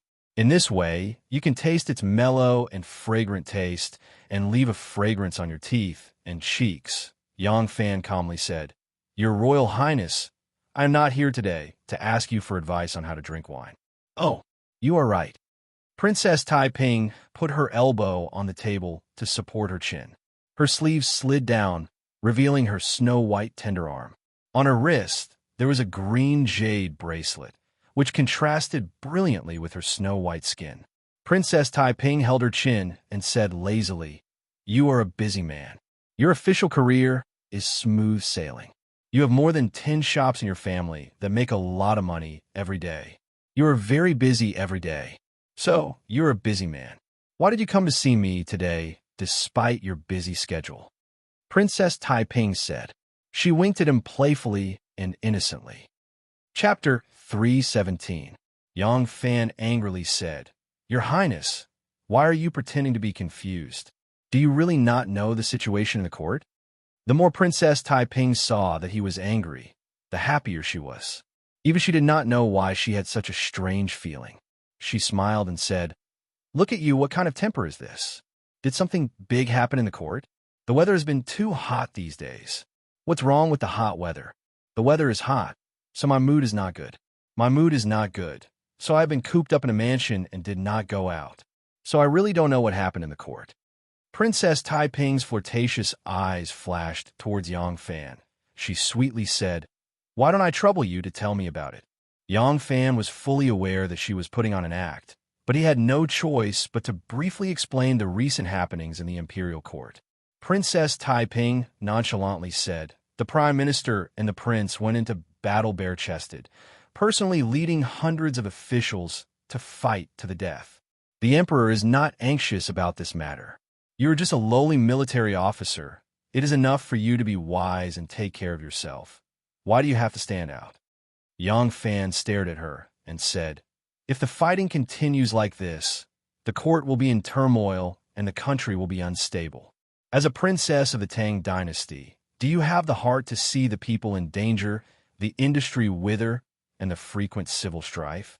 Once Wu Qingxi monopolizes power, I am afraid that Wu Sanxi's evidence will not be able to do anything to him. Are you not anxious?" "Huh." Princess Taiping suddenly laughed and her face darkened. She coldly said, "Now the world is surnamed Wu and not Li. Why should I be anxious?" Yang Fan said, "The world is surnamed Wu, but the crown prince is surnamed Li. Great things may not be impossible." Princess Taiping looked at him, and a playful smile flashed across her lips. She slowly said, "So, you are a loyal subject of my Li family?" Yang Fan said in a deep voice, "I dare not say I am a loyal subject, but I know that if the fighting continues like this, It will do harm to the country and the people. You have never been to the Western region. You do not even know how the real commoners live, but I know. Do you know what the commoners in the streets are looking for? It was just a house to live in, and the rice jar at home was often full. Do you know how difficult the lives of the common people in the bitter cold of the Western region are? They needed even less. Maybe they were always hungry. Maybe they had to hug each other and shiver in the cold winter. But they didn't have any complaints. They only hoped that they could live a peaceful life. They didn't have to worry that the alien races would chop off their heads, or that their wives and daughters would be abducted and abused, or that their own sons would be taken away and used as slaves. If it was me a year ago, I really only wanted to be good to myself. What did the people in the world have to do with me? But after the trip to the Western regions, experiencing and hearing everything with my own eyes, I changed my mind. I hope the world will be at peace.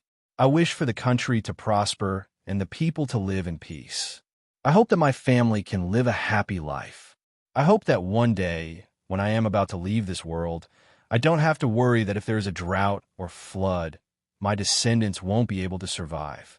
I don't have to worry that there will be frequent wars, that the enemy will attack my home at any time, and that my children will have nowhere to escape. I don't have to worry that corrupt officials will run amok, and that treacherous and ambitious people will dominate the court. I don't have to worry that my children and grandchildren will become officials, and I don't have to worry about being ordinary people. Princess Taiping's pair of phoenix eyes slightly narrowed. She looked exactly like Wu Zetian when she was in deep thought. You are really thinking long-term. Home, country, and the world, you have thought of them all. Is it really because of the trip to the Western region? I think it is because you have a family and a woman. You are thinking of your home, your woman, and your children, right? Yang Fan did not evade her gaze and said, "What's wrong with thinking like this? This is a man's responsibility. I didn't rely on treacherous officials for the sake of the well-being of my family. I also can't abandon my responsibility to my wife and children for the court and the world. Home, country, and the world, aren't we all bound together for good or ill? Cultivating one's moral character and family, governing the country and the world are not contradictory.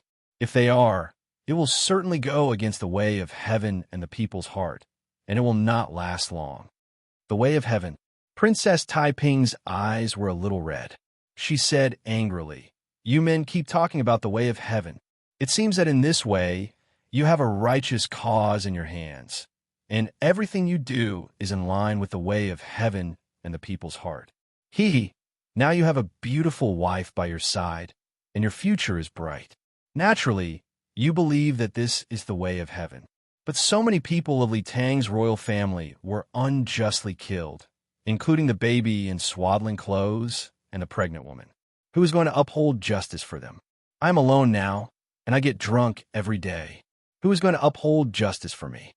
After Princess Taiping finished speaking, she raised her head and poured the red wine in the glass.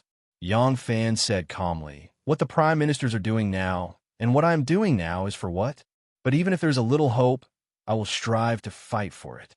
I will do my best and leave the rest to heaven." When you're feeling sorry for yourself, have you ever thought about this? At first, you said that you wanted to use Wu Sanxi to divide the Wu family and also to overthrow Wu Qingxi. Now, Wu Sanxi has a witness in his hand, but he is reluctant to take action. But now, you say something about being wise and wise to protect yourself. Are you blaming me? Princess Taiping raised her eyebrows slightly and said slowly, "Yes, I was the one who came up with the idea, but the one who made the decision was you, General Yang. At best, I can only be regarded as a useless advisor to General Yang. If you don't agree, I can't do anything about it. Since you've agreed to it, you can't blame it on them now that we've messed up." Yang Fan couldn't bear it anymore. He slapped the table and interrupted Princess Taiping's words. Princess Taiping lightly patted her chest and said timidly, "Are you trying to scare me?" I'm really scared." Yang Fan didn't know whether to get angry or not because of her attitude. After a while, he suppressed his anger and tried to speak in a calm tone. "Princess, the situation is critical now. If we lose all our power in the imperial court, then even if Wu Sansi overthrows Wu Chengxi, what good will it do to us? It will just be to replace Wu Sansi, who is more arrogant and domineering than Wu Chengxi, to dominate the imperial court. Now, Gong Di is in trouble, and Shun Mu is far away in Chang'an.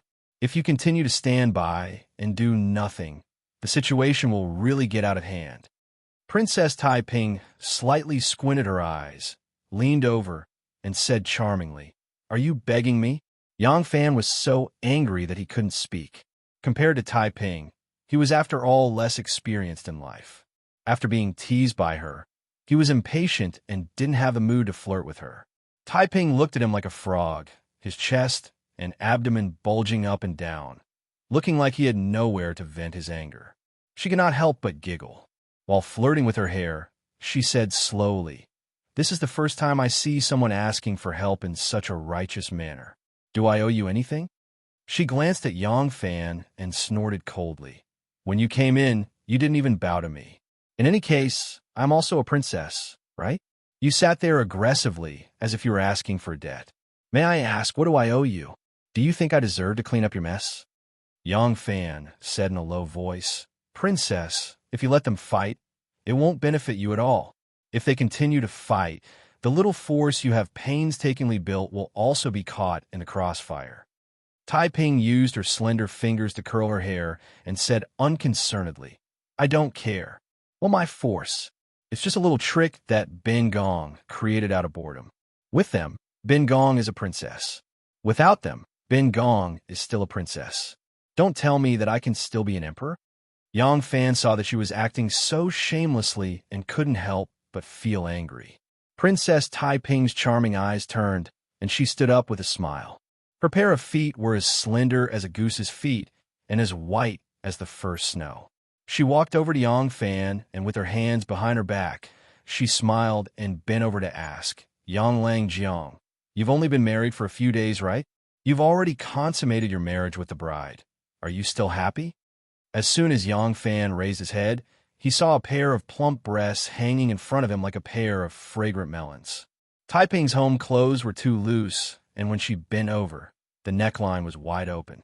The pair of plump and perfectly round breasts seemed to be affected by gravity and looked even more spectacular. Yang Fan only needed to raise his eyes, and they completely jumped into his line of sight. The impact was very strong. Yang Fan quickly withdrew his gaze and said, "Thank you for your concern. Yang Fan and my wife spent every night in spring, a man and a woman making love.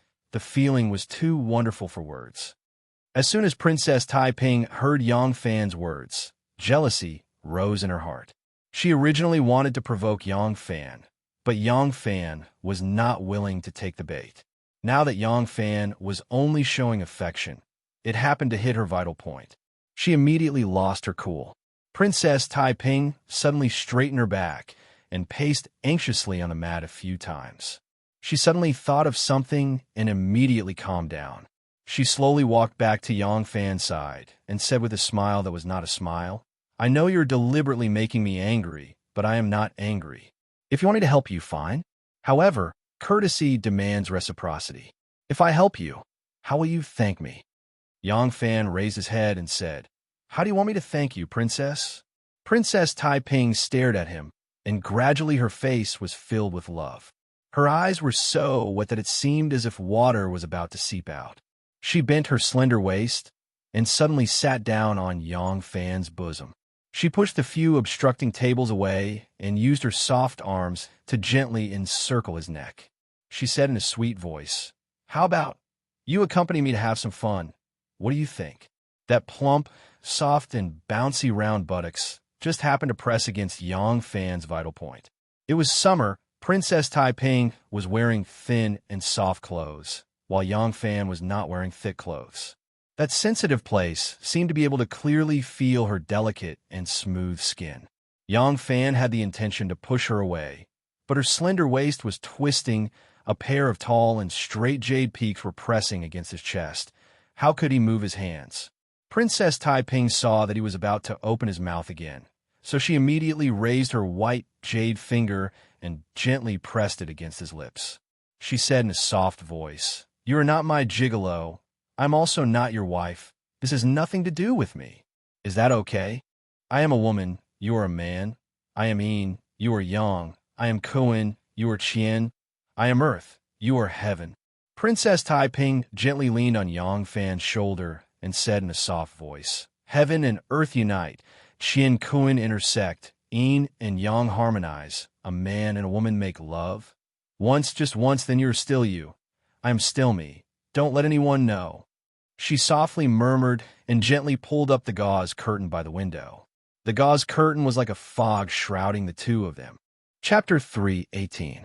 Yang Fan coldly said, Princess, do you know that your son-in-law is in the red building in front? Princess Taiping smiled coquettishly and said, Of course I know. I know everything about him. I also know that in addition to his concubines, there's also a famous prostitute that he has just redeemed from the Emerald Mist House. I don't care. He can find his pleasure, and I can find my pleasure. Well water does not interfere with river water. This son-in-law of the Wu family was originally what my mother wanted. I have already fulfilled her wish. What else do you want me to do? Princess Taiping leaned on Yang Fan's shoulder. She was so soft as if all the bones in her body had been pulled out. She said in a sweet voice, Don't tell me that you think that it is inappropriate to have sex in the daytime. You give me what I want, and I will give you what you want. We have a fair deal. We don't lose anything. What do you think? Yang Fan finally could not bear it anymore. He suddenly shook his thighs. Princess Taiping cried out, Io. Her delicate body was like a ball being shaken up. Yang Fan put his hands together and grabbed her small waist like a pair of iron pincers. He took the opportunity to put her on his legs. He raised his palm. Pa! A crisp sound was heard. Yang Fan angrily said, Can't you think of something else? Can't you think of something else? Can't you think of something else? You. Yang Fan really did not know how to scold her. When the words, Why are you so lascivious, came to the tip of his tongue, he felt that it was too hurtful. He hurriedly swallowed it back. He repeatedly said, Can't you think of something else? But his palm was not light. The strength of his palm was not small either. He only asked 4 questions and had already slapped her more than 10 times. When Princess Taiping received the first slap, she was dumbfounded. She had never been slapped by anyone since she was a child, let alone her buttocks. That place was slapped by Yang Fan, but Princess Taiping stayed there without any reaction. When she finally came to her senses, she could no longer feel any pain on her buttocks, only a numb and burning sensation. At this time, Yang Fan had slapped her buttocks. Only then would her swollen and hot buttocks feel better. Yang Fan slapped the moon a dozen times in a row, and his anger gradually subsided. Only then did he realize that with each slap, the full moon in front of him would tremble for a while, like the bright moon reflected in the water, causing ripples in the water. How could he continue slapping the moon?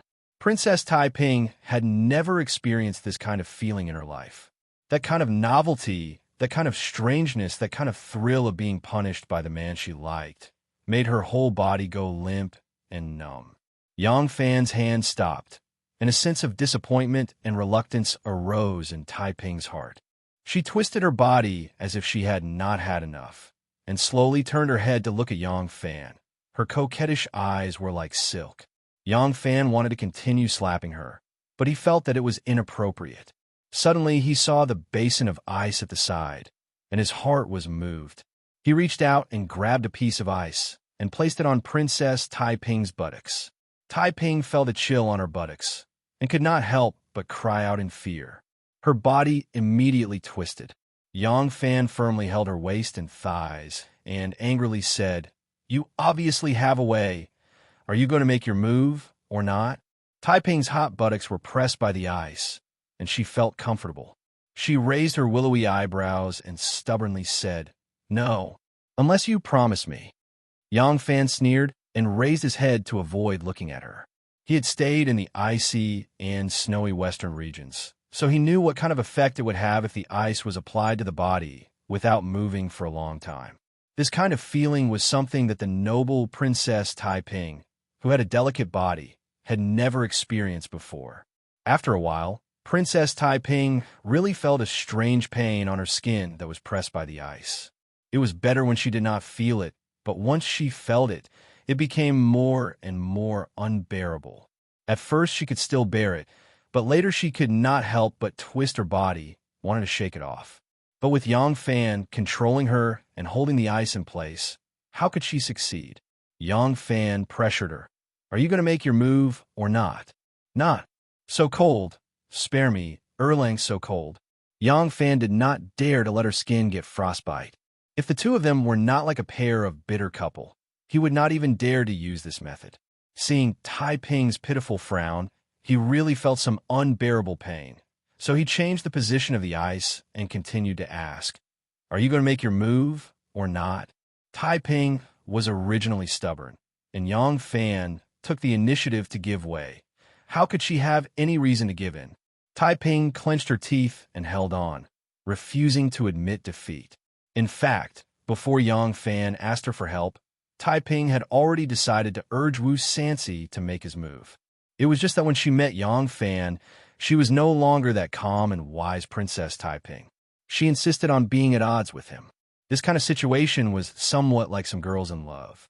As long as Taiping felt that her buttocks were unbearably cold, she would cry out in pain, ice, and Yang Fan would change the position. Because he was afraid that she would twist, Taiping's lower abdomen was tightly pressed against by Yang Fan's knee. In the beginning, she still wanted to avoid the vital parts, but later, she unconsciously took the initiative to move closer, using that to obtain bursts of pleasure. Her small waist and thighs were in the grasp of a pair of big hands. That overbearing strength, the heat on her waist, the coolness on her buttocks, and the resistance and friction under her abdomen gradually formed a kind of blissful pleasure. Taiping's moans as she twisted gradually carried a trace of charming and gentle ecstasy. Are you going to make your move or not? I don't. Taiping was obviously tortured by him, but there was a kind of indescribable pleasure. Suddenly, that pleasure came like a tide, like lightning, spreading to all her limbs and bones, finally converging into a torrent, as if her whole body was about to explode. Like a fish, Princess Taiping suddenly straightened her body, her lower abdomen tightly pressed against Yang Fan's knee. This time the force was so strong that even Yang Fan was unable to hold her down. That piece of ice that had mostly melted suddenly slipped into the crack between her buttocks. Stimulated by this, Taiping let out a scream. Her body twitched violently several times, and suddenly, like a deflated balloon, she softly collapsed on Yang Fan's lap. Yang Fan did not know what happened to her. He was afraid that she would be tortured badly. He nervously asked, "What happened to you?" Taiping felt her lower abdomen was numb. She felt an unbearable pleasure, as if a silky honey was seeping into her lower clothes. Afraid that Yang Fan would find out, she hastily struggled to free herself from his control. Lying on the mat, she panted and said, "It's none of your business. Don't touch me, I promise you." Yang Fan was ecstatic, but seeing her strange expression, the fragrant sweat on her forehead, her body was so limp that it seemed she could not move. He could not help but feeling remorseful. "Why didn't you promise me earlier?" he said. "This is beneficial to both of us," he said. "Why don't I help you up?" Are you all right? Let me help you up." This woman's mind was also very strange. She dared to face Yang Fan naked, dared to boldly tease him, but she did not dare to let Yang Fan see her embarrassed appearance, especially in this kind of situation. This woman's mind was also very strange. She dared to face Yang Fan naked, dared to boldly tease him, but she did not dare to let Yang Fan see her embarrassed appearance, especially in this kind of situation. Yang Fan calmed down. Thinking about the fight between the two of them just now, they did not seem like enemies, but more like lovers who had quarreled. He also felt somewhat embarrassed. Seeing her lying on the ground, as if she had been wronged, he said, "Since you are fine, then, I'll go back." If Yang Fan did not leave, even if he beat her to death, Taiping was determined not to get up. As soon as she heard what he said, she snapped, "Get lost. Quickly get lost. The person I don't want to see the most right now is you." Yang Fan readily followed her advice and said, Since that's the case, then, Yang Fan will take his leave. If I have offended you in any way, I hope your highness will forgive me. Princess Taiping's face was as red as fire. She said coquettishly, "Get lost. Quickly get lost. Get lost as far as possible." Yang Fan had achieved his goal. He did not mind her extremely exasperated look. He raised his hand to salute and walked out of the pavilion. Princess Taiping did not dare to raise her head until his footsteps gradually went far away and finally could not be heard anymore. Then she gently raised her head. "You little sweetheart," Princess Taiping faintly called out. Her voice suddenly became choked with sobs. 2 lines of tears flowed down her cheeks. About an hour after Yang Fan left Princess Taiping's mansion, a servant of the Princess Taiping's mansion also quietly left. He slowly turned to Bay City, chatted with the manager of a wholesale meat store for a long time, and then left with the delivery car to the store. This time, he went to Guanglu Temple. Guanglu Temple was the yamen in charge of food and wine. All things such as offering sacrifices, banquets, wine, and food were all handled by Guanglu Temple. Guanglu Temple was responsible for the food tributes that were regularly provided to the imperial court. They were also responsible for the purchase of food ingredients for the tens of thousands of people in the imperial palace. Guanglu Temple had a pastoral bureau, and there was also a dairy factory in Longmen Mountain, which provided milk and dairy products for the imperial family. When Guanglu Temple was buying all kinds of food ingredients, there was a lot of profit to be made. In addition, they were imperial envoys. When they went to the shops in the capital, it was common for them to squeeze the merchants. Therefore, this yamen was full of profit. Song Jixuan, one of the Sansi 5 dogs, was the minister of Guanglu Temple. Guanglu Temple had 1 Guanglu Temple minister, 2 Shaoqing, and 1 minister of Guanglu Temple. Song Jixuan was the minister of Guanglu Temple, and he was the link between the previous and the next, so he had the most money. But people were not satisfied. Those without an official position wanted power. Those with money wanted an official position, and Song Jixuan also wanted to go further, so he turned to Wu Sansi. Song Jixuan's calligraphy and painting were quite good, and his brother, Song Jiwen, was a famous poet in the early Tang dynasty. Although the 2 brothers were talented, their moral integrity was lacking. They both fawned over the nobles and did whatever it took to get promoted. After Princess Taiping began to develop her own power, she found that this person could be bribed, so she asked Li Yi to deliberately be kind to him. Although Song Jixuan turned to Wu Sansi, he was also worried that if Wu Sansi could not win the title of crown prince, then all his efforts would be in vain. In order to leave a way out for himself, he became Princess Taiping's secret henchman, serving Wu Sansi and obeying Princess Taiping at the same time. The servant of Princess Taiping's mansion rushed to Guanglu Temple and quietly saw Song Jixuan. After a few words, he quietly left. Song Jixuan sat in the recording room and carefully pondered for a while. Then he called a few of his trusted subordinates and asked some questions. He made up his mind. Then he got up and left Guanglu Temple, going straight to Liang Palace. Chapter 319. Song Jixuan's expression immediately changed when he saw King Liang. King Liang, something terrible has happened. Wu Sansi was shocked to see him like this. He hurriedly asked, "Why are you panicking?" Song Jixuan said, "This lowly official has always been in charge of the imperial family's banquets and food." Wu Sansi said impatiently, "I know. Hurry up and tell me what it is." Song Jixuan said, "Understood. Today, the minister invited Zhou Xing and a few of the imperial family scions to a banquet. While they were drunk, this lowly official's men happened to overhear." The minister Song Jixuan was referring to was Wu Qingxi. Wu Qingxi was the oldest male in the Wu clan, so it was only natural that he would take on the position of minister. The minister was an official who was in charge of the internal affairs of the imperial family. He could be a member of the imperial family, or he could be a relative of the imperial family by marriage. He could even be a minister with a different surname. However, the position was usually held by a senior member of the imperial family, and most of them were prominent officials of the imperial court. Wu Qingxi was the minister of the current Great Zhou Empire. The scions that Song Jishuan mentioned were naturally the scions of the Wu clan, and not the Li clan.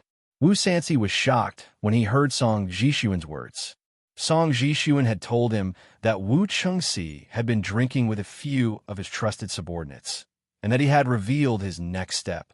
However, he hadn't noticed that a minor official from the Guanglu Temple, who had come to deliver the imperial wine, hadn't left yet. This minor official was Song Jishuan's trusted aide. Song Jishuan said, after getting drunk, Wu Chengxi had proudly declared that the Li faction had been utterly defeated by him, and that the imperial court still needed hundreds of officials to maintain order. If they continued to fight, the emperor might step in to stop them. Thus, it would be better to let the Li faction go and deal with King Liang instead. He wants Zhou Xing to fabricate evidence to implicate Wu Sansi's faction and label them as rebels. Now that the officials supporting Li Sansi are greatly weakened, they can only protect themselves and can't do anything to him. As long as Wu Sansi is defeated, the Son of Heaven will have no choice but to make him the crown prince.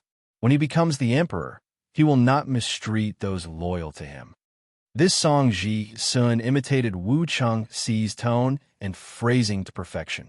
In order to gain Wu Sansi's trust, he even made up a list of rewards for Wu Chengxi after he ascended to the throne.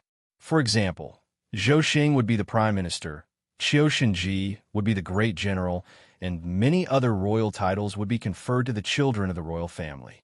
The Wu clan's nephews that he listed were all close to Wu Chengxi.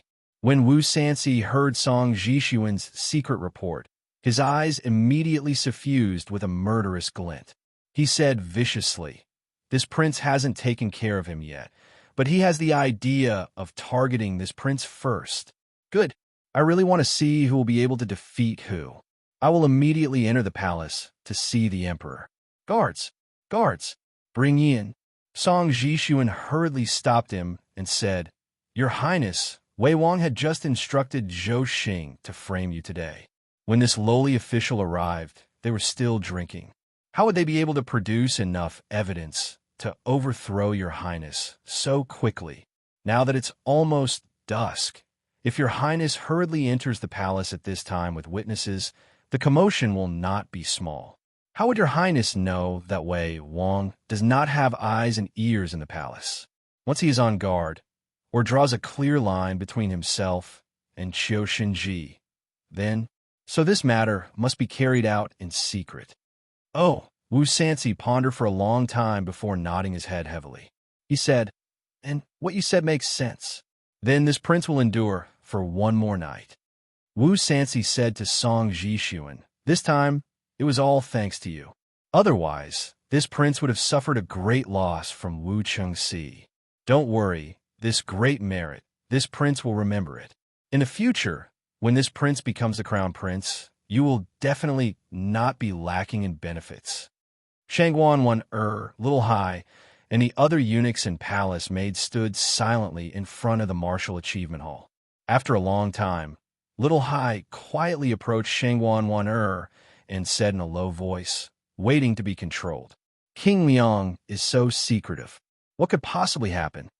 Ever since the word Zhao had offended Wu Zetian's name, the imperial court had changed the word to Shangguan Wai Zhao naturally became Shangguan Wai Ji. Shangguan Wan glanced at him and said indifferently, "When working before the emperor, don't ask what you shouldn't ask, don't listen to what you shouldn't hear, and don't know what you shouldn't know even if you do know." "Yes, your Highness." Little Hai lowered his head and quietly retreated. Shangguan Wan thought to herself, the situation in the imperial court is extremely grim. For Wu Sansi to request an audience with the emperor at a time like this, and to make a secret memorial at that, I fear that the storm in the imperial court will become even more dangerous. In any case, Lang Jun is only a general in charge of the palace's security. No matter what happens, my Erling won't be implicated. At a time like this, I should be even more careful so that I don't get dragged into this mess and make Erling worry for me. Just as Shangguan Wan was thinking these things, Wu Zetian's somewhat austere voice came from the hall. "Wan?" Shangguan Wan was startled. She hurriedly replied, "Your subject is here." She immediately rushed into the hall and saw Wu Sansi bowing in front of Wu Zetian. The lotus and phoenix porcelain bowl in front of Wu Zetian had already fallen onto the carpet in front of the table. The bowl didn't break, but the lid was broken in half. Shang Wan had rarely seen Wu Zetian lose her composure like this. She was even more startled. She hurriedly bowed and stood still. Wu Zetian said, "Have the inner guards and the 100 horsemen each send 10 people to follow Wu Sansi back to his residence to bring one person back to the palace to see me." Shang Wan was bewildered, but her face was still calm and indifferent. She replied, "Yes, your highness." Wu Zetian said, "Summon Lu Shurda and Lai Junshin to the palace to see your highness." "Yes, your highness." Although Lu Shurda spent most of his time at the border, as a high-ranking military official, he also had his own residence in Luojing. His residence was in Shishan Square. It was considered a pair of close neighbors with Yang Fan of Shishan Square. Pass down the decree. Wu Yi will take over the defense of the 9 gates. Li Duizhua will take over the defense of the palace. The inner guards and the dragon guards are to immediately assemble and await orders. Without Jin's personally written edict and the tiger seal, they are not to act rashly. "Yes, your highness." This time, Shang Wan'er's voice finally became nervous. Seeing that Wu Zetian had no other instructions, Shang Wan hurriedly turned and left. Wu Sansi bowed to Wu Zetian. Wu Zetian waved her hand, and he followed Shang Wan out. After they all left, there was only Wu Zetian left in the hall. Wu Zetian's face was full of fatigue. Even the most outstanding female ornament official could not use exquisite makeup to conceal her aged appearance. She was silent for a long time. In a low voice, she shouted, "Guards!" There was originally no one in the hall. All the attendants had been driven out when Wu Sansi reported the secret. But as soon as Wu Zetian's voice fell, four people suddenly came out from behind 2 pillars. They were dressed in martial attire and carried swords on their shoulders. They stood solemnly in front of her. Wu Zetian ordered, "Secretly control the residences of Wu Chengxi, Qiuxinji, and Zhouxing. If there are any suspicious movements, kill them on the spot." The 4 warriors in martial attire with swords on their backs bowed to her. Without a word, they turned around and disappeared again. Shanghai Wan'er personally arranged for Huang Xuchong, Zhang Shitong, and 10 other warriors of the 100 cavalry, as well as Gao Ying, Lan Yiqing, and 10 other female guards to follow Wu Sansi back to fetch the people. When these 20 fully armed people arrived in front of them, Wu Sansi cupped his hands toward Shanghai Wan'er and said with a smile, "You are welcome." Shanghai Wan'er looked at their backs as they hurriedly left. Her heart was uneasy. Ever since she came to be by Wu Zetian's side, she had never seen Wu Zetian so cautious. She still did not know what had happened, but she knew that something major must have happened. Being in the middle of it all, how could she not be on guard? Shanghai Wan'er was about to go back and reply to Wu Zetian. She had not gone far when she saw Yang Fan leading a group of Yulin guards hurriedly walking over. The 2 of them bumped into each other. Under the watchful eyes of the public, they could not reveal their personal relationship. Yang Fan stopped and respectfully bowed to her. Shanghai Wan'er waved her hand, and the 4 little servants behind her immediately retreated a few steps. Seeing this, Yang Fan hurried forward a few steps and walked to her side. Wan'er said in a low voice, "You brought so many people. What are you going to do?" Yang Fan said, "Wu Yi ordered to strengthen the security in the palace. He told me to bring people to the armory to move the crossbows and fortify the palace." As Yang Fan said this, he showed her a talisman given by Wu Yi. The palace defense of the palace was usually only equipped with close-range weapons. They were not allowed to distribute bows and arrows or heavy crossbows. These things were stored in the armory and could not be used unless there was an order. But at this moment, they actually wanted to take out the bed crossbows and other heavy long-range weapons to equip the palace defense. Yang Fan knew that something big must have happened. For them to be so nervous, could it be that someone was plotting a rebellion? Shang Wan'er could see the confusion in his eyes. She shook her head lightly and said, "I don't know what happened either. Today, Wu Sansi suddenly asked to see everyone and asked everyone to leave. After that, Everyone gave a series of orders. Shanghai Wanner revealed the edict that Wu Zetian had issued to Yang Fan. She said with concern, "Something big must have happened.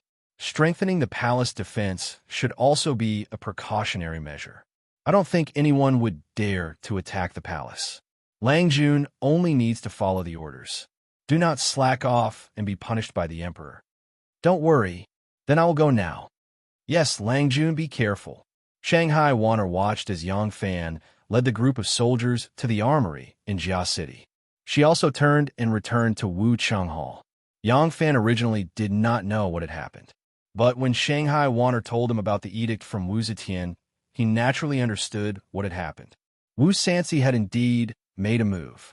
Wu Qingxi was the prime minister, prince, and minister of the imperial court. He had many henchmen in the palace and court.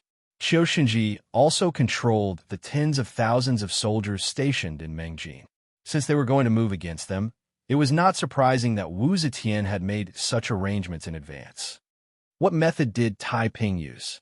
This woman is really... As Yang Fan walked, he thought of Princess Tai Ping and could not help but admire her. The current emperor was a heroine, but her two sons, the current crown prince and the prince of Luling of Fangzhou, were said to be very mediocre and cowardly. Who would have thought that they would give birth to such an amazing daughter? In front of others, she was a graceful and noble princess of the Tang dynasty. Behind the scenes, she was a strategic and resourceful female Zhuge. But why is it that in front of me, she is like an unsatisfied woman in her boudoir, always thinking about sex?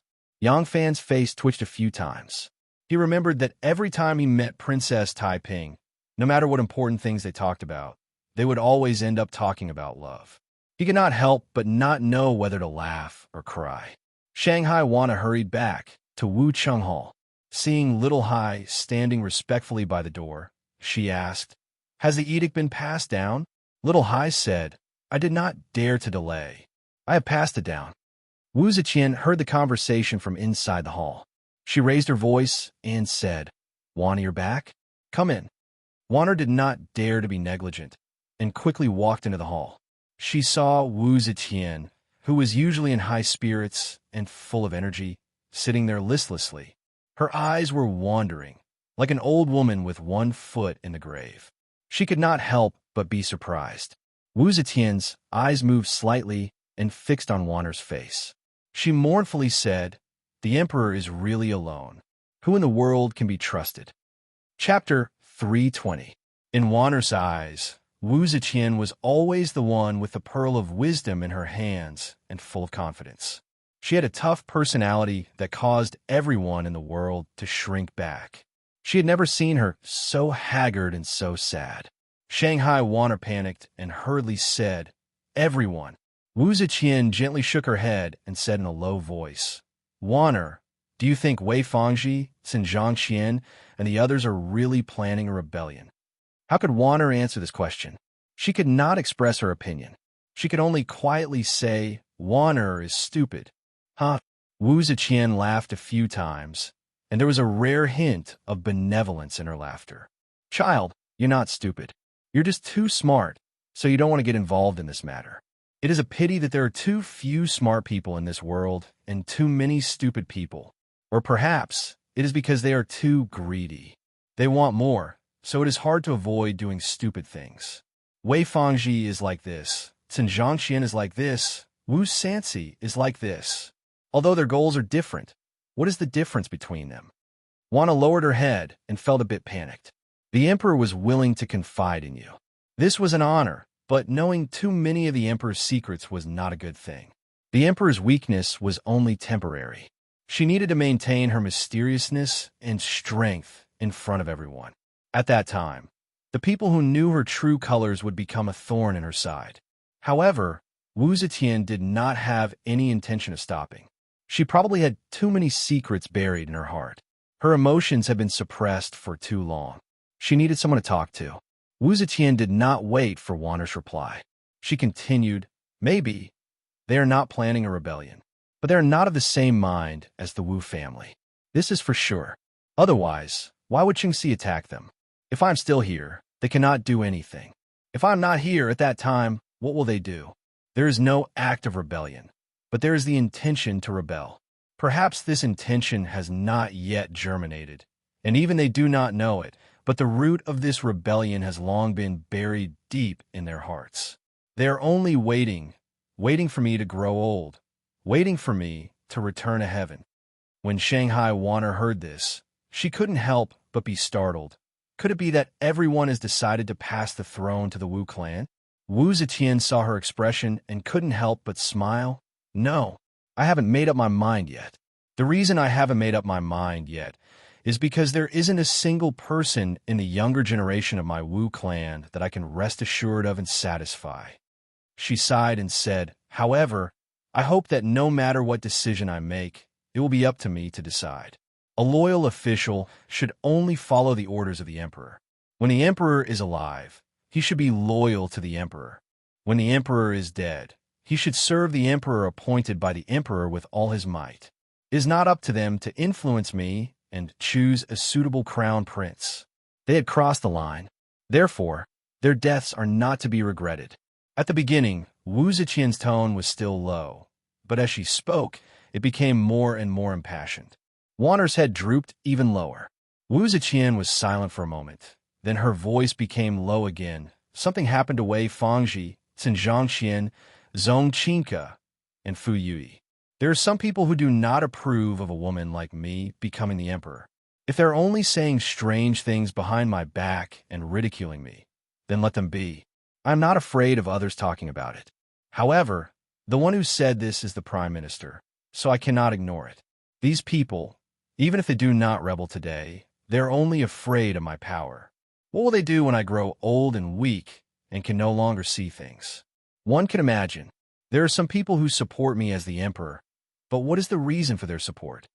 Wu Ziqian's voice carried a trace of bitterness. I thought that they would be loyal to me, right? But that is not the case. They only want to climb higher, become more officials, and get more money. Wu Ziqian slapped the table and angrily said, the Zhou dynasty that I built with my own hands. The civil and military officials in the court are either plotting and plotting, waiting for me to die early so that I can restore Li Tang's empire, or they are corrupt, selling official titles, and now they are the so-called loyal officials who are destroying my empire. My Zhou dynasty, there are so many loyal officials. Some are digging my grave right now, and some are patiently waiting to dig my grave in the future. Tell me, with so many loyal officials, if I don't kill them, when will I do it? Everyone. Wanner heard the sadness and helplessness in Wu Zetian's voice, but she only softly called out, not knowing how to comfort her. Wu Zetian gently closed her eyes. After a moment of silence, she quietly said, greedy, selling official titles. If that is all, then it is fine. But there are still some loyal officials who, in order to control the military and become the crown prince, betrayed my empire and invited the wolf into the house. Everyone is saying, Lu Shirda is very diligent in governing the western region. With him, I do not need to worry too much about the western region. Qiu Shinji, in order to get rid of this stumbling block, controlled hundreds of thousands of elite troops and leaked the secret to the Turks, inviting the enemy to invade my empire. Wanner, she softly exclaimed. On the contrary, Wu Ziqian was still calm, probably because she had just vented her anger, as if she was talking about something unrelated. At this time, Xiaohai suddenly appeared at the door and carefully said, everyone, King Di requests an audience. Wu Ziqian slowly sat back on the table and ordered, invite the King Di in. By this time, her face had miraculously recovered its former composure, confidence, loftiness, and nobility. The higher one's status, the more masks they wore, living under a mask for the rest of their lives. The high and mighty emperor wore no fewer masks than they did. Subject D, Renjia greets your majesty. D. Renjia held a bag in his hand, his expression grave. D. Renjia saw the prime ministers go to jail one after another and became anxious. But now, he was riding on the back of a tiger, unable to advance or retreat. Zhou Xing greatly expanded the prison. Every prisoner he caught was subjected to indiscriminate torture, forcing criminals to accuse even more officials. Perhaps within a few days, he would be accused of being an accomplice in the rebellion. The emperor's attitude towards this was rather warm, as if he was indulging in it. Drunken could not even protect himself, so how could he save his colleagues? Helplessly, Drunken could only use the bag of evidence that Yang Fan had given him about Qiu Xinji framing Blacktooth Changji. He knew that Wu Chengxi was powerful at the moment, and it would be difficult for this evidence to implicate Wu Chengxi. Qiu Xinji might even find some excuse of misbelieving others or wrong judgment to absolve himself. Now was not the best time to use this evidence, but it was the only weapon he could use at the moment. He no longer hoped to use this evidence to bring down Wu Chengxi. Now, he only hoped to use this case to shift the focus of the court's attention to this matter, thus cooling down the current heated political struggle. But no matter what, he did not expect that Wu Sanxi would present another piece of evidence against Qiu Xinji today. And that was something the emperor could not tolerate no matter what. To attack a political enemy, to betray the emperor's country. Wu Ziqian calmly finished looking at the evidence, gently put it to the side, and gently closed her eyes. Wu Ziqian's behavior was beyond Drunken's expectations. Drunken couldn't help but say, "Your Majesty." Wu Ziqian raised her hand to stop him and said in a low voice, "I know. I will let Lai Junshin investigate this matter. I am very tired now. You can leave first." When Drunken heard that he would let Lai Junshin investigate, he knew that Wu Ziqian believed at least 70% of the evidence, which saved him a lot of trouble. He knew that Qiu Xinji was a confidant cultivated and promoted by Wu Ziqian, and he trusted him very much. Every time Wu Ziqian went out, it was Qiu Xinji who was responsible for the important guard duty. Originally, he was worried that it would take a lot of effort to get the emperor to accept this evidence. So he let out a sigh of relief and said, "Your Majesty, take care of yourself." After Drunken left, Wu Ziqian smiled as if she had lost something. She said to Warner, "I am old. Without your help, I don't have the energy to deal with the affairs of the state." Haha, Shui Huai, he wrote the Great Cloud scripture and said that I am a Buddha, but I am a Buddha. I don't have 1,000 hands and 1,000 eyes to see everything in the world and manage everyone in the world. I also don't have a pair of eyes to see the hearts of the people in the world. My eyes, ears, and feet are the civil and military officials, but the civil and military officials are not of the same mind as me. What do you think I should do? Wana lowered her head and didn't speak. Wu Ziqian slowly stood up with a cold smile on her lips. She said coldly, "Then, I will use human blood to wash their hearts. I will see if their hearts are black or red." That voice was like metal and stone, with a hint of murderous intent. Yan was secretly brought from Wu Sanxi's residence to the palace. Yan's days in the Liang Palace were not bad, except that he couldn't have freedom. Every day, he ate, slept, and ate. His meals were provided according to the standards of the Liang Palace's second steward. After a period of time, he had actually grown fat. Fortunately, his appearance had not changed.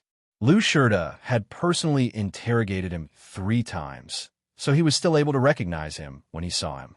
When Wu Ziqian saw Lu Shirda looking at Yan in shock, she said, "Minister Lu?"